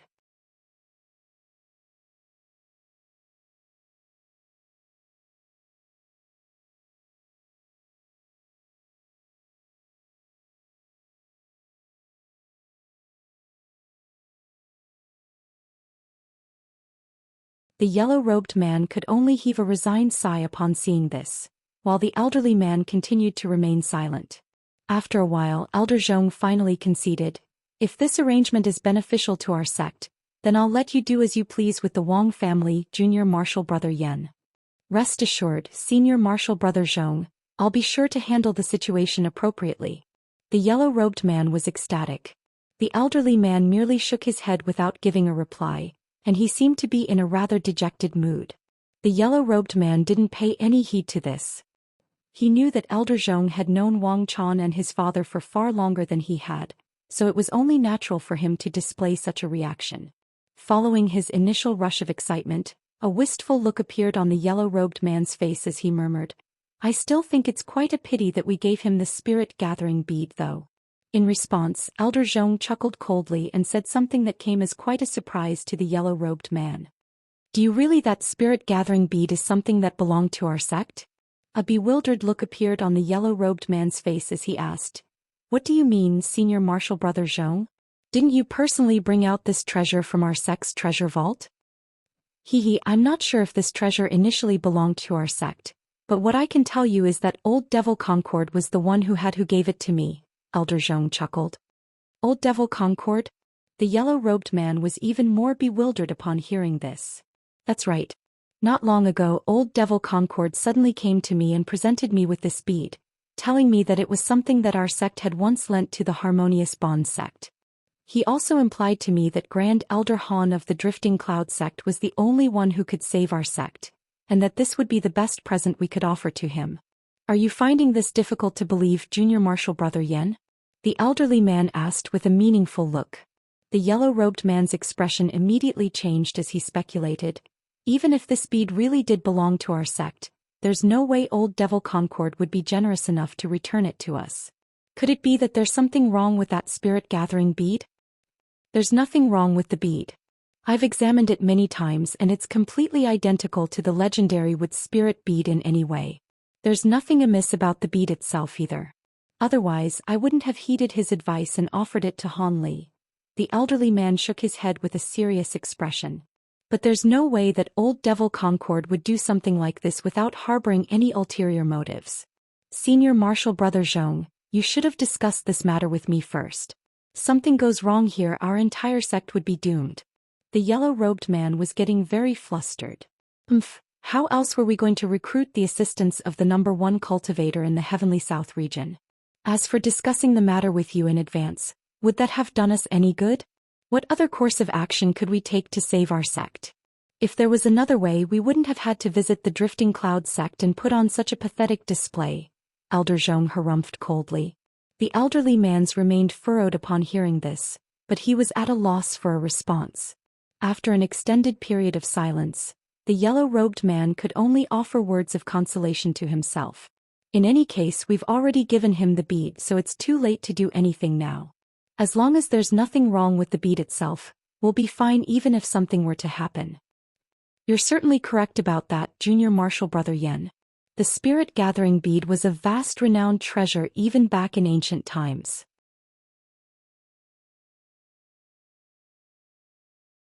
After so many years, even if something were to happen, we could easily pin the blame on someone else. Besides, even the #1 cultivator of the Heavenly South region identified the bead to be authentic, so any future mishaps won't have anything to do with us, Elder Zhong chuckled coldly. The yellow-robed man contemplated the situation for a while before heaving a resigned sigh as he said, "We can only hope that that's the case. However, in order to be safe, I suggest that we close our sect for 100 years right after our relocation." "That's a good idea, Junior Marshal Brother Yen. We'll do as you say." Elder Zhong nodded in agreement. After that, the two Ghost Spirit sect elders weren't interested in discussing anything else, and they immediately accelerated in pursuit of Yen Yener. Meanwhile, within a restricted area in the Harmonious Bond sect, there was a humanoid figure sitting on a massive rock deep within the Heavenly Yang Pond. The entire area was enshrouded in thick gray mist, and the humanoid figure murmured to himself, "It's about time that the treasure was delivered to that Han brat. With this wood spirit bead, your rate of cultivation will be drastically enhanced, but when you reach the deity transformation stage bottleneck, hee." A burst of eerie chuckling suddenly escaped from the humanoid figure's mouth.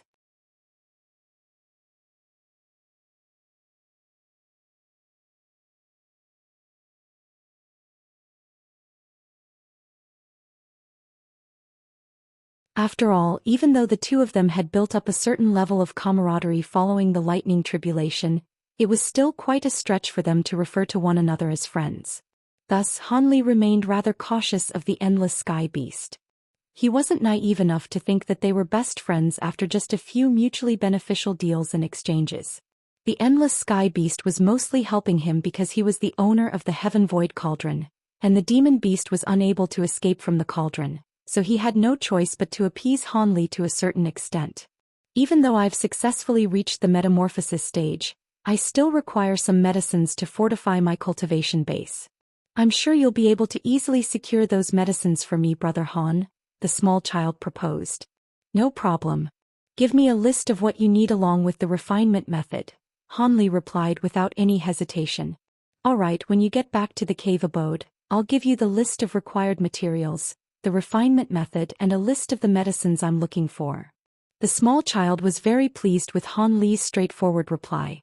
Han Li smiled upon hearing this before placing the wood spirit bead back into its wooden box, then flipping his hand over to stow all three treasures away into his storage pouch. All of a sudden, a cold light flashed through Han Li's eyes as he asked, "Fellow Daoist Endless Sky, do you think the Ghost Spirit sect cultivators were aware of the wood spirit bead's inherent flaw?" "That's hard to say. From the sounds of it, this bead was abandoned long ago by ancient cultivators, and information about its inherent flaw doesn't appear to have been passed down. If a nascent soul cultivator from the Ghost Spirit sect specializing in wood attribute cultivation arts had used bead before, then they would definitely have been able to identify its flaws. Otherwise, there's no way to detect anything wrong just from the bead itself. Are you suspecting that those three are trying to prevent you from reaching the deity transformation stage?" the small child asked. Han Li stroked his chin and deduced, "That was my initial thought process, but then I realized that there's no motive for the Ghost Spirit sect to do such a thing. After all, even if I can't reach the deity transformation stage, I'm already a late nascent soul cultivator, and I'll still be the #1 cultivator in the Heavenly South region. Aren't they afraid that I'll identify the flaw in the bead and destroy the entire Ghost Spirit sect in a fit of rage? There must be more to this story than meets the eye. Let me think about this. The mastermind behind all this who's trying to use the Ghost Spirit sect against me is most likely a cultivator from the Heavenly South region, but why would it benefit them to prevent me from reaching the deity transformation stage?" Even if I don't reach that level, there's still no one in the Heavenly South region who's a match for me. The only downside to this is that I won't be able to lengthen my lifespan, and I'll pass away after reaching around 1,000 years of age. As such, the period of time during which our drifting cloud sect will be able to exert dominance over the other sects of the Heavenly South region will be significantly curtailed. However, to normal sects, it doesn't really matter which sect reigns supreme in the Heavenly South region. There are only a handful of sects who can contend for this position, and it's most likely one of the Flowing Mind sect, the Harmonious Bond sect, or the High Zenith sect. Alternatively, it could be all three of those sects joining forces to plot against me. The small child was quite stunned by Han Li's analytical prowess, and only after a long while did a wry smile appear on his face as he said, "Now that you put it that way, things have been made a lot clearer. So you think that the other three late nascent soul great cultivators are behind all this?" Han Li rose to his feet and paced a few steps within the hall. He then looked up at the ceiling and a cold smile appeared on his face as he said, "Perhaps. In any case, this is all just speculation. Who knows what could really be going on behind the scenes? I'm not sure if I'm right either. It's easy if you want to find out the truth. Just capture one of those three, then use a soul search technique on them," the small child suggested with a low chuckle. A sharp light flashed through his eyes, but he shook his head after a moment of contemplation as he said, "It would be indeed simple to capture one of them, but that's beside the point. Even if I've hit the nail on the head here, it would be inappropriate for me to attack any of those three sects without any concrete evidence. Otherwise, I'll be viewed as a public enemy. All other cultivators fear and revere me as the #1 cultivator in the Heavenly South region, but if I were to abuse that title, then more people would become resentful and fearful toward me. Maybe someone will take advantage of this opportunity to turn the entire Heavenly South region against me. No matter how powerful I am, I won't be able to stand against the entire cultivation world of the Heavenly South region, and there have been previous instances of something like this happening before. You're way too much of a coward, Han Brat. If someone tried to plot against me like this in the spirit realm, hee. Whatever, it's up to you in the end. As long as you can keep yourself from getting killed, I won't try to influence your decisions," the small child said in a lazy voice. "Don't worry, now that I know there are people plotting against me, I'll be sure to be careful. As for this incident, I'll pretend to be oblivious to it for now. If whoever's behind this doesn't try any more little trick, then I'll let them be, but if they try something else, I'm sure I'll be able to catch them next time. As soon as I find some concrete evidence, they'll learn what it means to wish they were dead." Han Li's expression remained quite calm, but the menacing threat in his voice was quite apparent. The small child merely chuckled without saying anything this time. Han Li remained within the hall for a while longer before finally exiting the guest pavilion. He then turned his gaze toward another nearby pavilion and his brows furrowed slightly. He could understand Han Yunji coming to find him, but what business did Dong Xianer have with him? He was not on good terms with the latter of these two women. Dong Xianer was extremely beautiful, but she had left him with quite a negative impression. However, there was also something else that Han Li was confused about.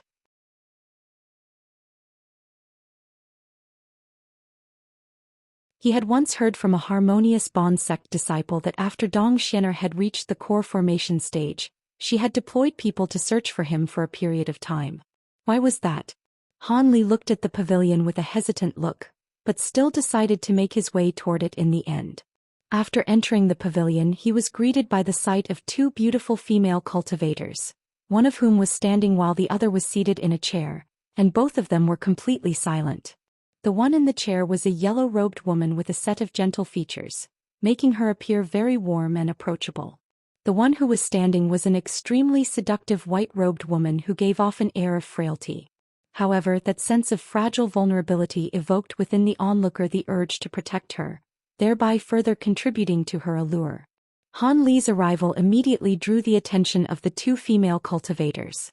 "I'm quite surprised that you two came to visit me, fellow Daoists. We're all old acquaintances and seeing you two evokes many past memories in me." Han Li approached the two women with a faint smile on his face. A hint of elation appeared in the yellow-robed woman's eyes at the sight of Han Li. She hurriedly rose to her feet, but was seemingly at a loss for what to do as she said, "Brother Han. No. Senior Han, I hope my visit isn't causing any trouble for you."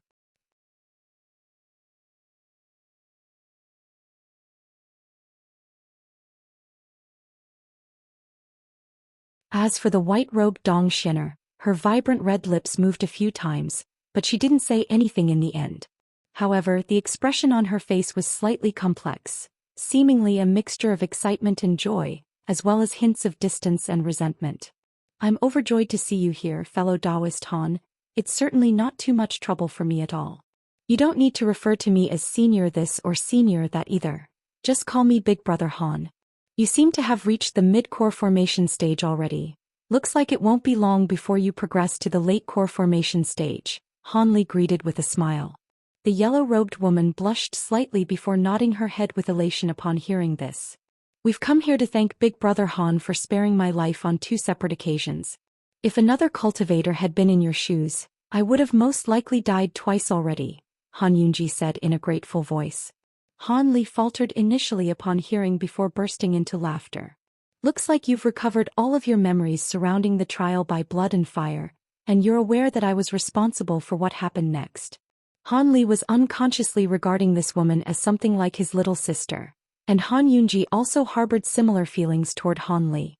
As such, they were only a few sentences into their conversation, but she had already forgotten Han Li's current lofty status and was speaking to him in an intimate manner as if he really were her elder brother. As their conversation progressed, the two of them began to talk about the Great South meeting and the trial by blood and fire, and both of them were filled with nostalgia. Back when they had attended this meeting, neither of them could have imagined that they would be standing where they stood today, 200 to 300 years down the track. At the time, they had to look up to even Foundation establishment cultivators. All of a sudden, a thought seemed to have occurred to Han Yunji, and she abruptly turned to Dong Xianer with a smile as she said, "By the way, I met this big sister Dong during the ceremony. I heard that she was once a member of the same sect as Big Brother Han, and she has something she wants to speak to you about." Fairy Dong and I did indeed once both cultivate in Yellow Maple Valley. However, it appears that your cultivation base hasn't progressed in the slightest since I last saw you, fellow Daoist Dong. Only after hearing Han Yunji's words did Han Li turn to Dong Xianer with an indifferent expression. Dong Xianer's face suddenly became quite flush, and she gritted her teeth with fury as she retorted, "It's all because of you that I became like this." Han Li was completely bemused. Han Yunji also blinked with befuddlement in her eyes. Han Li soon came to his senses and was naturally unhappy to hear this. As such, his expression darkened as he asked, "What do you mean by that, Fairy Dong? How could your stalling cultivation base have anything to do with me? If it weren't for the fact that you became an inner demon of mine, how could I have tried and failed to make breakthroughs on so many occasions? It's all because of you that I'm still stuck at the mid-core formation stage even after all these years." Dong Xianer's rage seemed to have also made her forget Han Li's current identity, and she began to vent all of her fury and frustration. "Inner demon?" Han Li murmured to himself with a hint of bewilderment on his face. "Back when I was at the Yen clan fortress, I was abducted by Tian Buke, and forcibly taken back to the Harmonious Bond sect. Only then did I discover my true lineage. It turns out that I'm a directly lineal descendant of the Harmonious Bond sect's old Devil Cloud part. It was only through an accident that I ended up becoming a disciple of the Yellow Maple sect. Before I was even born, old Devil Cloud part used a secret technique known as the Graceful Dream Art on me, which is a cultivation art related to cultivation and bewitching charming techniques. The cultivation art would significantly enhance my rate of cultivation, yet the easiest, but also the most difficult obstacle for cultivators using this cultivation art would be the trial of the inner demons. If it turned out to be easy, then the obstacle would be virtually non-existent and I'd progress as easily as eating food or drinking water. However, if it proved to be difficult, then I could be impeded by my inner demons for the rest of my life, in which case my cultivation base would never progress.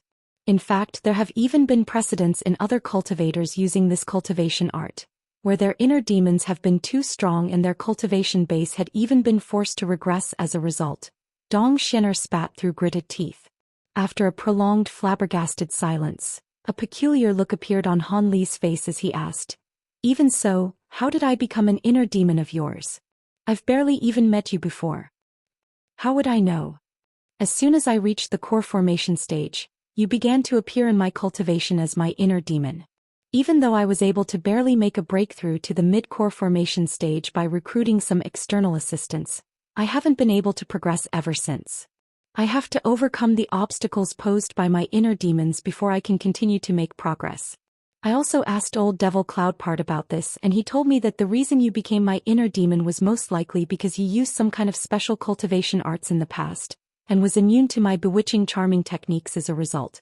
After that, when I was abducted and suffered backlash from my own bewitching charming technique, you left too strong of an impression in my heart, thereby becoming my inner demon. Han Li was completely speechless. Han Yunji was also completely bewildered.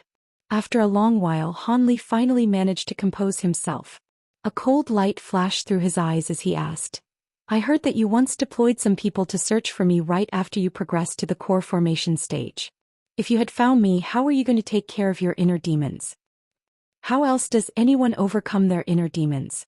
They either have to do so by sheer force of will or destroy the subject responsible for the manifestation of their inner demons. Alternatively, at the time I wanted to employ the latter of those two methods. Dong Xianer was stuttering slightly as she spoke, and a blush suddenly appeared on her face, further enhancing her seductive charm.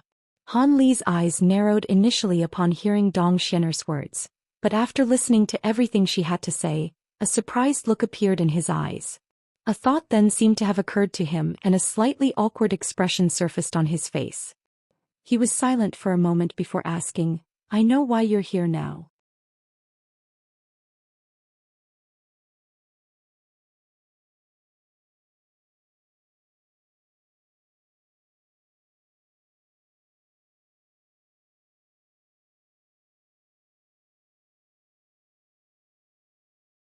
Within the secret chamber on the main peak of the Dream Cloud Mountains, everything was enshrouded in a vast expanse of white mist. It seemed that a restriction had been set up within the entire secret chamber. At the center of a chamber sat a man with his legs crossed and azure light shimmering all over his body. Around him were 5 pristine white jade-like humanoid skeletons that were also seated with their legs crossed.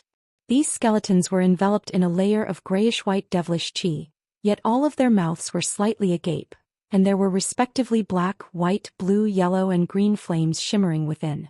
The azure humanoid figure sitting at the very center of the chamber had his palm almost joined together in front of his chest, and there was a ball of indistinct purple flames burning between his hands. This humanoid figure was none other than Han Li, who had been seclusion for an indeterminate number of years. All of a sudden, silver light flashed on the wall, and another azure humanoid figure appeared within the restriction, standing next to the wall in a completely stationary manner. After a long while, Han Li suddenly opened his mouth, and the ball of purple fire was sucked into his mouth as a purple line of flames. In contrast, the 5 skeletons nearby all closed their mouths, and the different colored flames within disappeared in a flash. Immediately thereafter, the grayish-white devilish qi over their bodies quickly receded to reveal the skeletons, which had turned into different colors that matched their respective flames. At this moment, Han Li slowly opened his eyes, but they were still completely glazed over.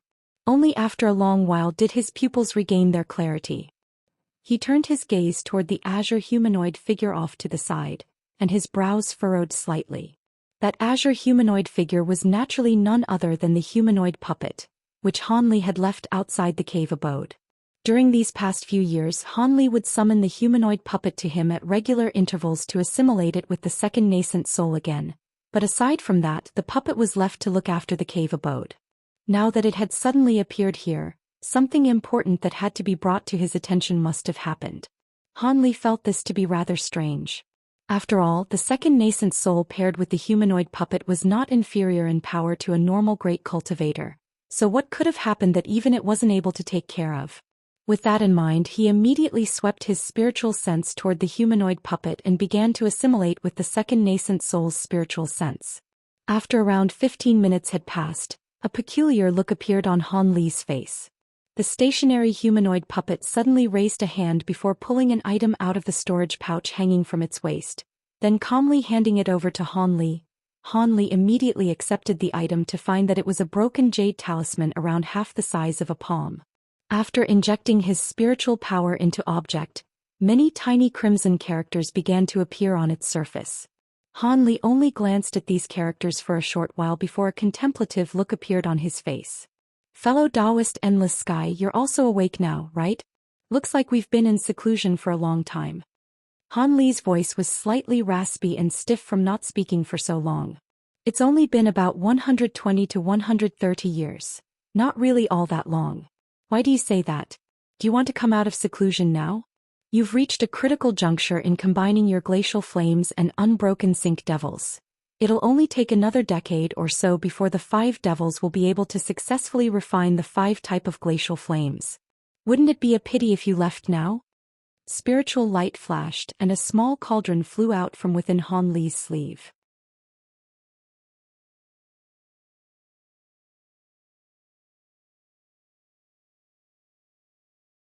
That may be true, but I'm still far away from reaching the pinnacle of the late nascent soul stage. It's going to take me at least another 50 to 60 years of cultivation to get there, and that's only through constantly taking all types of pills as well. If I were to cultivate through meditation alone, I most likely wouldn't be able to reach that point even after an entire century. Han Li heaved a forlorn sigh. At this moment, Han Li suddenly thought of the fuchsia cloud pill that he had refined in that mysterious medicine garden. If he had a sufficient number of such pills, he would be able to accelerate his rate of cultivation by several-fold. It was a pity that certain types of spirit herbs required to refine the fuchsia cloud pill had already gone extinct, and it was impossible to take those spirit herbs out of the medicine garden and plant them in the outside world. At his current cultivation base, the pills that he was taking had a very limited enhancement effect for him, and he was rather dissatisfied with their efficacy. Furthermore, he hadn't been wasting the green liquid in that mysterious vial during these past years either. After setting aside a sufficient amount to satisfy his pill refinement requirements, the rest of that liquid had all been used to cleanse his spirit eyes and mature his spirit insects. However, he stopped cleansing his spirit eyes after just over 20 years over. This was because after cleansing his spirit eyes countless times, the bright side spirit water no longer provided any benefits to him. As such, it would have been simply wasteful to continue cleansing his eyes with the spirit water. Despite that, Han Li's spirit eyes had already undergone a drastic transformation. After injecting spiritual power into his eyes, not only was Han Li able to see through clouds and mist, he could see objects that were 10,000 feet away as clearly as if they were right before his eyes. In that case, unless he found himself confined within a restriction that cut off one's spiritual sense, his spirit eyes would prove to be extremely pragmatic and useful to him. After maturing for over 100 years, the 6-winged frost centipede finally grew their second pairs of wings. As such, they had ascended straight from 5th-grade demon beasts to become 7th-grade demon beasts, and at the same time, they had attained the power to control wind and snow. If all 12 centipedes were to unleash their full power in unison, they could instantly transform an area with a radius of over 5 kilometers into a glacial land. In contrast, the gold-devouring beetles showed no signs of imminent evolution yet.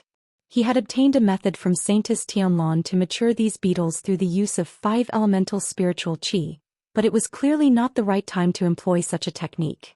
It appeared that he was going to have to nurture these spirit insects for many more years before that course of action became applicable.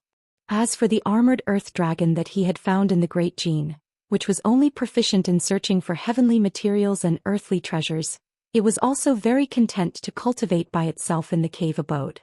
However, judging from its cultivation base, it was still very far away from reaching the 8th-grade metamorphosis stage.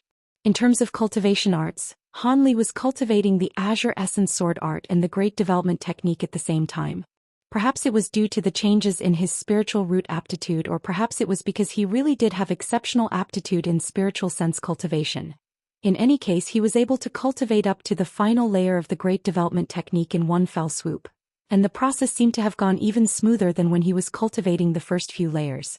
As such, his spiritual sense had become several times more powerful than it once was. If he could also cultivate the final layer of the Great Development Technique, then his spiritual sense wouldn't be inferior even to that of the average deity transformation cultivator.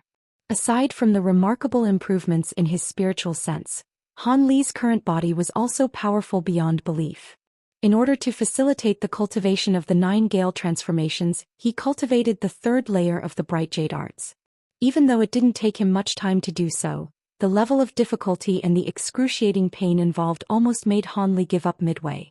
It was no wonder that very people reached the third layer or above even in the spirit realm. However, after cultivating the third layer of the bright jade arts, Han Li's had even surprised himself with how powerful his body had become. At present he was able to remain completely unscathed in the face of attacks from normal treasures without even having to unleash his protective spiritual layer. As for the 9 Gale transformations, that cultivation art had been extremely easy to progress in, and he had completely mastered it within the short span of a few years. During his seclusion, Han Li had also refined a few treasures. He naturally prioritized the refinement of the wood birth bead, which would grant him the immortal body ability on one occasion. Coincidentally, the most important supplementary materials required to refine this bead were the soul nurturing tree and the spirit well tree, 2 of the 3 divine woods.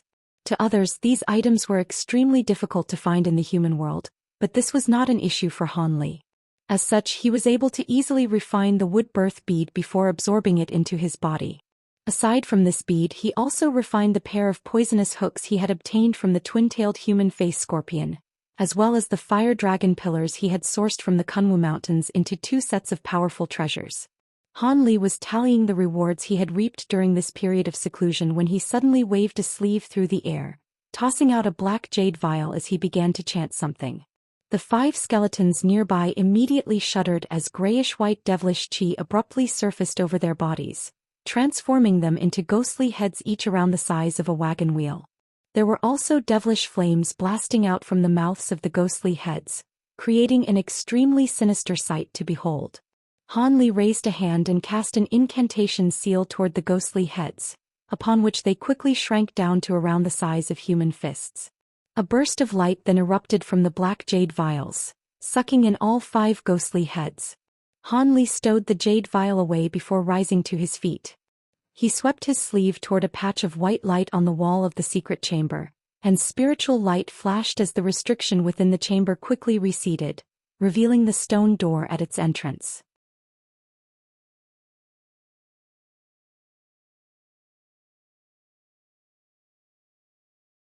Han Li made his way over to the stone door expressionlessly, while the humanoid puppet disappeared on the spot amid a flash of silver light.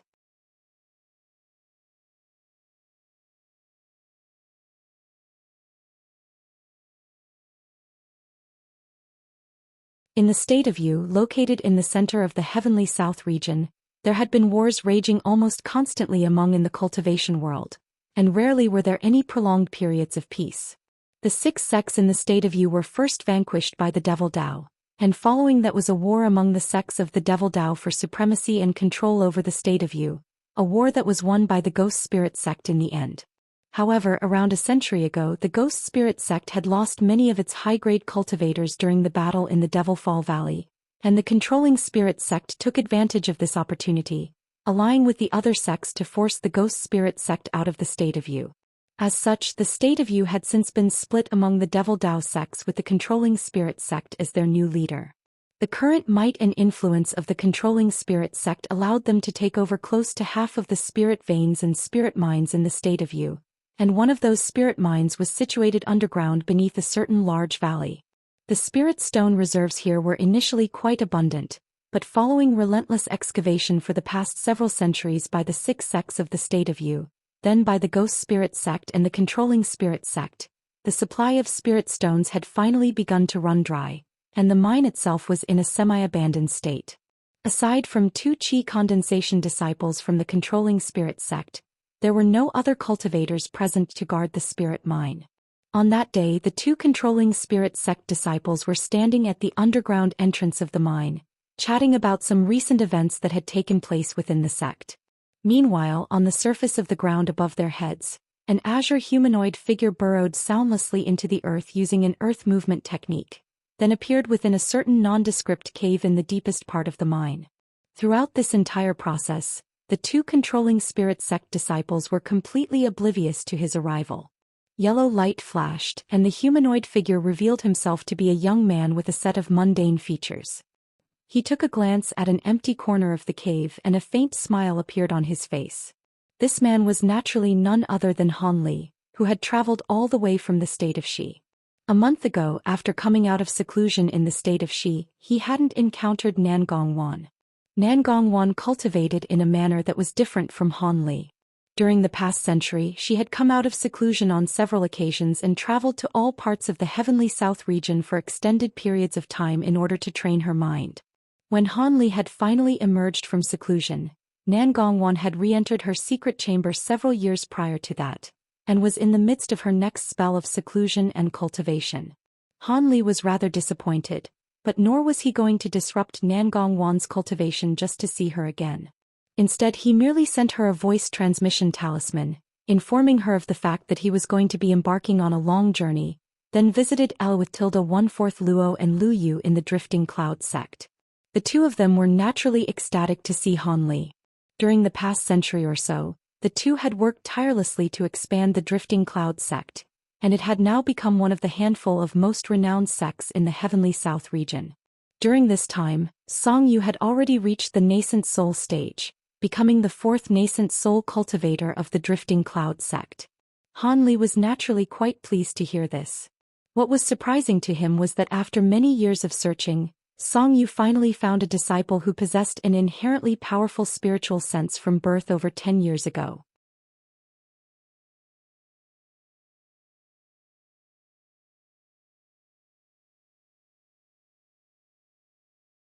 As for Mu Peeling, who was also residing in a cave abode on one of the interconnected peaks, Nangongwan had bestowed upon her a secret technique from the Masked Moon sect, and she had been able to cultivate it to make great strides in her cultivation, reaching the late core formation stage.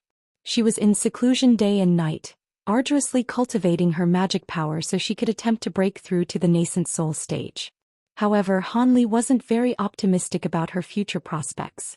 Mu Peeling's aptitude was far from mediocre, but almost every nascent soul cultivator had to encounter a miraculous opportunity that was unique to them before reaching the nascent soul stage. Mu Peeling was working extremely hard in her cultivation, but if she didn't encounter such an opportunity, her chances of reaching the nascent soul stage were quite abysmal. After taking care of everything that required his attention in the sect as well as within his own cave abode, Han Li immediately departed from the Dream Cloud Mountains and headed straight for the State of Yu. After all, from the message that Ling Yuling had sent him, the Star Palace was in a very perilous situation and was being completely dominated by the Starfall Coalition. Otherwise, she wouldn't have resorted to sending out a request for help using her Myriad Distance Talisman. Han Li didn't want to delay for too long before getting to the Scattered Star Seas, only to find that Lin Yuling had already perished in battle. Now he was back in the underground cave that the ancient teleportation formation had been situated in. Even though he had intentionally destroyed the teleportation formation on the previous occasion he had been here, he simply had to repair it before he could teleport to the Scattered Star Seas. What came as quite a relief to Han Li was that there were only 2 Qi condensation cultivators guarding this place. Even the most basic of concealment techniques could ensure that the two of them didn't notice that anything was amiss. With that in mind, Han Li grabbed the storage pouch hanging from his waist before tossing it into the air. The storage pouch spun in the air before the opening of the pouch turned upside down, and a burst of white light erupted from within, heading directly toward the ground. The white light receded, and a large pile of materials about half as tall as a grown man was revealed. The majority of the pile consisted of various types of strange rocks and stones. Han Li waved a hand upward expressionlessly, and white light began to flash within the storage pouch again. On this occasion, a dozen or so formation flags and several formation plates shot forth from within. All of them hovered in midair following their emergence, shimmering with spiritual light of all types of colors. Han Li chanted something before gently sweeping his sleeve toward their formation tools. All of a sudden, these treasures transformed into streaks of light of various different colors, flying in all directions before disappearing into the walls of the cave in a flash. Large swathes of white mist then began to billow out from within the walls of the cave, concealing Han Li within in the blink of an eye. If a cultivator were to walk past the cave at this moment, they would simply be greeted by the sight of an empty cave within which nothing was amiss. The restriction created by the formation had completely concealed Han Li as well as that large pile of formation materials. Meanwhile, Han Li was already busy at work. With his current wealth of knowledge and experience, it was an extremely simple matter for Han Li to set up a small teleportation formation, provided that there were enough materials available. As such, a brand new teleportation formation had been erected in the corner of the cave in just 2 days. After examining the formation one last time, Han Li cast an incantation seal toward it.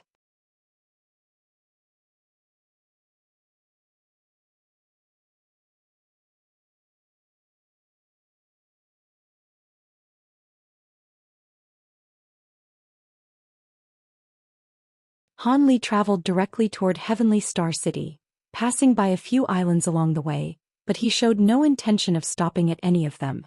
However, he soon discovered that all of the cultivators that he encountered along his journey were also all in a rush. If two groups of unfamiliar cultivators bumped into one another, both sides would immediately adopt wary expressions, and the atmosphere would become extremely tense. This observation made Han Li's brows furrow, and he could sense the turmoil brewing within the scattered star seas. As he approached the massive island upon which the Heavenly Star City was situated, he saw more and more traveling cultivators. Aside from groups of cultivators locked in tense confrontations, there were even some who were engaged in fierce battles, and it was quite apparent that all of the participants in those battles were not holding back at all, clearly intent on killing their enemies. In the beginning, Han Li paid them no heed. However, as the instances of such battles increased in regularity, Han Li knew that this most likely had something to do with the conflict between the Starfall Coalition and the Star Palace. Even though it appeared that the Starfall Coalition was dominating the battle, the Star Palace had been ruling over the scattered star seas for such a long time, so they had to have some trump cards up their sleeves. Furthermore, they also shared close ties with many of the large sects in the scattered star seas. Those ties were not very apparent under normal circumstances, but those powers would definitely step in when the Star Palace was truly on the cusp of destruction. The fact that there were cultivators who clearly belonged to neither the Star Palace nor the Starfall Coalition participating in the battles seemed to indicate that the Star Palace really was at the end of the road. After all, none of the other major powers would step in unless their intervention was absolutely mandatory. Of course, Han Li wasn't just going to plunge headfirst into the conflict between the Star Palace and the Starfall Coalition without doing some research first. However, it was difficult to acquire any useful information from low-grade cultivators as they simply didn't know much themselves. As such, even though he encountered many Foundation establishment cultivators along the way, he didn't stop to interrogate any of them. On that day, he was hurtling through the air as a streak of azure light when all of a sudden, his expression changed slightly, and he turned toward a certain direction in the distance. He stalled briefly in his flight before flying toward that direction.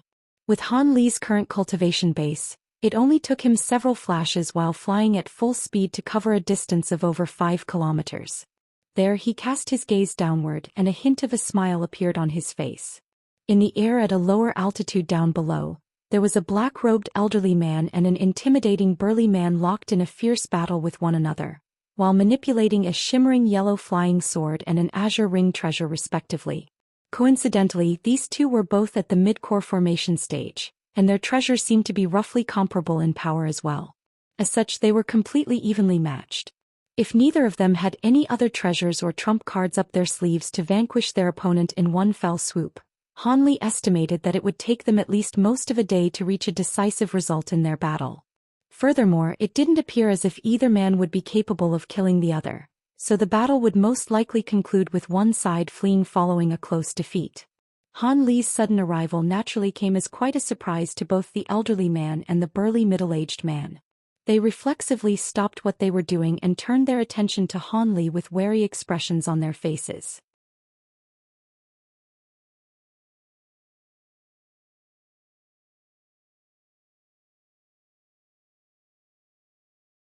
Apparently, not even a single high-grade metamorphosis stage demon beast had participated in the battle.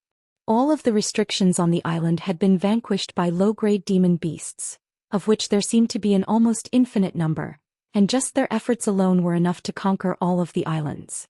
In the outer seas, the human cultivators were no match for the demon beasts, so they had no choice but to retreat back to the inner seas, then destroyed all of the teleportation formations leading to the outer seas, and temporarily relinquishing everything they had established there. At that point, the outer star seas had once again become the domain of the demon beast. Of course, the human cultivators hadn't actually completely given up on the outer star seas. After a few centuries or perhaps even a few millennia of recuperation, the humans were most likely going to return to the outer seas. After all, the countless demon beasts in the outer seas provided a virtually endless supply of demon cores to be harvested, and that was simply far too important of a resource for the cultivators of the scattered star seas to abandon. Another piece of information that Han Li took note of was that the heavenly star sages had passed away several decades ago. However, prior to their deaths, they had invaded the main base of the Starfall Coalition, using the might of their divine essence-fused light to kill several Starfall Coalition nascent soul cultivators. The Arch-Saint of the Six Paths and Wan Sangu were in a secret chamber, discussing some important matters at the time, and they were forced to emerge and face the heavenly star sages in battle. The two of them had thought that the heavenly star sages were bound to Heavenly Star City as they couldn't distance themselves from the divine essence-fused mountains, which was why they had been caught completely off guard by this surprise attack. After that, a series of events that stunned the entire scattered star seas unfolded. The heavenly star sages had no intention of engaging the Arch-Saint of the Six Paths and Wan Sangu in a prolonged battle. Instead, they unleashed some type of secret technique from the get-go, detonating all of the divine essence-fused light that they had arduously cultivated for several centuries at once, creating a doomsday-like explosion that had razed the entire main base of the Starfall Coalition to the ground. The Arch-Saint of the Six Paths and Wan Sangu were situated closest to the epicenter of the explosion, and even their nascent souls didn't get a chance to escape before they were instantly reduced to nothingness. As such, the most powerful beings of the Star Palace and the Starfall Coalition had been wiped off the face of the world in the blink of an eye. In comparison, the Starfall Coalition had been reduced to a far inferior state compared to the Star Palace. After all, the Arch-Saint of the Six Paths and Wan Sangu weren't the only ones who had perished during the attack. At the time, there were several elders and a high number of core formation cultivators present at the main base as well, and they had also been killed. As expected, in the following 2 to 3 decades, Ling Yuling took over the Star Palace and forced the Starfall Coalition into a steady decline, making the latter lose a lot of territory in the process. All of the sects that were a part of the Starfall Coalition had been placed on the Star Palace's hit list, so they had no choice but to grit their teeth and try to weather the storm. Otherwise, it was quite possible that the Starfall Coalition would have been disbanded a long time ago.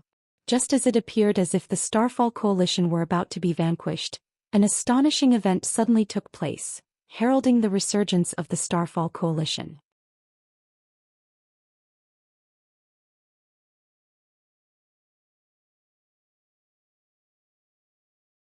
As such, there were spies all over the place trying to ascertain which side everyone was allied to, plunging the area around the Heavenly Star City into complete turmoil. Furthermore, it only became more and more chaotic as one approached the Heavenly Star City. Han Li had heard all of the information he wanted to hear, and he fell into deep thought, sparing the 2 core formation cultivators from further interrogation.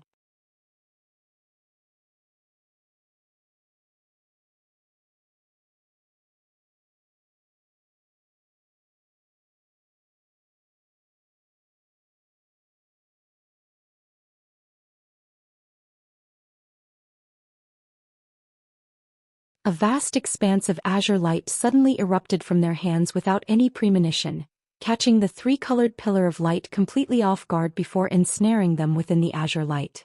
The 2 of them then began to chant something, and azure light flashed as a massive azure net was revealed, trapping the 3 core formation cultivators. All 3 of them were attacking the net with all their might, but were still unable to break free. Cease your futile struggles, Brother Lu. This all-encompassing net was given to us by an elder of our sect. With your core formation stage cultivation bases, there's no way that you'd be able to break free from it. Besides, even if you did manage to escape, it wouldn't do you any good anyway. The entire Heavenly Star City has been surrounded by our Starfall Coalition, and it'll only be a matter of time before it's vanquished. Allow me to send you 3 on your way first. The middle-aged man chortled as he abruptly opened his mouth. A small white sword shot forth from within, flying directly toward the 3 core formation cultivators trapped within the net. Oh. From the sounds of it, Heavenly Star City seems to have been surrounded for some time already. Can you tell me about the situation here? An unfamiliar male voice suddenly rang out nearby, and was clearly audible to everyone present. Who's there? The middle-aged man's heart jolted with shock as he hurriedly surveyed his surroundings with a wary expression. The other Starfall Coalition cultivators also hurriedly released their spiritual sense, and they also began to look around with bewilderment and caution on their faces. However, their search proved to be completely futile, and all of them could only look at one another with confusion in their eyes. What are you all looking for? I'm right here, aren't I? The unfamiliar chuckled coldly, following which azure light flashed in front of the three ensnared white watersword sect cultivators, and a humanoid figure was revealed. This was an azure-robed young man who appeared to be in his 20s, and he was appraising the Starfall Coalition cultivators around him with an indifferent expression. The two Starfall Coalition cultivators closest to the young man swept their spiritual sense toward him, upon which their expressions changed drastically, and they exclaimed in unison, "A nascent soul cultivator?" Even though they couldn't ascertain Han Li's exact cultivation base, there was definitely no mistaking the fact that he was a nascent soul cultivator. The middle-aged man's expression also changed upon hearing this. He carefully sized up the young man before him, and a look of astonishment and horror suddenly appeared on his face. Immediately thereafter he made a hand seal without any hesitation and fled into the distance as a streak of white light. Following just a few flashes he was already several hundred feet away. Not only was Han Li slightly surprised to see this, the other Starfall Coalition cultivators were also quite flabbergasted. Even if this young man were a nascent soul cultivator with so many core formation cultivators present, they should still have been able to at least put up a fight. Furthermore, that middle-aged man was the leader of the group, and his cultivation base was the pinnacle of the late core formation stage, so why was he fleeing the scene before they had even verified whether this young man was friend or foe? You recognize me? This young man was naturally none other than Han Li, who had finally gotten here after over a month of intensive traveling. His expression darkened as he casually flicked a finger toward the distance, upon which a red line immediately shot through the air amid a piercing whistling sound. The red line swayed and completely disappeared. Meanwhile, an anguished cry suddenly rang out from within the streak of white light several hundred feet away.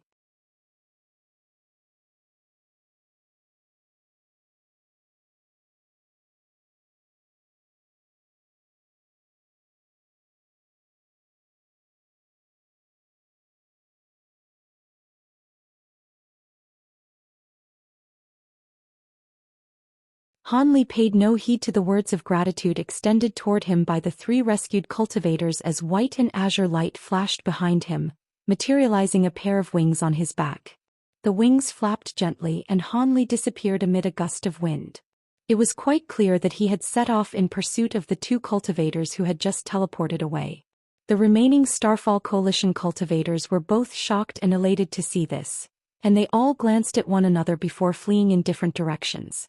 Han Li was an extremely fearsome enemy, so they were certainly not going to take a gamble with their lives and hope that Han Li would spare them out of the kindness in his heart. However, the three White Watersword sect cultivators were naturally unwilling to allow their enemies get away. As such, all three of them let loose enraged roars as they also set off in pursuit of the Starfall Coalition cultivators. In the distance, two muffled thumps erupted in mid-air.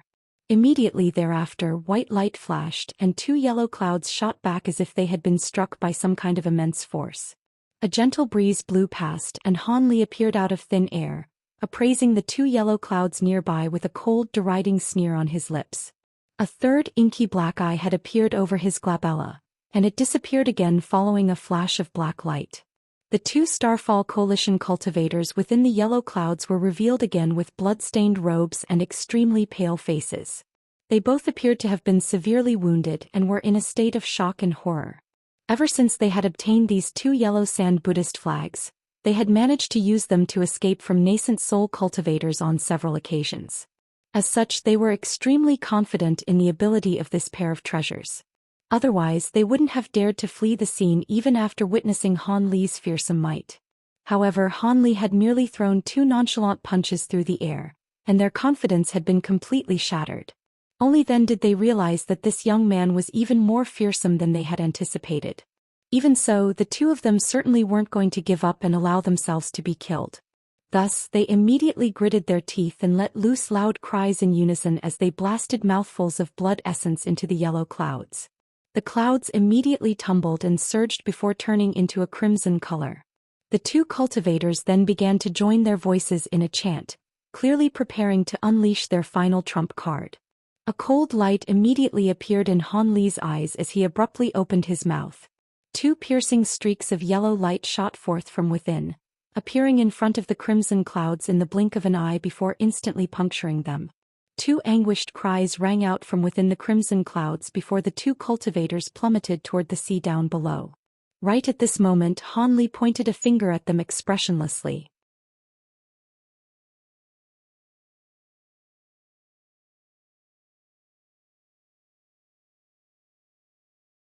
He simply transformed into a faint azure shadow and glided soundlessly through the air above them. None of these Starfall Coalition cultivators were alerted to the fact that they had just brushed shoulders with death. When Han Li was only just over 50 kilometers away from Heavenly Star City, he finally saw some flashes of red light in the distance.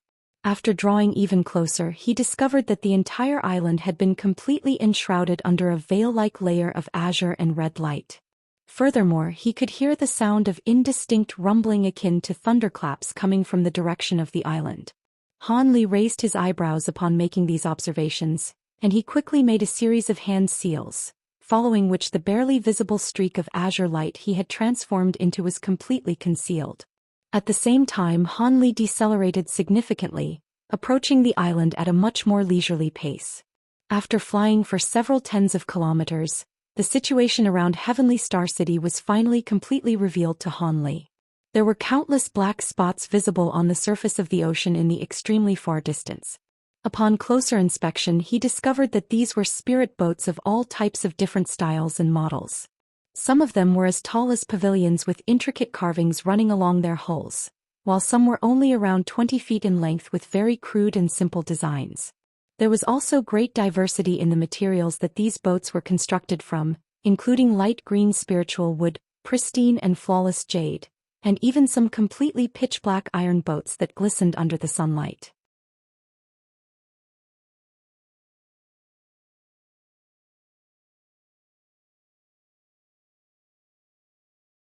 You're more likely not aware of this, Senior, but Coalition Leader 1 had set up 108 Windfire Copper Pillars, then gathered a few powerful formation spellmasters to set up a heavenly windfire formation around the island that Heavenly Star City is situated on, and he's using the boundless powers of fire and wind to attack the Star Palace. As long as the Coalition's cultivators can guard the 108 windfire pillars, that'll be enough to trap the entirety of Heavenly Star City. The hook-nosed man knew that he would be punished by the Coalition for revealing this information, but the cold glare that Han Li had directed at him had tipped him over the edge, and in his horror he blurted out this information without thinking. As soon as those words escaped from his mouth, the hook-nosed man was sorely regretting his decision. However, even a core formation cultivator like him was aware of this information, so it clearly wasn't very confidential. With that in mind, he was feeling slightly more relieved. A heavenly windfire formation? Han Li stirred slightly upon hearing this. He hadn't ever studied this formation in detail, but many of the formation spell tomes that he had read had mentioned this formation on quite a number of occasions.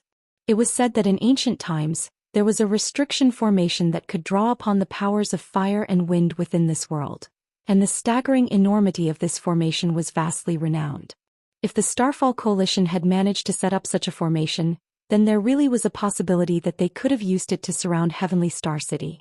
After all, with Wan Tianming guarding the formation core in person, even if the Star Palace cultivators managed to destroy a few windfire pillars, those pillars could be easily repaired. As long as the formation core remained intact, there was no way to truly destroy the formation. A contemplative look appeared on Han Li's face. Meanwhile, tension was rolling off the bodies of the Starfall Coalition cultivators in almost palpable waves. It didn't take a genius to be able to tell that Han Li was here to reinforce the Star Palace, so they were in a very perilous situation. In contrast, the three White Water Sword sect cultivators ensnared with the azure net were ecstatic. The elderly man hurriedly yelled, "Senior, we've come here to reinforce the Star Palace, and those people are all cultivators from the Starfall Coalition's Enforcement Division.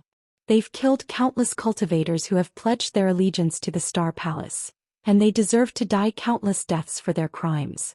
Don't let these people live, Senior." All of the Starfall Coalition cultivators' faces paled upon hearing this. The two cultivators who were standing the farthest away from Han Li glanced at one another before flipping over their hands in unison, producing a small yellow flag each. They then immediately tossed those flags into the air, upon which they transformed into two yellow clouds that enshrouded the bodies of the two cultivators. Within the blink of an eye, the two yellow clouds had completely vanished. In the next instant, the yellow clouds appeared over 200 feet away before quickly disappearing again. Teleportation. Han Li's pupils contracted minutely as a hint of surprise appeared on his face. However, a cold chuckle then escaped his mouth as he abruptly raised a hand, feigning a grabbing motion toward the azure net that had ensnared the three White Water Sword sect cultivators. The two Starfall Coalition cultivators controlling the net felt as if a resounding boom had rung out directly in their heads, and they were struck by an intense spell of dizziness. They lost control of the all-encompassing net as a result, and it reverted back into a ball of azure light, allowing the three ensnared cultivators to escape while the net landed in Han Li's hand.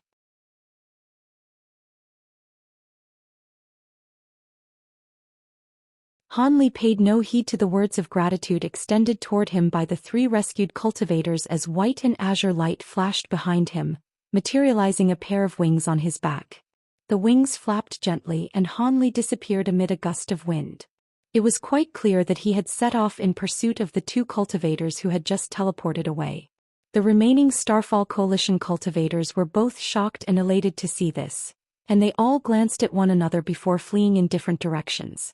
Han Li was an extremely fearsome enemy, so they were certainly not going to take a gamble with their lives and hope that Han Li would spare them out of the kindness in his heart.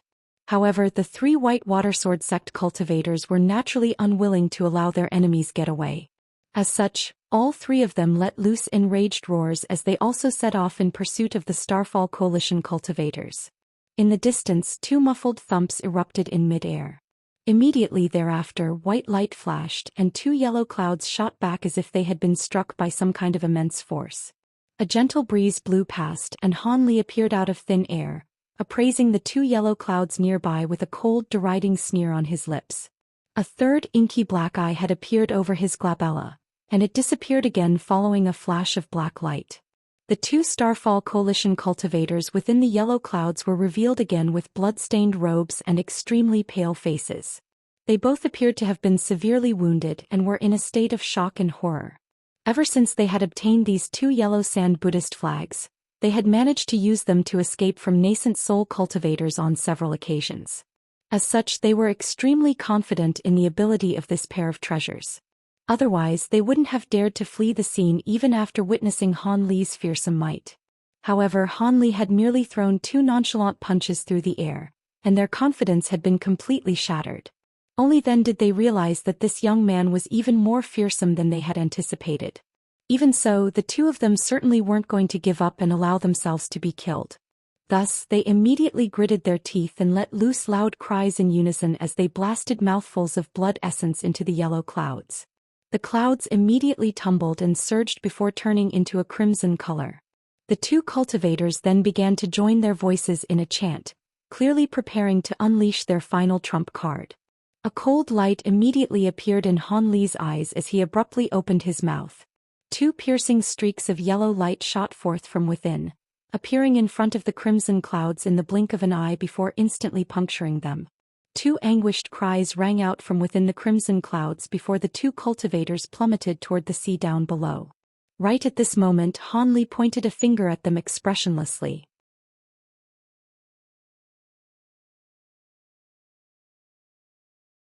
The two small golden swords emerged from thin air again before revolving around the two Starfall Coalition cultivators. Balls of golden light erupted, instantly enshrouding the two cultivators within. Following, a vast expanse of blood began to rain down from above. Han Li didn't even afford the two a chance to unleash their secret technique before putting an end to their lives. Only then did he wave his hand toward the two crimson clouds. The crimson light on those clouds quickly receded, and they reverted back into yellow clouds before flying toward him. Han Li cast two incantation seals, both of which disappeared into the clouds. As the yellow clouds approached him, they transformed into two yellow flags again before being stowed away up his sleeve. These two ancient treasures were quite useful for fleeing from perilous situations. Of course, they served no purpose for him, but they would be extremely valuable for his disciples. After stowing away his 2 flying swords, Han Li turned his attention toward the rest of the fleeing Starfall Coalition cultivators in a calm and collected manner.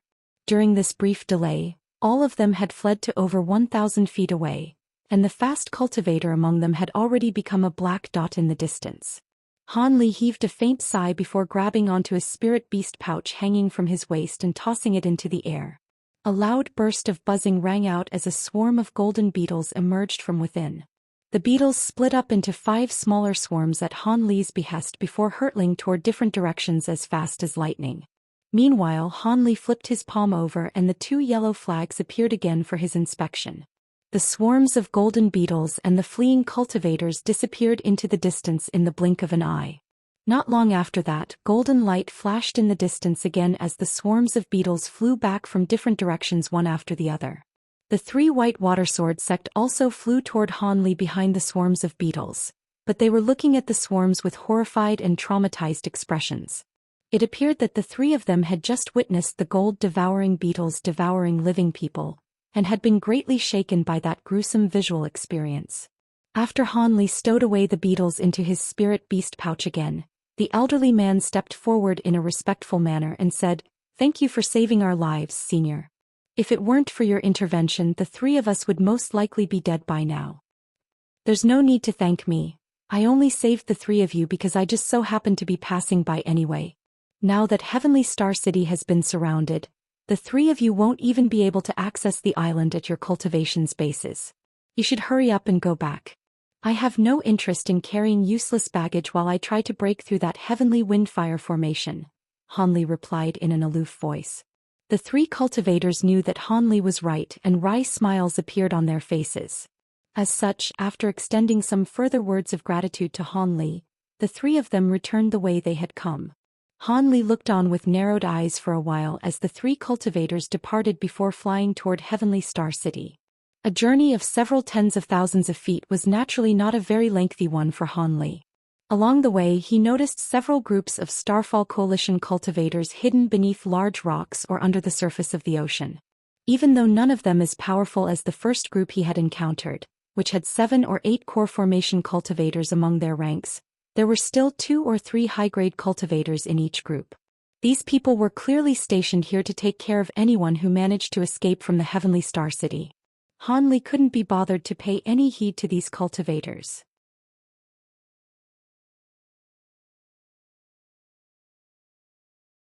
He simply transformed into a faint azure shadow and glided soundlessly through the air above them.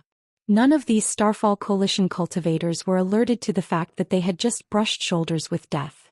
When Han Li was only just over 50 kilometers away from Heavenly Star City, he finally saw some flashes of red light in the distance. After drawing even closer, he discovered that the entire island had been completely enshrouded under a veil-like layer of azure and red light. Furthermore, he could hear the sound of indistinct rumbling akin to thunderclaps coming from the direction of the island. Han Li raised his eyebrows upon making these observations, and he quickly made a series of hand seals, following which the barely visible streak of azure light he had transformed into was completely concealed. At the same time, Han Li decelerated significantly, approaching the island at a much more leisurely pace. After flying for several tens of kilometers, the situation around Heavenly Star City was finally completely revealed to Han Li. There were countless black spots visible on the surface of the ocean in the extremely far distance. Upon closer inspection, he discovered that these were spirit boats of all types of different styles and models. Some of them were as tall as pavilions with intricate carvings running along their hulls, while some were only around 20 feet in length with very crude and simple designs. There was also great diversity in the materials that these boats were constructed from, including light green spiritual wood, pristine and flawless jade, and even some completely pitch-black iron boats that glistened under the sunlight.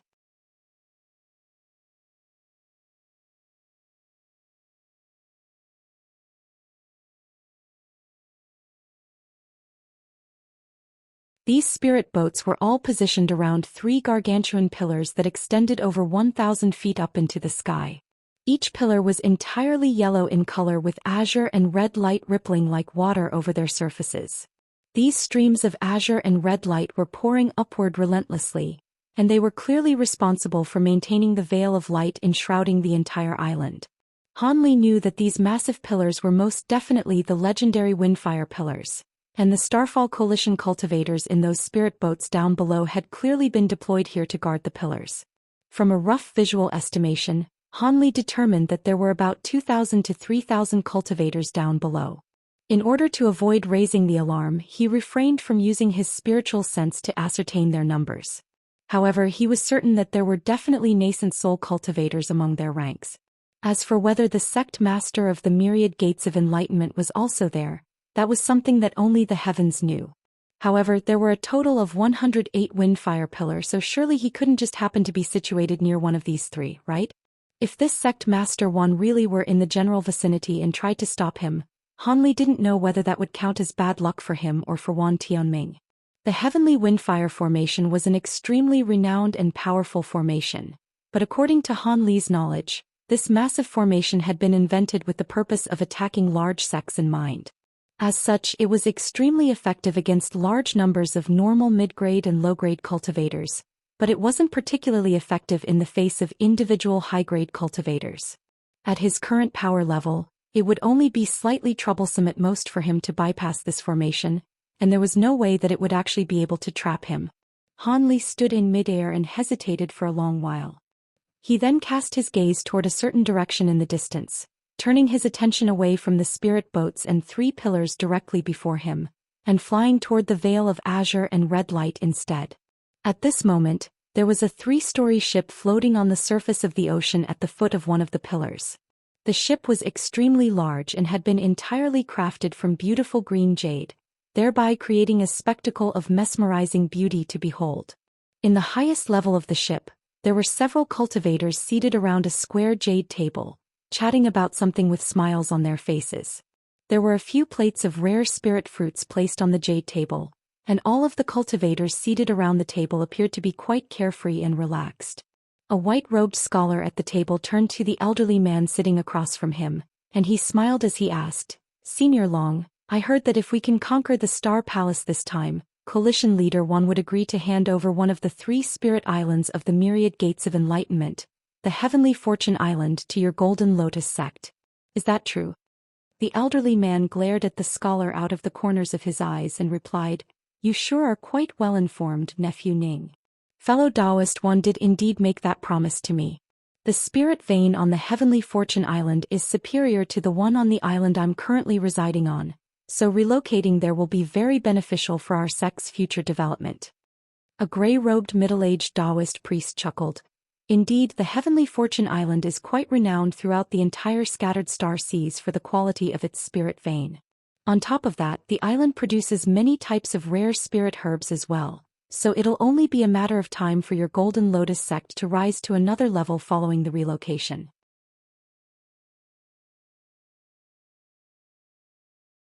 Speak for yourself, fellow Daoist Hua. Weren't you also given a dozen or so types of rare materials? Otherwise, why would an old reclusive monster like you decide to come out and offer Brother One your assistance? The elderly man replied with a nonchalant smile. Among the 3 people on the top level of the ship, 2 were early nascent soul cultivators. The white-robed scholar was only a late core formation cultivator, but he was speaking to the other 2 in a manner that was neither haughty nor humble, so it was quite clear that he was not just some ordinary late core formation cultivator either. The middle-aged man smiled upon hearing this, and was just about to say something again, when a low ringing sound rang out from the Windfire pillar closest to them. The red and azure light that it was releasing also began to tremor violently, as if it were being struck by an invisible force. "Someone's trying to break through the formation?" the Daoist priest exclaimed as he immediately rose to his feet. The elderly man and the scholar also stirred slightly as they also stood up and turned their attention toward the massive pillar. The Daoist priest summoned a formation plate and made a hand seal before quickly pointing his finger several times in quick succession. "The attack is coming from the southwestern direction. Wait a minute, it's someone trying to come in rather than get out. Those guards are so useless." Azure light flashed around the elderly man's body, following which an azure carriage suddenly appeared. A sinister smile appeared on his face as he said, "Let's go, fellow Daoist Hua. Seeing as the invader was able to bypass the guards and dares to try and break through the heavenly windfire formation, they're definitely no ordinary person. This place isn't very far away from where the attack is taking place, and with the power of the windfire formation standing in his way, there's no way that he'll be able to immediately gain access to Heavenly Star City. I'll be in your care then, Brother Long. The middle-aged Daoist priest immediately strode into the carriage without any hesitation. The elderly man cast an incantation seal onto the carriage, and its entire structure was immediately enshrouded under a ball of azure light. The carriage shuddered before disappearing in the veil of red and azure light nearby, as if it had truly merged as one with the formation. The jade carriage was flashing through the red and azure light at an astonishing speed without any impediment, and the middle-aged Daoist priest standing in the carriage stroked his beard as he praised, "Amazing! I've heard many great things about your heavenly wind carriage, but I didn't think it would attain such an incredible ability here in this windfire formation. Hehe. It seems that Brother Wan must have been aware of your carriage's ability, which is why he organized for you to guard such an important location." Perhaps that's indeed the case.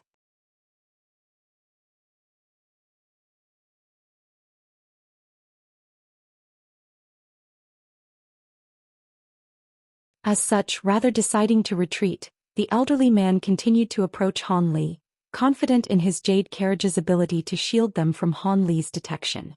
When the two of them soundlessly reached a spot in the air around 300 feet above Han Li, the two cultivators carefully appraised him again. They discovered that Han Li had a set of mundane facial features and was wearing a nondescript azure robe. Aside from the storage pouches and spirit beast pouches hanging from his waist, there was nothing about him that caught their eyes, and it was impossible to determine his origins.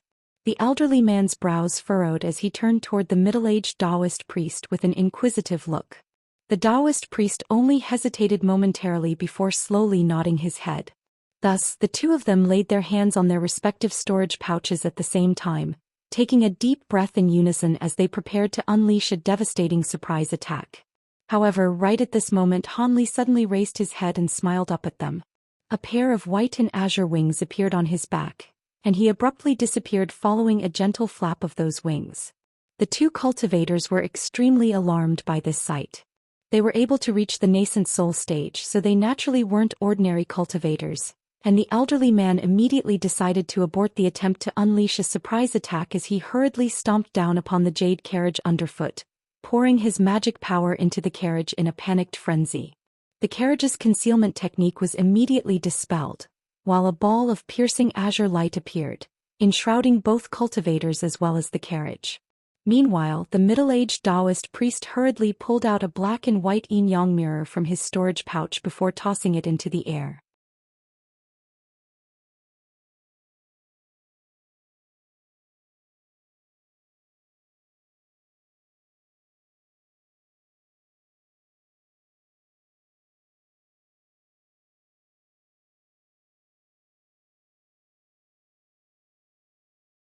Han Li stroked his chin and shook his head as a slightly forlorn look appeared on his face.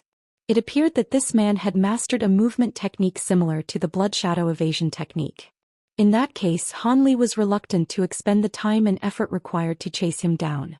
His top priority was to get to Heavenly Star City as quickly as possible after all. With that in mind, he turned his attention to the spirit bird, which was still trapped under the silver lotus flower conjured up by the 8 spirit ruler. He flicked a finger through the air and a golden sword shot forth, instantly slicing the bird in half and putting an end to its life. This was a spirit beast that had been nurtured by the Daoist priest's blood from birth, so there was no way for it to be tamed by anyone else. As such, Han Li naturally wasn't going to let it live. After that, he transformed into a streak of azure light again as he flew directly toward Heavenly Star City. On this occasion he was flying at full speed, and it only took him around 10 minutes to pass through the Heavenly Windfire Formation's restriction. Han Li's body faltered slightly as he broke through the formation, and he paused in his flight as he looked on at Heavenly Star City from afar. There in the distance, the city's gargantuan walls had been enshrouded under a dense barrier of faint blue light. In the air above the light barrier, there were large swaths of red and azure light striking down upon it relentlessly. As the lights of different colors intertwined with one another, earth-shattering thunderclaps rang out incessantly. Upon seeing this, Han Li no longer hesitated any longer as he resumed his journey toward the heavenly star city. After just a few flashes, the azure streak of light had reached one of the city gates, but his progress was stalled by that blue light barrier. The Star Palace cultivator behind the light barrier had naturally also caught sight of Han Li, and a loud whistle rang out as a dozen or so Star Palace cultivators of different heights appeared above the city wall, all of whom were appraising Han Li with grave and bewildered expressions. The Starfall Coalition had set up the Heavenly Windfire Formation to prevent people from being able to escape from Heavenly Star City, yet Han Li had gone to all this trouble to break through the restriction and enter from the outside. That was simply inexplicable to them. Even though Han Li was still extremely far away from the city, he could clearly see the expressions on the faces of the Star Palace cultivators through the use of his bright sight spirit eyes. As such, he wasted no time with words, flipping over his palm instead, to produce the Star Palace Guest Elder badge he had received from Wenqing over a century ago. He raised his hand and the badge slowly flew toward the light barrier, where it remained hovering in midair. The sight of this badge created quite a stir among the cultivators above the city gates. Several of the more powerful cultivators were appraising the badge with their brows furrowed tightly in confusion when one of them suddenly seemed to have come to an abrupt realization. An enlightened expression abruptly appeared on his face as he turned to his companions and said something.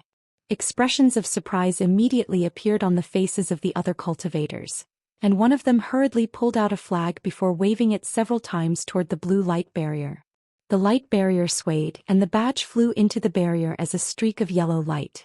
Following a few flashes, it emerged on the other side of the barrier as if it had passed through nothing but empty air. Han Li looked on with an aloof expression as he hovered before the light barrier. At this point, all of the cultivators above the city gates had seen the guest elder badge, and expressions of surprise and elation had appeared on all of their faces.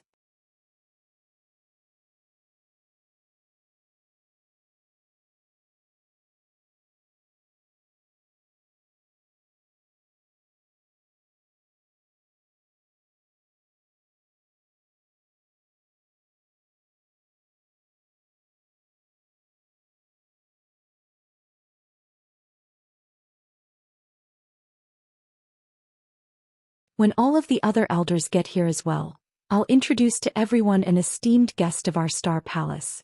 Indeed, I can sense that this fellow Daoist possesses an unfathomable cultivation base, so a warm welcome is very much necessary.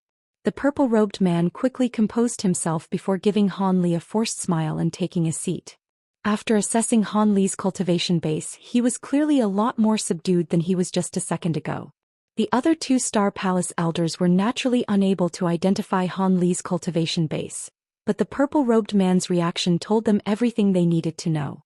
As such, they exchanged an astonished glance with one another before cupping their fists in a salute toward Ling Yuling and also taking a seat.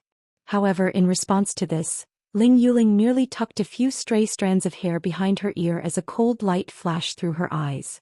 Han Li was observing all of these minor details, and a hint of a smile appeared on her face. It was quite clear that this elder Ma wasn't content to serve this new master of the Star Palace, and Ling Yuling was using him to intimidate these elders and keep them in check. Han Li was feeling both rather amused and a little speechless. However, Ling Yuling was an old acquaintance of his, so he didn't take this to heart. After all, what she was doing wasn't causing harm to him in any way. Following the arrival of Elder Ma's trio, the rest of the Star Palace elders also began to arrive at the Sacred Palace one after the other. All of them were immediately given quite a surprise by the sight of the unfamiliar great cultivator present among their ranks. Even though none of these nascent soul stage elders could ascertain Han Li's true cultivation base, all of them turned to Elder Ma as a litmus test for Han Li's power, and all of them were quite stunned by what they saw. Before long, over 20 Star Palace elders had gathered in the hall.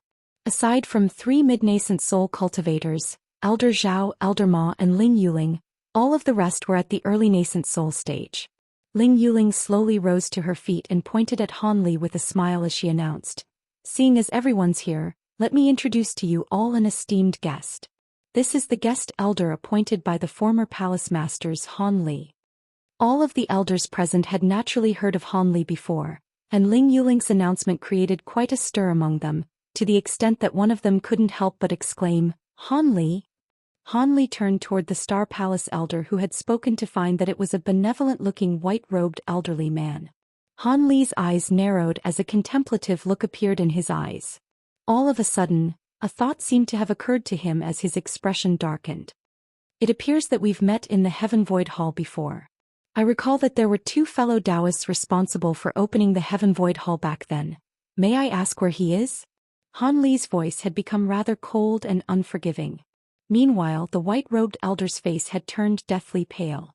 This man was none other than the Star Palace enforcement elder who had almost stabbed Han Li through the heart in the Heaven Void Hall. Back when he had just entered the hall, he had found Han Li to be rather familiar, but he failed to immediately identify him. However, Ling Yuling's introduction made him recall the memories of the events that had taken place in the Heaven Void Hall, and he naturally managed to identify Han Li. Ling Yuling could naturally glean the cold look in Han Li's eyes, and her heart sank in response, but she could only muster up her courage and ask, "Do you recognize Elder Shiman, Brother Han?" A series of emotions quickly flashed through Han Li's eyes, and he seemed to have arrived at some sort of decision as he reverted back to his normal calm expression and replied, "I'm not very familiar with him."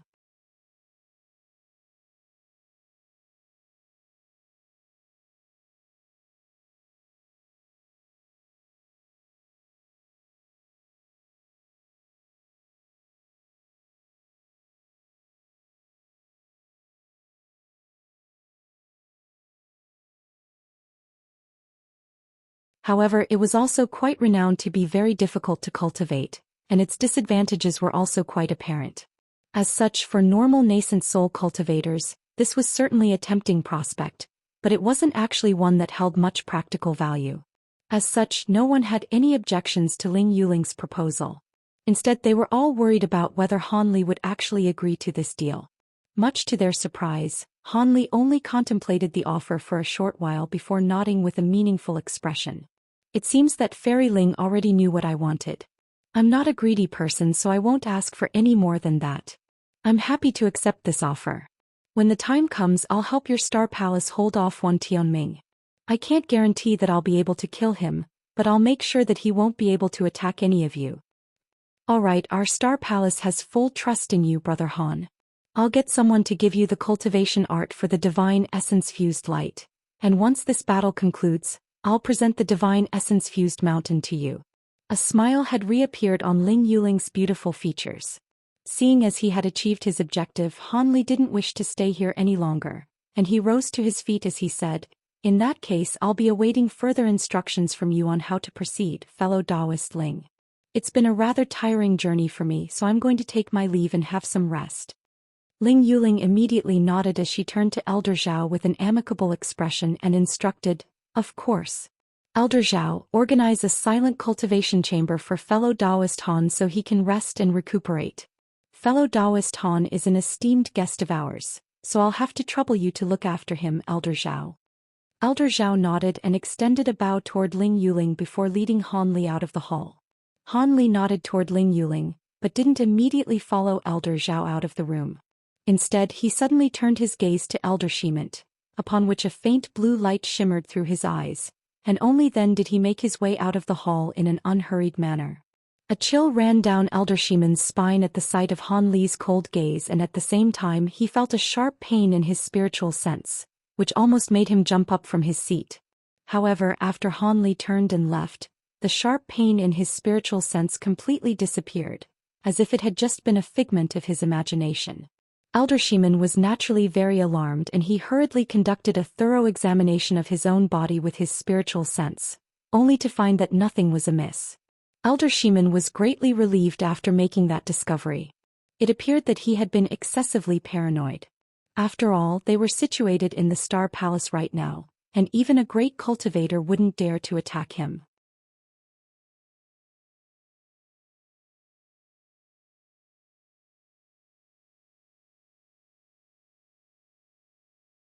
I'm not a petty person, but I can't just forgive a man who tried to kill me. It would have been difficult for me to kill him in that stone palace, but he's left the palace now, so it's time for me to strike, Han Li admitted with a cold smile. He patted the storage pouch hanging from his waist, and silver light flashed as the humanoid puppet soundlessly appeared. It then hovered toward a nearby wall before disappearing in a flash. After that, Han Li rose to his feet and pushed open the door of the silent cultivation chamber before making his way outside. After passing through a short corridor, Han Li arrived in a large hall. Elder Zhao was seated and sipping on some tea, and he was rather surprised to Han Li emerge from the chamber. A faint smile appeared on Han Li's face as he said, "Elder Zhao, you're using a wood attribute cultivation art as well, right? If you don't mind, would you be willing to discuss cultivation experiences and insights with me?"